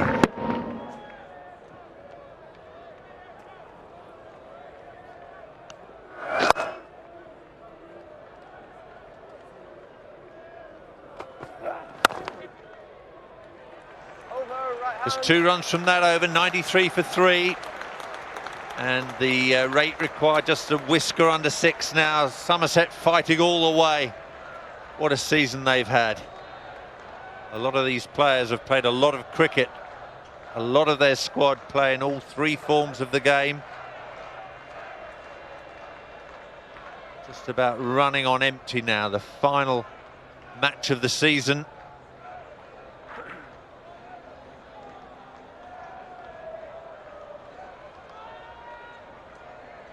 Well, he had a chat with Kartik, he's had a chat with Clydesdale, the captain, and he's decided to stick with Murali Kartik.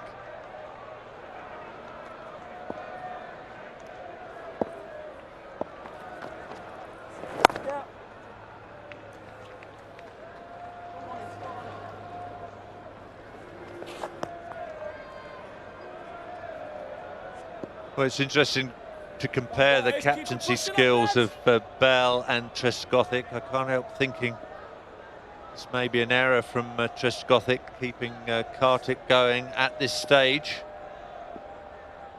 Troughton and Bell not prepared to take any risks against him. Determined to keep the ball on the deck. Won't hit the left arm spinner in the air. The other thing he's got to consider, Bob, is, as you mentioned earlier, if Turner's not going to bowl his full allocation of 8, then he's going to have to get someone else in to fill those gaps. And you'd assume with the way his lineup is, it will be Sapaya. So he needs to get Sapaya in the attack pretty soon. That's right, Nick. Arul Sapaya, capable bowler, but doesn't have the control of Kartik.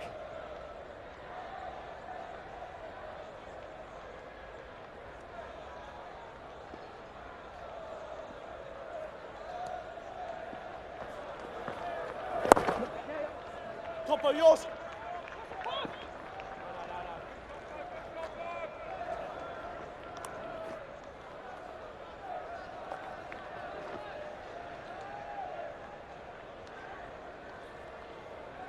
Troughton and Bell sitting firmly on their milking stools as Kartik's overs tick away. Yeah.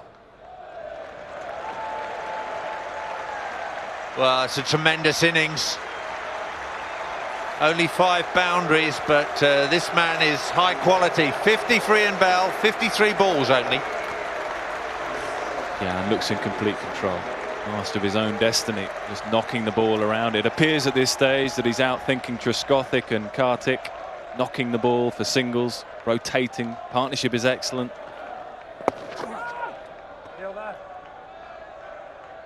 Five from that Kartik over. Just got 2 overs left. Let's have a look at the highlights of Bell's 50. The feature has been the timing. That may be a little bit of a slog on the leg side. Glorious shot through extra cover. And that one beating mid-off.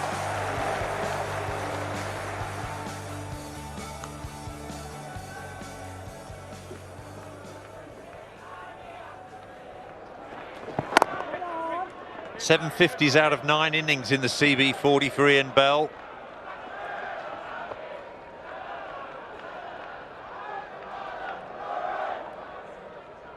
Saw the agricultural hit on the leg side, but those 4 offside boundaries. Superb strokes.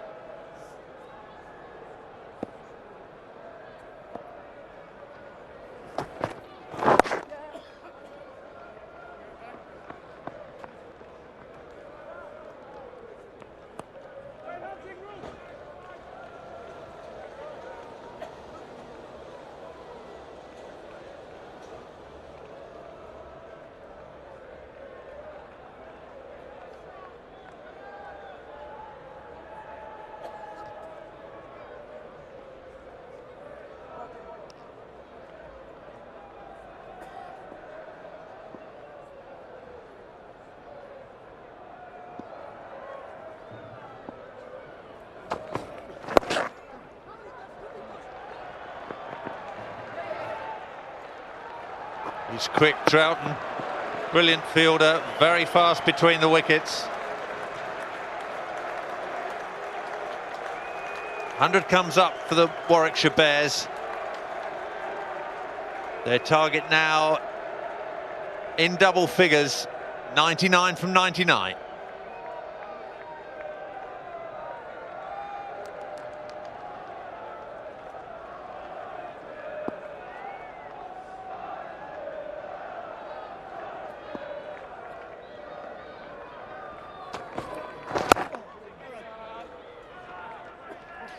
Talk a lot about Ian Bell and his development as a player.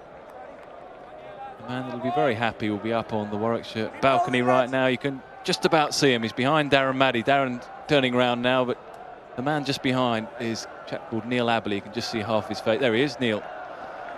Neil did an amazing job with Ian Bell when he was a young man. Hours and hours and hours in the indoor school. He came through the academy system, the youth system at Warwickshire. I'm sure if you talk to Ian Bell, he'll say, yep, Neil Abley had a huge influence on my career.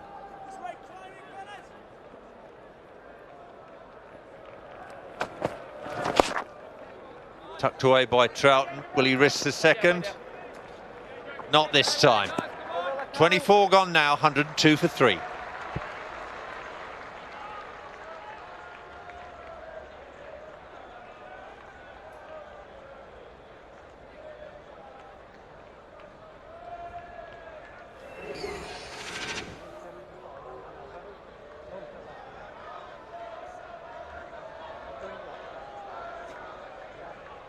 Get the ball in.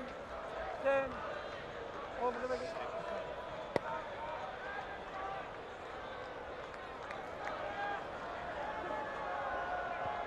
Well, at last, Marcus Trescothick is taking Murali Kartik out of the attack. It's going to be Arul Sapire from the nursery end. In the commentary box, Ian Ward and Paul Allott.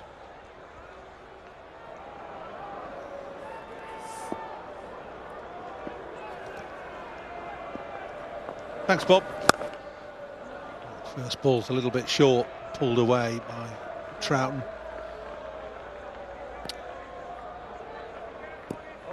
Well, Somerset need a wicket here. They need to make life a little bit more difficult for Bell and Troughton. They've put on 64 and 86.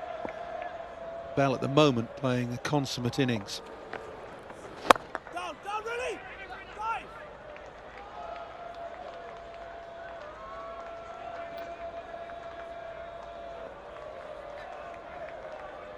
Just hearing on the effects microphone, Marcus Trescothick encouraging his side. A wicket here now, lads. Here it comes. Well, that's quite right, Paul. Exactly what they need. The comparison at this stage is favourable. That's a horrible throw for Craig Clydesdale, and Warwickshire, alert to the situation, will nick a single. That was awful. Yeah, not good from Compton. There was no chance of a run out. He could have just calm. No, it just actually slipped. Clydesdale had no chance. He was at full stretch trying to gather that.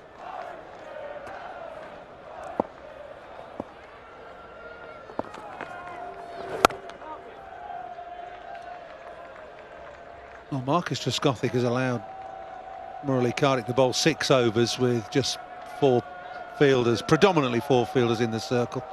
No pressure, putting no pressure on Bell and Troughton. He's doing the same now with Sapire. I think he needs to just bring an extra fielder into the circle.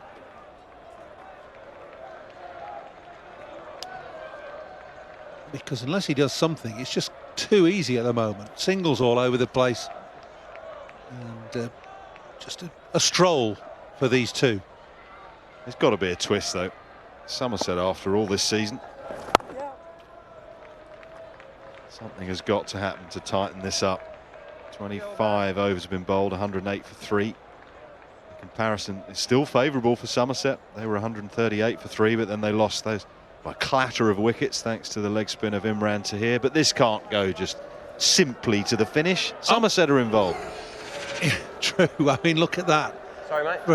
They were 176 for 3 at one stage, 199 all out. A disaster for Somerset with all those batsmen succumbing. Started with the run out of Hildreth, and then just got quickly very, very much worse. It was a poor end to the innings. And then started well, 39 for 3 Warwickshire, so they got the top 3 out. Key wicket, we thought, of Jonathan Trott, but since then Bell and Troughton have just ticked over. Well, it may be that Marcus Trescothick thinks that by pegging Warwickshire back, they need a runner ball now. They're just more than a runner ball. They started off needing 5 and over. He's doing his job. I just doubt it.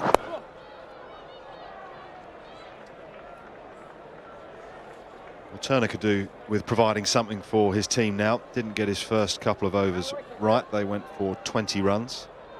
If there is a hint of reverse swing, we may start seeing it now. He's got enough pace. He's skiddy, ideal sort of setup to get any reverse swing. And he sneaked one through the defences of either Bell or Troughton. Either one will do at this stage for Somerset. Oh, it's a lovely flowing shot from Troughton, width from Turner. It's hit over mid-off for 4. A gift really, but pretty well played. Well, width for Troughton to be able to swing his arms through, but it's full marks to the batsman. Sweet hit. Attempted cutter from Turner. Fancy, I'm just seeing a few spots of rain, Paul, as well. Duckworth, Lewis. It's got to come with Somerset's season. Oh, that seamed and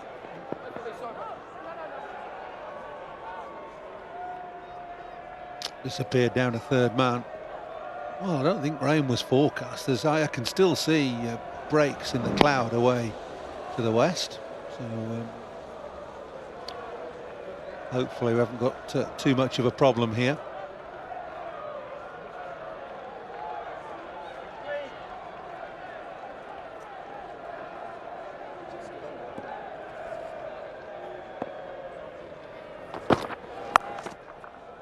Pulled away by Bell, controlled again. It's the word that sums up his innings at the moment.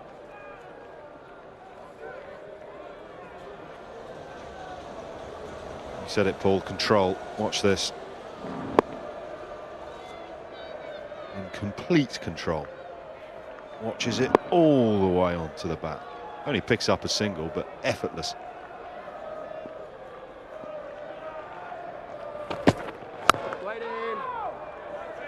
It's the sort of line and length that Turner needs to bowl. Keep attacking Troughton's pads, keep attacking his stumps. If there's any little bit of movement, you want it to happen from there.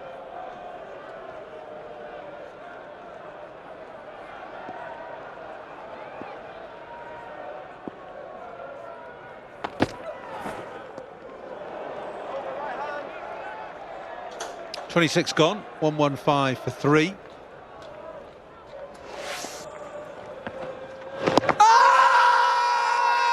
That's Imran Tahir getting an LBW, then bowling Sapaya, Compton LBW, these all coming in, a great flurry. Phillips driving to Bell, and Kartik stumped brilliantly.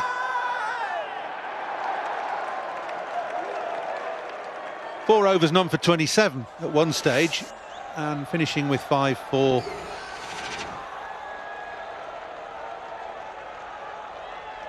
41.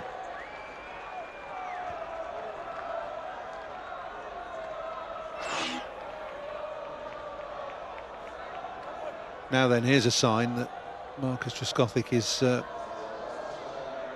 just slightly worried. Alfonso Thomas, his best seam bowler, and arguably the best one-day bowler in the country, coming back on now.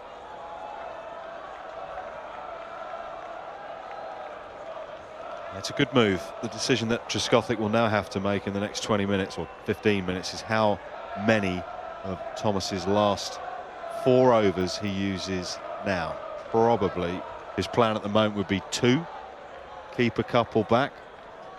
He's brought him back to try and get a wicket. But how long does he persevere trying to get that wicket with the 4 overs he has at his disposal with Thomas? And how's he going to get the wicket with just the 4 fielders in the circle? There's no slip. There's nobody putting really much pressure on Bell at all. Coming back for 2, and comfortably so. Quality running now alongside his endeavours. Ian Bell had no option but to run 2. Jim Troughton was having none of it. That's 2. You're coming back. Touch and go. Come on, mate, you can make it.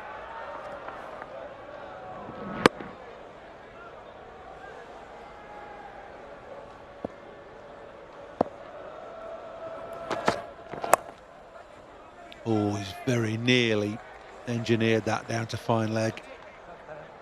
Knows exactly where the fielders are and is good enough to get into position and get the ball into those gaps. He was jumping across in front of his stumps to try and pull that away down to backward square or fine leg. There's a change of field here. Thomas wants fine leg to go back, so he's going to bring up Murali Kartik into the circle at mid-off. 3 on the offside, 1 on the leg side. That's Trigo. So just 4 inside the circle.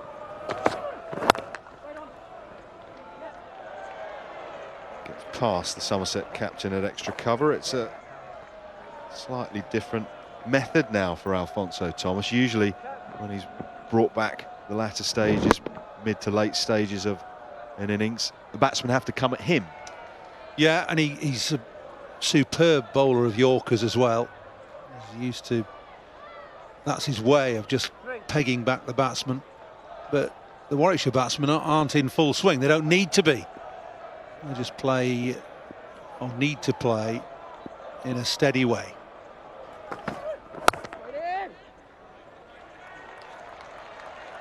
I know they're searching for that wicket. I just get the feeling a couple are going to come before this game is done. It cannot be that simple for Somerset in this game. Oh, there'll be a flurry. There'll be a twist in the game. Don't worry. There'll be a run out or a couple of wickets that'll set Warwickshire back.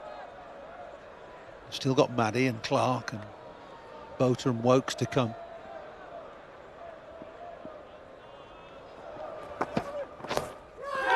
Thin edge. Has Thomas done it? He has. Troughton walks, caught behind, got that to just seam away a touch from round the wicket. It's gone up the hill, and Somerset have got the breakthrough. Hugely expansive shot from Jim Troughton. Thomas round the wicket, good length, as you say, just a hint of movement up the slope. Troughton, no foot movement towards the ball. He was just trying to free his arms and slash that through the offside. The breakthrough. That's why Thomas was brought back. He's done the job for his side so far. Game on. Troughton 30. Caught Clydesdale bowled Thomas. Warwickshire 118 for 4. Good man to have coming in at number 6, the vastly experienced Darren Maddie. He's had a good year this year in Clydesdale Bank games. Steady rather than spectacular. 74 off 58 is best, but he's had scores of 34 and 43, 2 43s. Could be the ideal man just to come in and partner Ian Bell here. Slip in place. Trescothick on the attack. Alphonso Thomas has done it once. Can he conjure up another wicket? Mild collision between Bell and Thomas. No harm done. 119 for 4. Yeah, Thomas was saying keep it then to the fielder, not keeper, because he'd run into Bell. This is the end of Trout. Not a good shot, I don't think. Good ball though. Bit of a scrambled seam there, but it's done the trick. Just held its line. Might have just sneaked up the hill a touch. Troughton looking to give himself room and crash it through the offside on the up. So Thomas does it again. Leading wicket taker in the country, Alphonso Thomas.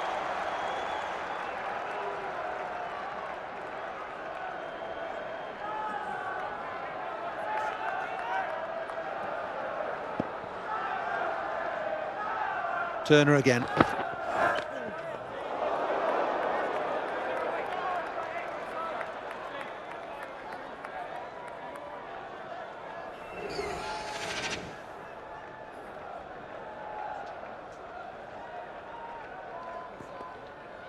'79, the partnership between Bell and Troughton.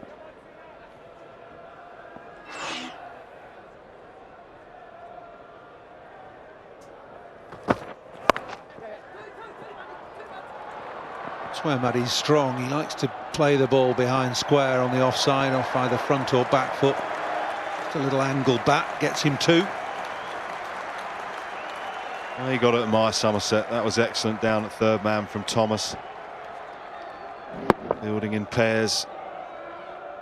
They've underperformed with the bat. They've come out fully committed.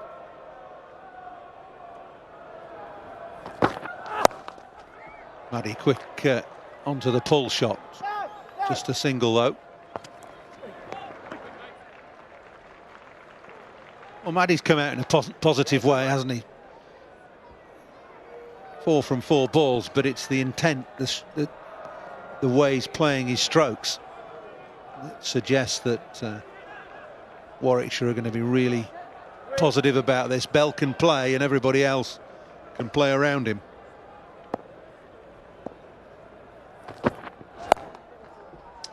More control from Bell, gets him another one. I think that was a bit of the game plan when Troughton had that bit of a Yahoo outside off stump. Yeah, might have been. Although the way that Warwickshire have played, you wouldn't expect them to have a go at Thomas, really. They've been very cautious against Kartik. You'd expect them to be the same against Alphonso Thomas.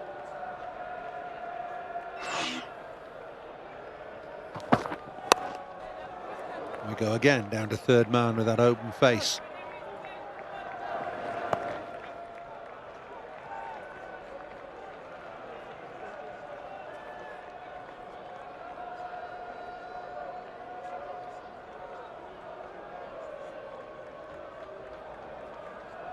Sitting quite so comfortably now as Warwickshire's director of cricket. Well, his job's not done either.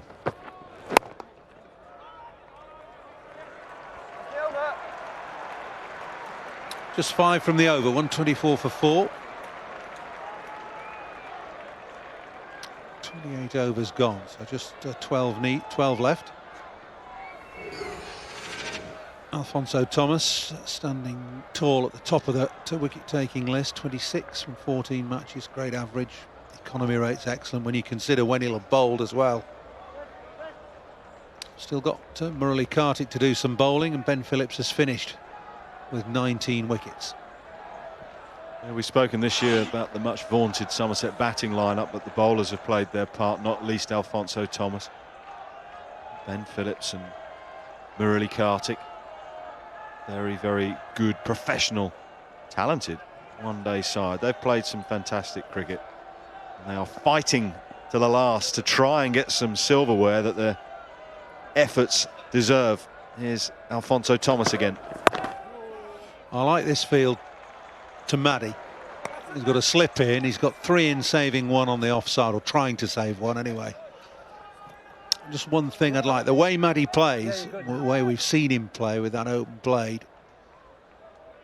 Well, backward point is going in there now. He's going a little bit, he's coming back square. I'd like that fielder just a little bit finer towards gully, if you like, bit to his left.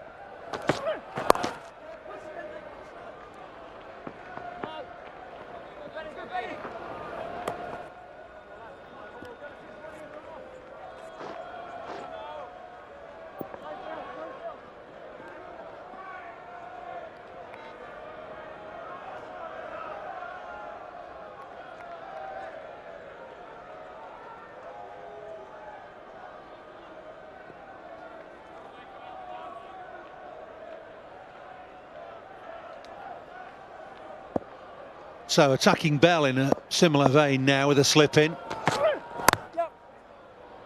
Well played. Looks good, doesn't he, Ian Bell? Really good.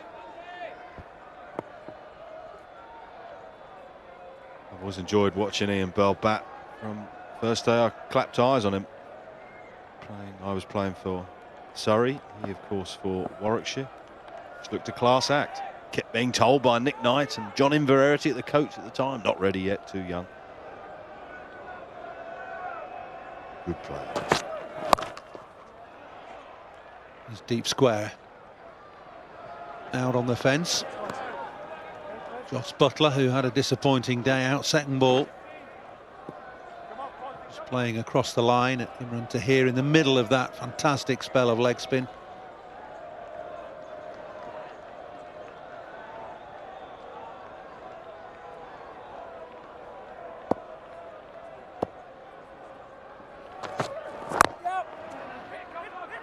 To hurry here. Oh, now then.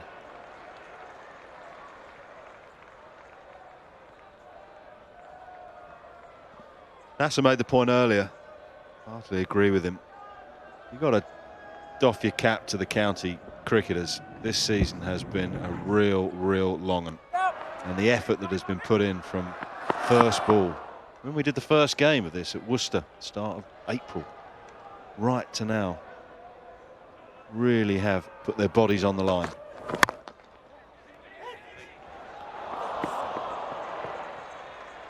Scampered single ends the 29th, 129 for 4. Come on.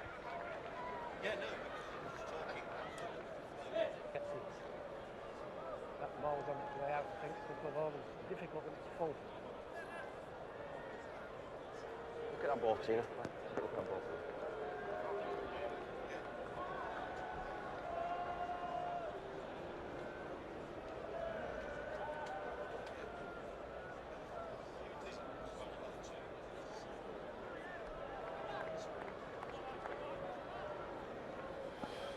On 29 for 4, 29 overs gone. Alphonso Thomas has just bowled his 6th over. He's got 2 for 25. It's time for Trescothick to really think this out now.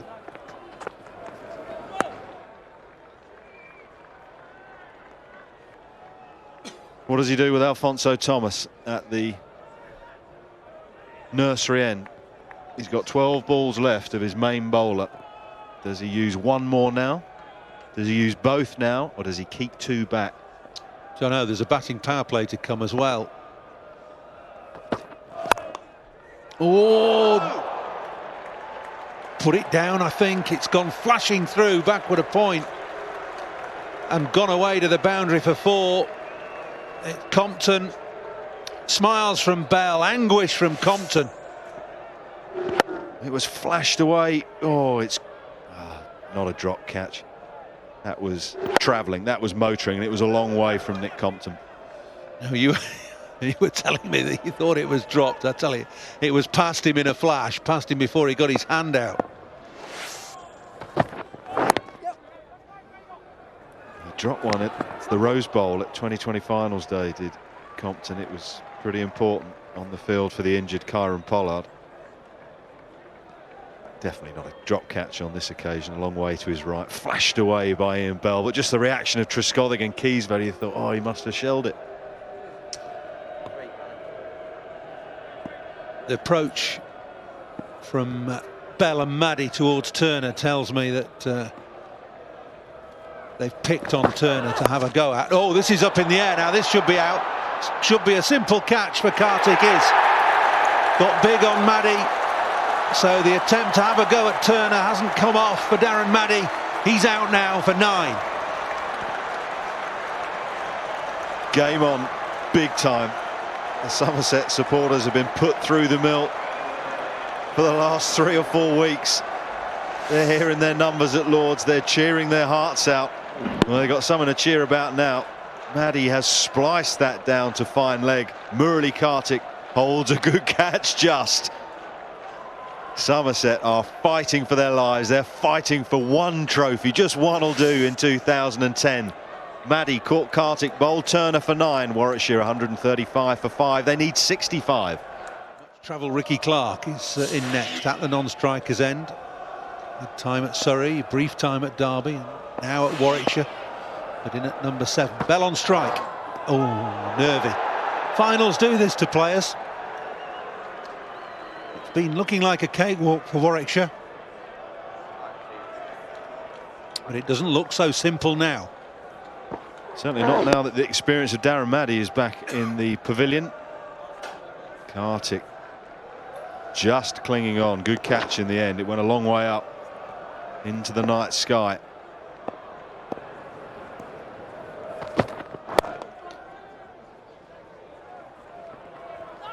Well, Turner's got away with that. The leg stump full toss.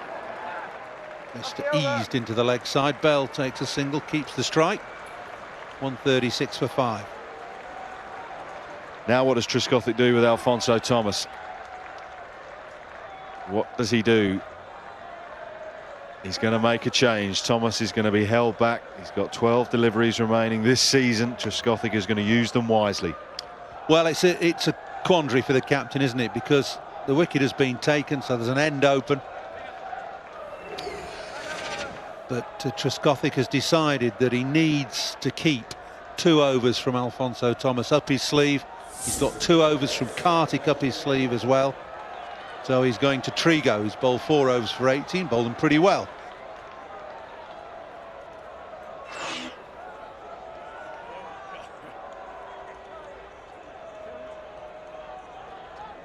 There'll only be 4 fielders inside the circle. That run rate is just edging up the required rate. It's 6.4 and over.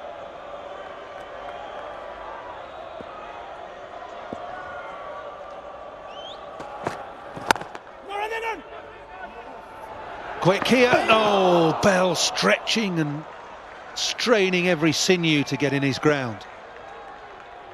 Oh, that would have been a big wicket. That would have been huge.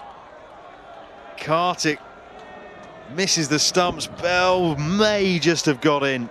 It was a risky single. Gritted teeth, head down. Not sure he would have got in, actually, looking at that second replay and that angle. He survives.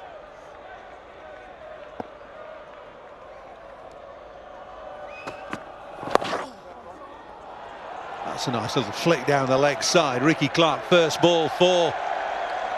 Poor ball from Trigo. Gratefully received by Ricky Clark. Fine line between trying to tuck a batsman up with the ball angling back in and just giving a little gift like that, a tuck from Ricky Clark, but he got it nice and fine. No chance of fine leg cutting that off.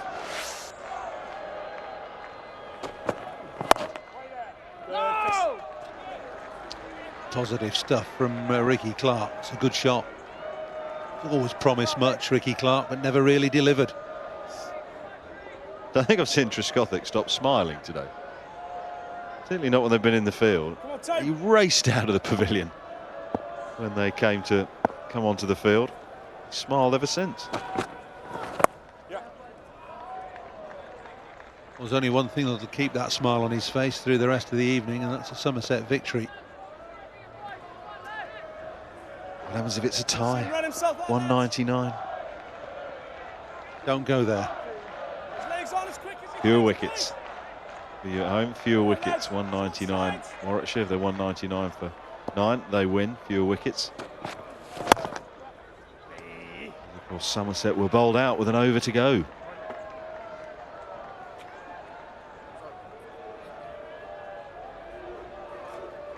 Warwickshire will feel maybe not secure, but they'll feel okay as long as Bell's there. 70 from 73.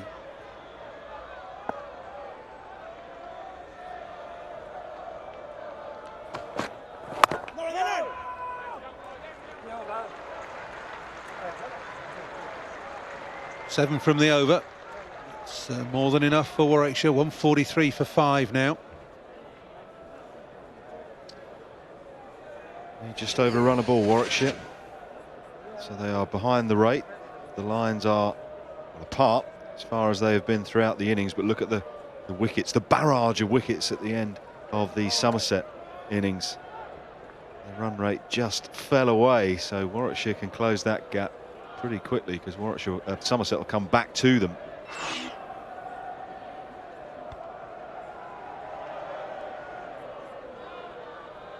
Richard Kettleborough just going to change the ball. He's nicked your jacket, that man. The MCC steward. Lawn bowls up there, aren't they? Very smart, that, isn't it? Cream with brass buttons. I bet there's a badge there somewhere. Yeah, there you go. He's going to the same wedding as Nick Knight. What was that carnation on his lapel? I thought it was one of those joke ones where he sort of squirts you with water or something. Anyway, the ball's been changed. It's a cleaner, whiter version of what has been used for the last 31 overs. Turner now.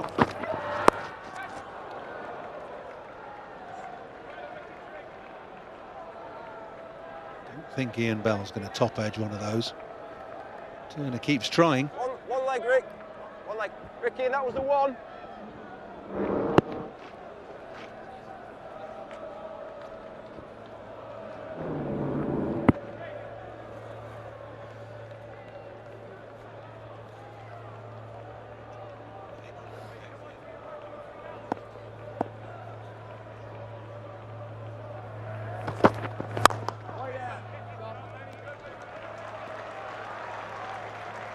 Ricky Clark's looking to get on the front foot most of the time. He's only been in 5 balls.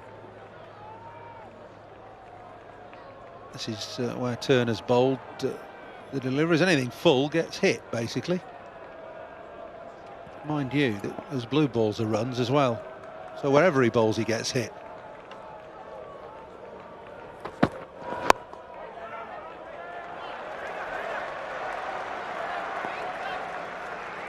Are you suggesting that Turner hasn't had his best day? He's gone for 40 off 5.5 overs. He's a wholehearted trier, isn't he? Tries to run in and bowl quickly. He's moving on. He's leaving Somerset and going up to Derby next year. This has got wicket ball written all over it. Oh no, it hasn't. Maybe you're right. First 6 of the match. The half tracker got exactly what it deserved. Ricky Clark spanking it into the empty tavern stand. So anything full goes for 4, anything short gets slapped for 6. That really was a slap as well from Clark. As you say, pushing forward, as is his technique, but he was very quick to rock back. Brings up the 150 in majestic style.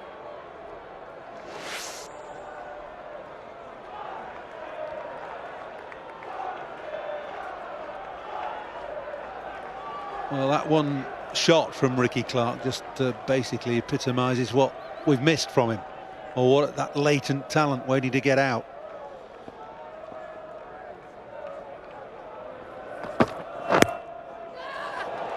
Could this be 4? Yes, I think it will be. It's running away. It's poor bowling from Turner. 6-4, and that might have just turned it all Warwickshire's way.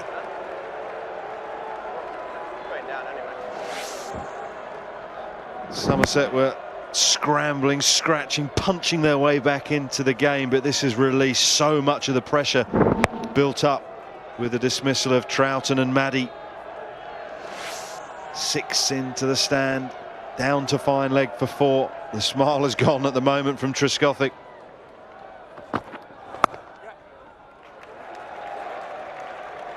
Good stuff from Ricky Clark. Could be the over that turns the match. 12 from it, 155 for 5.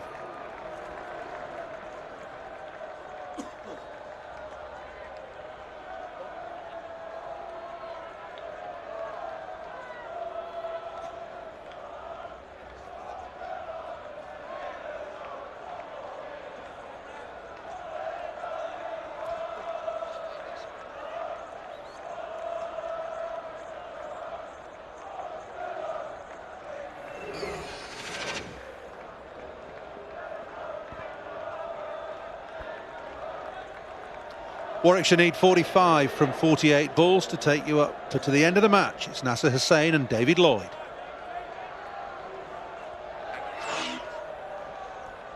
Bit of damage that last over, 12 coming from it. Required rate 5.63. Kartik, quality back into the attack.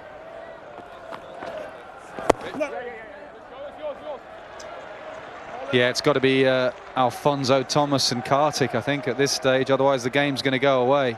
Your 2 best bowlers both have 2 left. Doesn't look like he's warming up, but must be time pretty soon. Otherwise, it's going to be left with nothing to do. Still have to run race.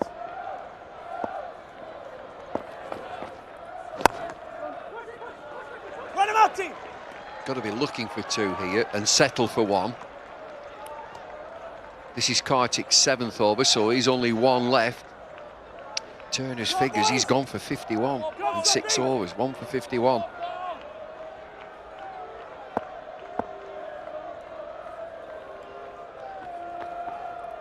Good work.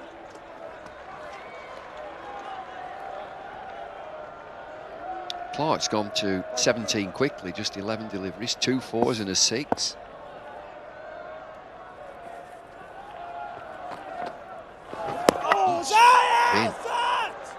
Big appeal, I don't think he's lifted. That spins.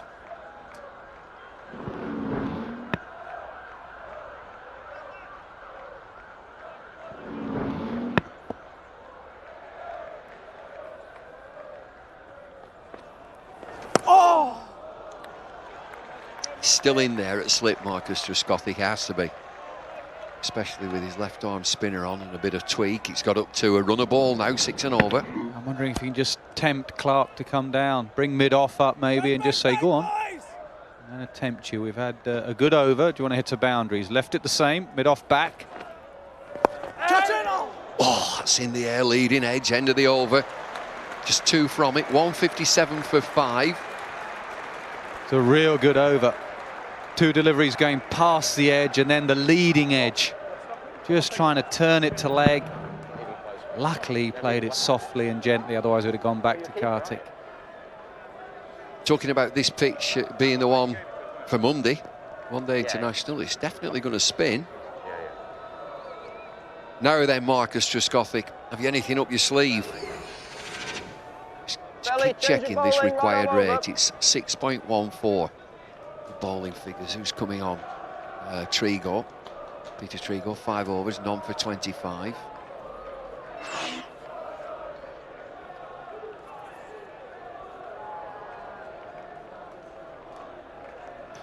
Original rate was just 5 and over.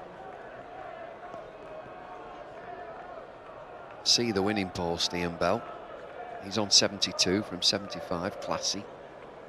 43 from 42 required.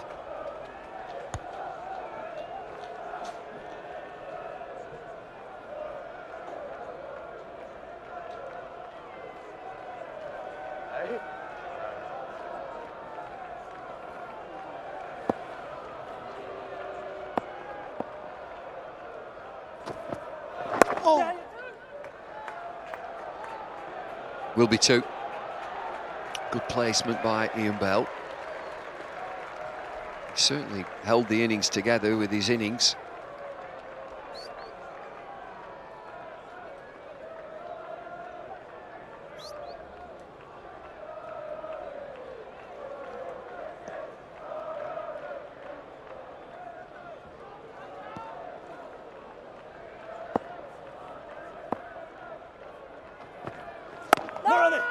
Which looks the more relaxed balcony.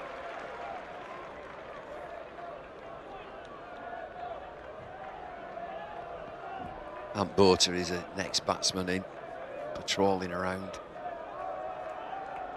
Well, they look okay.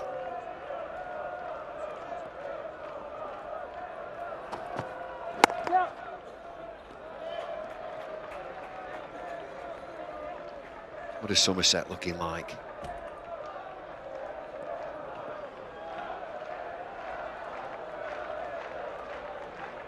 I'd say Warwickshire have it.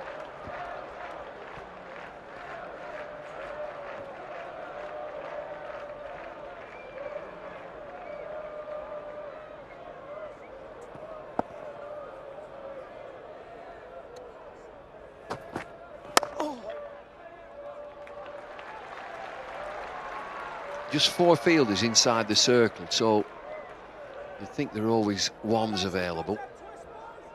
Try to Trescothick put a squeeze on it, maybe bring mid on inside the circle.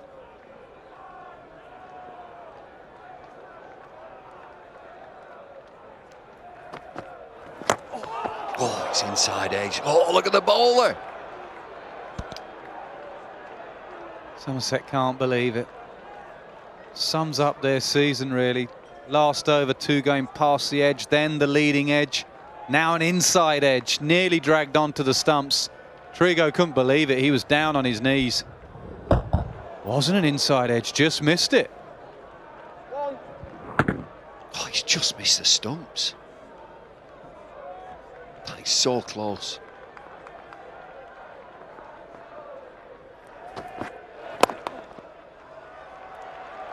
Yorker. It's a good over, just 4 from it. 161 for 5. 2 good overs now, 6 from the last 2 overs.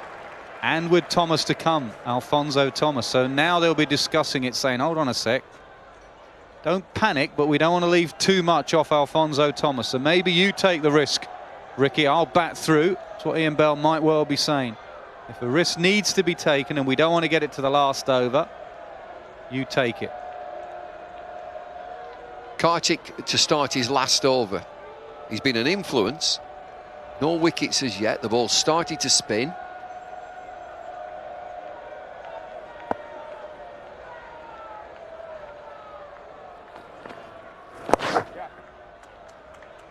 Needs to find an over, doesn't he? He's going to have 2 from Trigo. He's going to have this one from Kartik. That's 3. And 2 from the great Alfonso. That's 5. So that leaves 1 over from somewhere. Just trying to work it out in his head right now. Is he going to sneak one in or worry about that last over when he comes to it?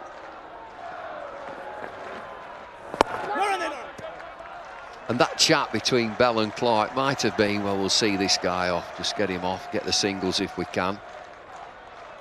And the fact that Trescothick needs to find an over from someone. Maybe Sapai will target him.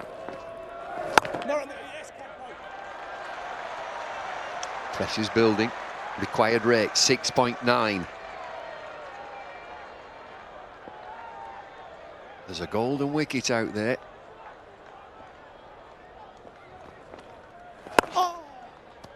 Single.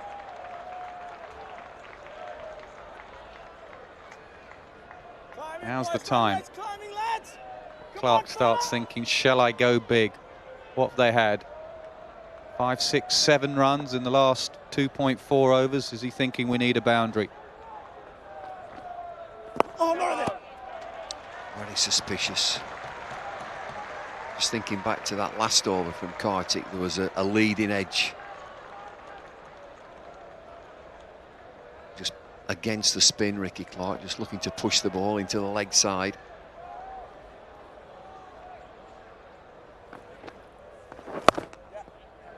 A single to finish the over. Kartik's finished. 35 overs have gone. It's 164 for 5.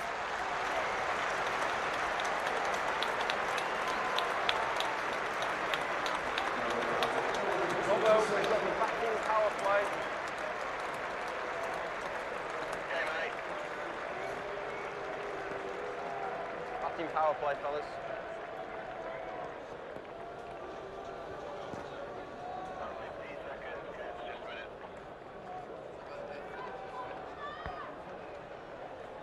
Yeah, mate, yeah, he's just waiting for this telly. 164 for 5.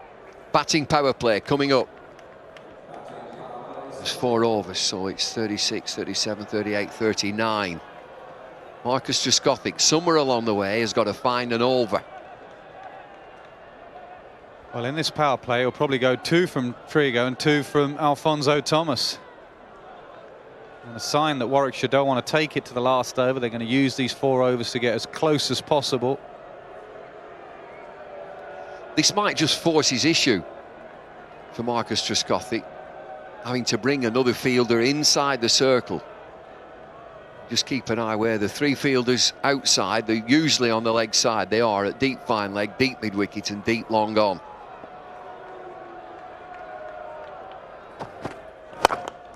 Down the ground, way down the ground. Fielder comes round. Does he get to it? Yes! Oh, this has changed again. Ricky Clark. What has he done? Pumped it straight to James Hildreth. That's poor cricket, really. Batsmen seem to think that the moment you go to a batting power play, you just have to slog it to the man in the deep. No one out on the offside. There was just a man at long on, and it was catching practice. There's a man there. Hit it somewhere else. Hildreth's not dropping that. Batting power plays often bring wickets, especially when you bat like that. Clark's gone for 19. It's 164 for 6. There's a winning post somewhere. 36 from 29 required by Warwickshire. The 6 down. Ant Bourton, new batsman. Cider boys are up.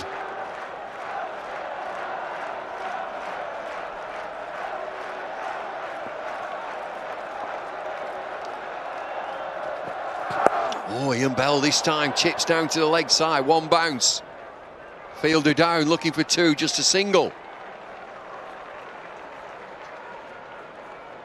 I don't get it in the batting power play. Why do you have to go for the big shot? There's no one out on the offside at all. And he gets a ball on off stump and he drags it to the leg side. Absolutely, if you get caught by the man on the ring on the offside, fine, you've gone where there's no fielders, but just to hit it to the man in the deep is a little bit soft. Required rate now 7.5 runs per over. 35 required from 28.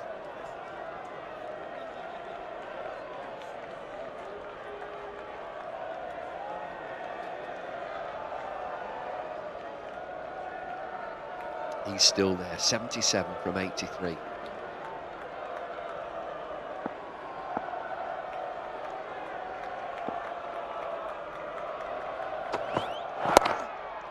Antwater just clips away into the leg side, single, brings Bell back on strike. And I don't think it's time for Bell to get cute either. I think Bell is such a good player, such a good timer of the ball, that he could just work it through the offside for 4. 77 from 83, just playing normal, stylish, timing batting. And that's what he should carry on doing. Just believe in his ability to get it through the infield, on the ground. He's that good a player. Just open the face, find the gap. Plenty of areas he can score without taking the high-risk shot. There's a few tickers going out there.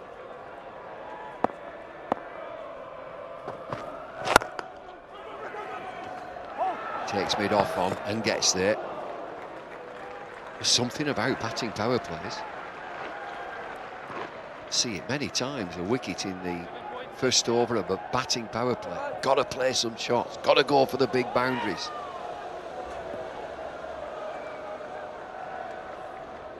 Come on, boys.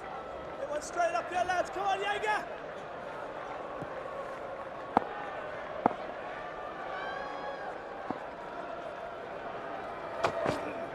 No. Off cutter.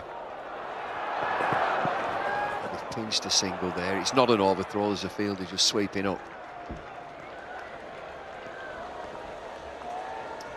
Good awareness from Bell. He saw the fielder was on the edge of the ring. One delivery left in this over. Bell will be trying to sneak a single somewhere. Plenty of room on the leg side. There you see everyone behind square on the leg side. Plenty of room for the single just in front of square. High in the air this time, over the infield on the offside. It plugs and chips on. It's gone for 4. Over left hand. There's a lesson for Ricky Clark, 172 for 6. Hit the ball where men are not. And that's what Ian Bell has done well. Everyone in on the offside. If he gets out doing this, fine. But he's opening up the offside. That's really good batting. You don't have to hit it hard. Everyone's in. Stays leg side of the ball, opens the face, into out. Bit of fade, excellent. It's an England shot, is that? Required rate drops down to 7 and over, 28 from 24. Main man comes back into the attack. Alfonso Thomas.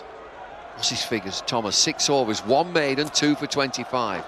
Trigo's bowled 7 overs, no maidens, 1 for 36. So these two have got 3 overs between them. That takes it to 39. There's an over to come from somebody. Somerset at this stage, after 36 overs, Somerset fans, all is not lost at this stage. 187 for 9. Warwickshire 172 for 6.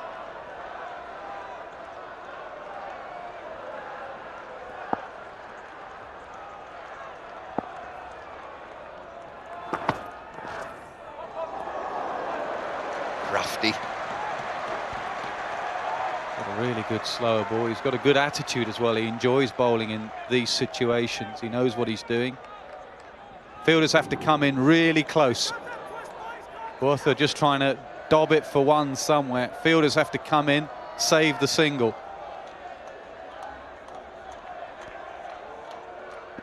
Mid off has to come in tighter. No singles, getting close. Take the fielder on there. Easy single. Clydesdale. He's right into his fielders here. Very animated. That annoys me as a captain, that last single. You don't want Bell on strike. Just get in. It gets past you, bad luck. Get in, everyone. Get in close. Put pressure on Botha. And especially to Thomas. Bell's moved on to 82. He's got the strike back, so field changes. I'm looking for the three fielders. It's again leg side. Three outfielders, fine leg, deep mid-wicket, deep long on.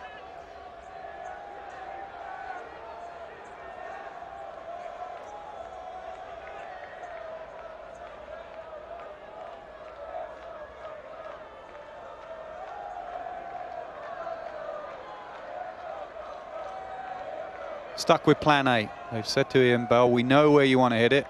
Go over extra cover, go to the offside. I back myself to stop you doing that. Very, very good into-out player, Ian Bell.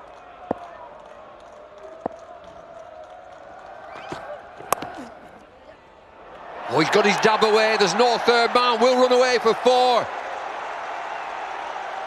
Little dinky open face shot, effective. Classic example of batting power play. You don't have to slog. The men are up. Get it past that man 4. Don't have to slog. Open the face. Thank you very much. Very sensible batting.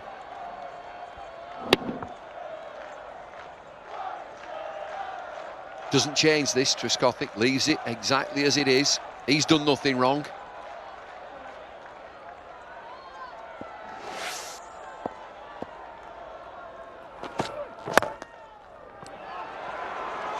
Dot ball. It's dropped below 7 and over again, 6.9. Because they're bowling at Bell. They need to be bowling at the number 8, not the number 3. Need to keep both on strike, build some pressure. That dressing room are quite comfortable when Ian Bell's on strike.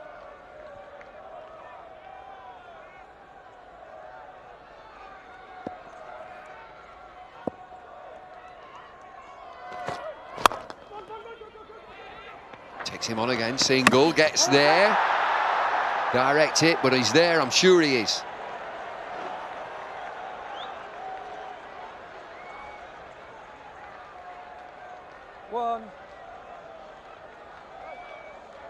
Safe, easily safe, comfortably safe. Good over for Warwickshire, 22 required from 19, 6 from this over, 1 delivery to go. Coming round, Belly. Round the wicket.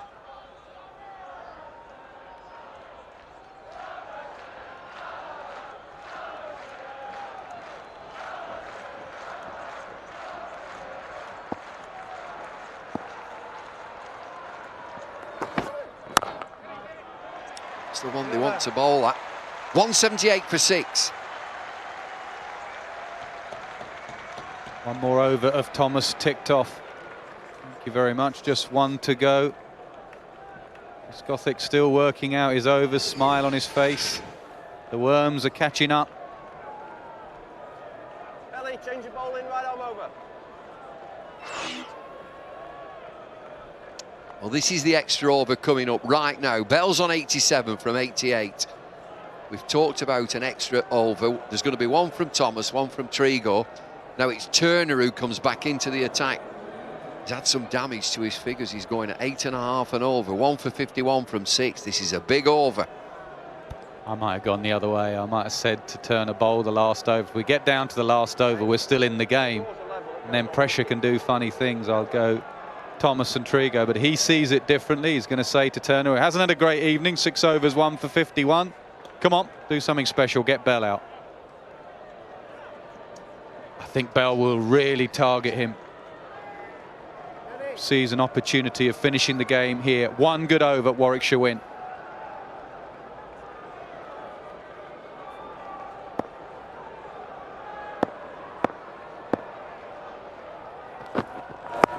Short ball, and it's 4.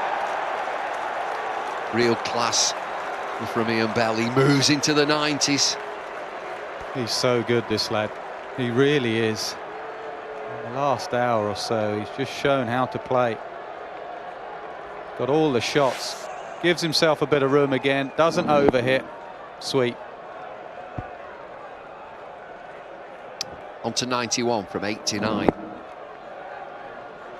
A lot on these next 5 deliveries. 18 to win from 17.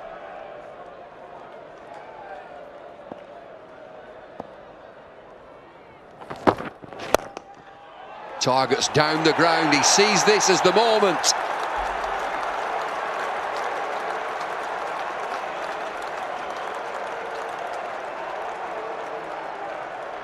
They target certain bowlers. Bell is targeting Turner.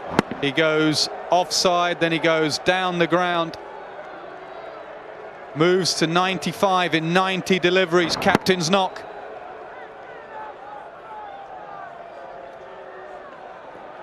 "14 from 16.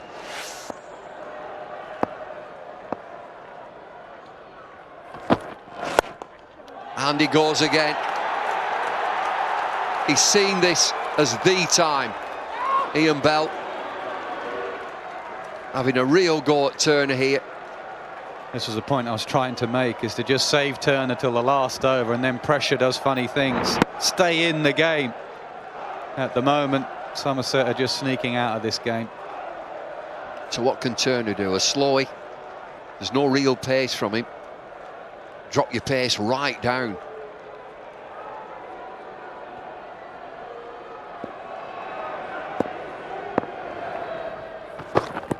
Wide of the crease and backs through the offside again. Ian Bell sublime, 101. Outstanding 100. Captain's knock. Dressing room celebrate. Ian Bell, calm as you like. A fantastic 100 at the home of cricket. First century in a one-day final here at Lord's since Nick Knight, 2005. For Warwickshire, they lost that game. I think they're nearly there here. 8 to win from 14.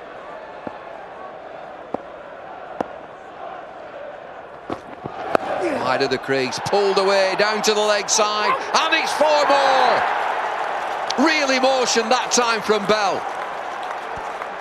4-4 to 4-4. 18 from 5 deliveries, and Ian Bell knows Warwickshire are nearly there, just 1 hit away now, and he thinks that he's nearly seen them over the line. We're into telephone numbers here. 44244. 18 from the over, 1 delivery to go. 4 to win, 1 hit.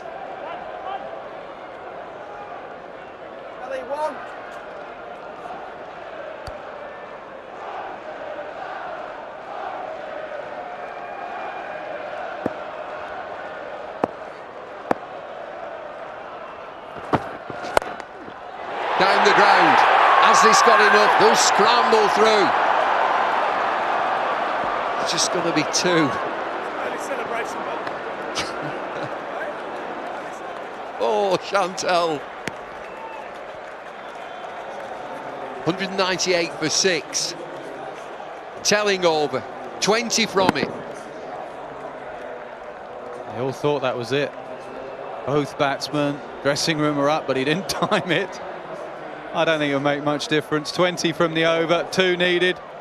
Keep an eye on the running. I'm not sure Botha actually got in at the other end. He was celebrating. Did he get in?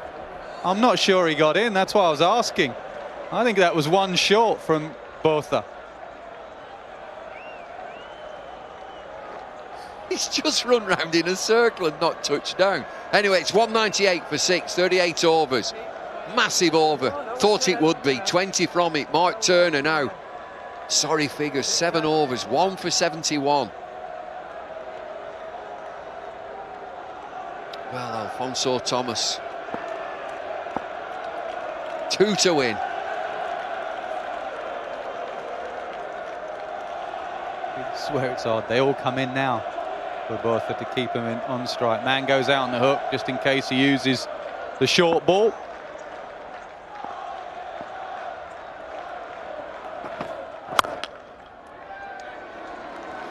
Well, it's prolonged. 2 from 11. Calm enough, Jarlo. Has he still got hair? Coaches tend to lose it. He lost it long ago.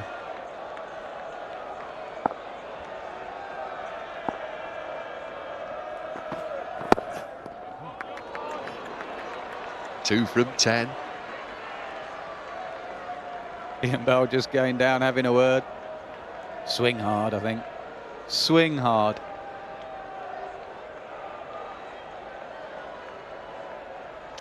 Terrific play from Bell, that last over. The vulnerable bowler came into the attack, Turner. This is it, this is the time.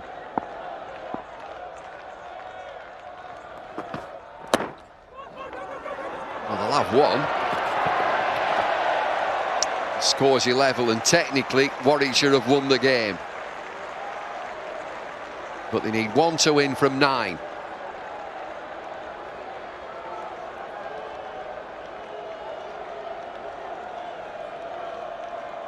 To get the technicalities right there.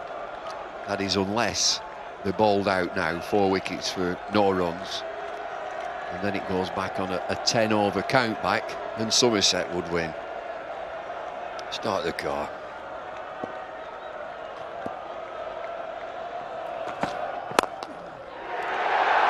Oh, he's got him.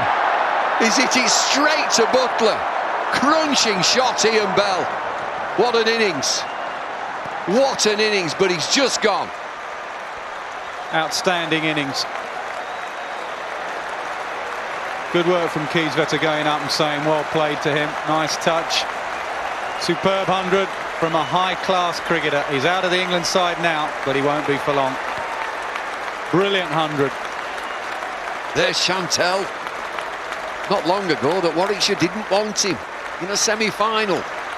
Captain today, scored 100, delivered 107 from 95, 199 for 7, still one to win.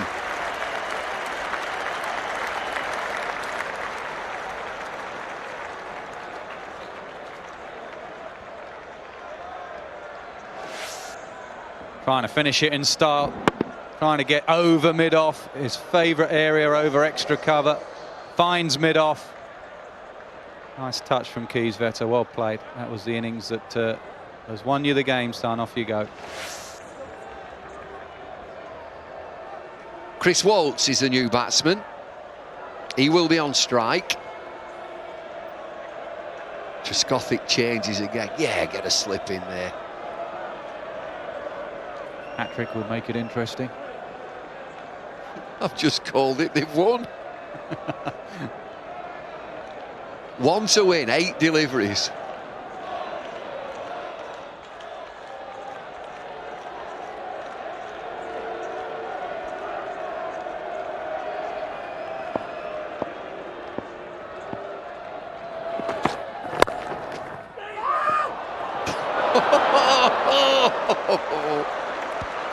Bit of panic there. Run everything, I'd say. Back yourself. It's amazing how many times fielders missed the stumps. Just run.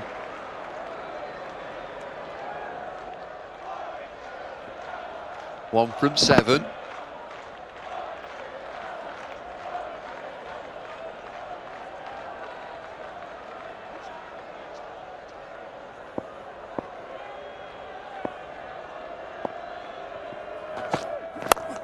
This time over the top, ball goes away, nobody bothers to chase it. It's Warwickshire, they've got there. Bell's won this game for them. Look at these scenes. Fantastic game, fantastic season. Warwickshire win by 3 wickets. Superb in the field. Imran Tahir leading them with the ball. Ian Bell leading them with the bat. It's been a long, long season. Warwickshire win the CB40. Outstanding performance, but spare a thought for Somerset. Runners up in the Friends Provident, runners up in the Championship, runners up here today. Uncanny, really. Nearly men, Marcus Trescothick. They really have been terrific. I'm sure that there'll be many, many people would have wanted Trescothick to win something, but it's Warwickshire today. 199 all out Somerset. They were 176 for 3. Wheels came off big time. 7 for 23, they're lost. They'll get into a little cuddle here. Marcus will have his word. But what an innings. It was a classy innings, a wonderful innings from Ian Bell. The difference between the two sides. Come back again next year, 2011.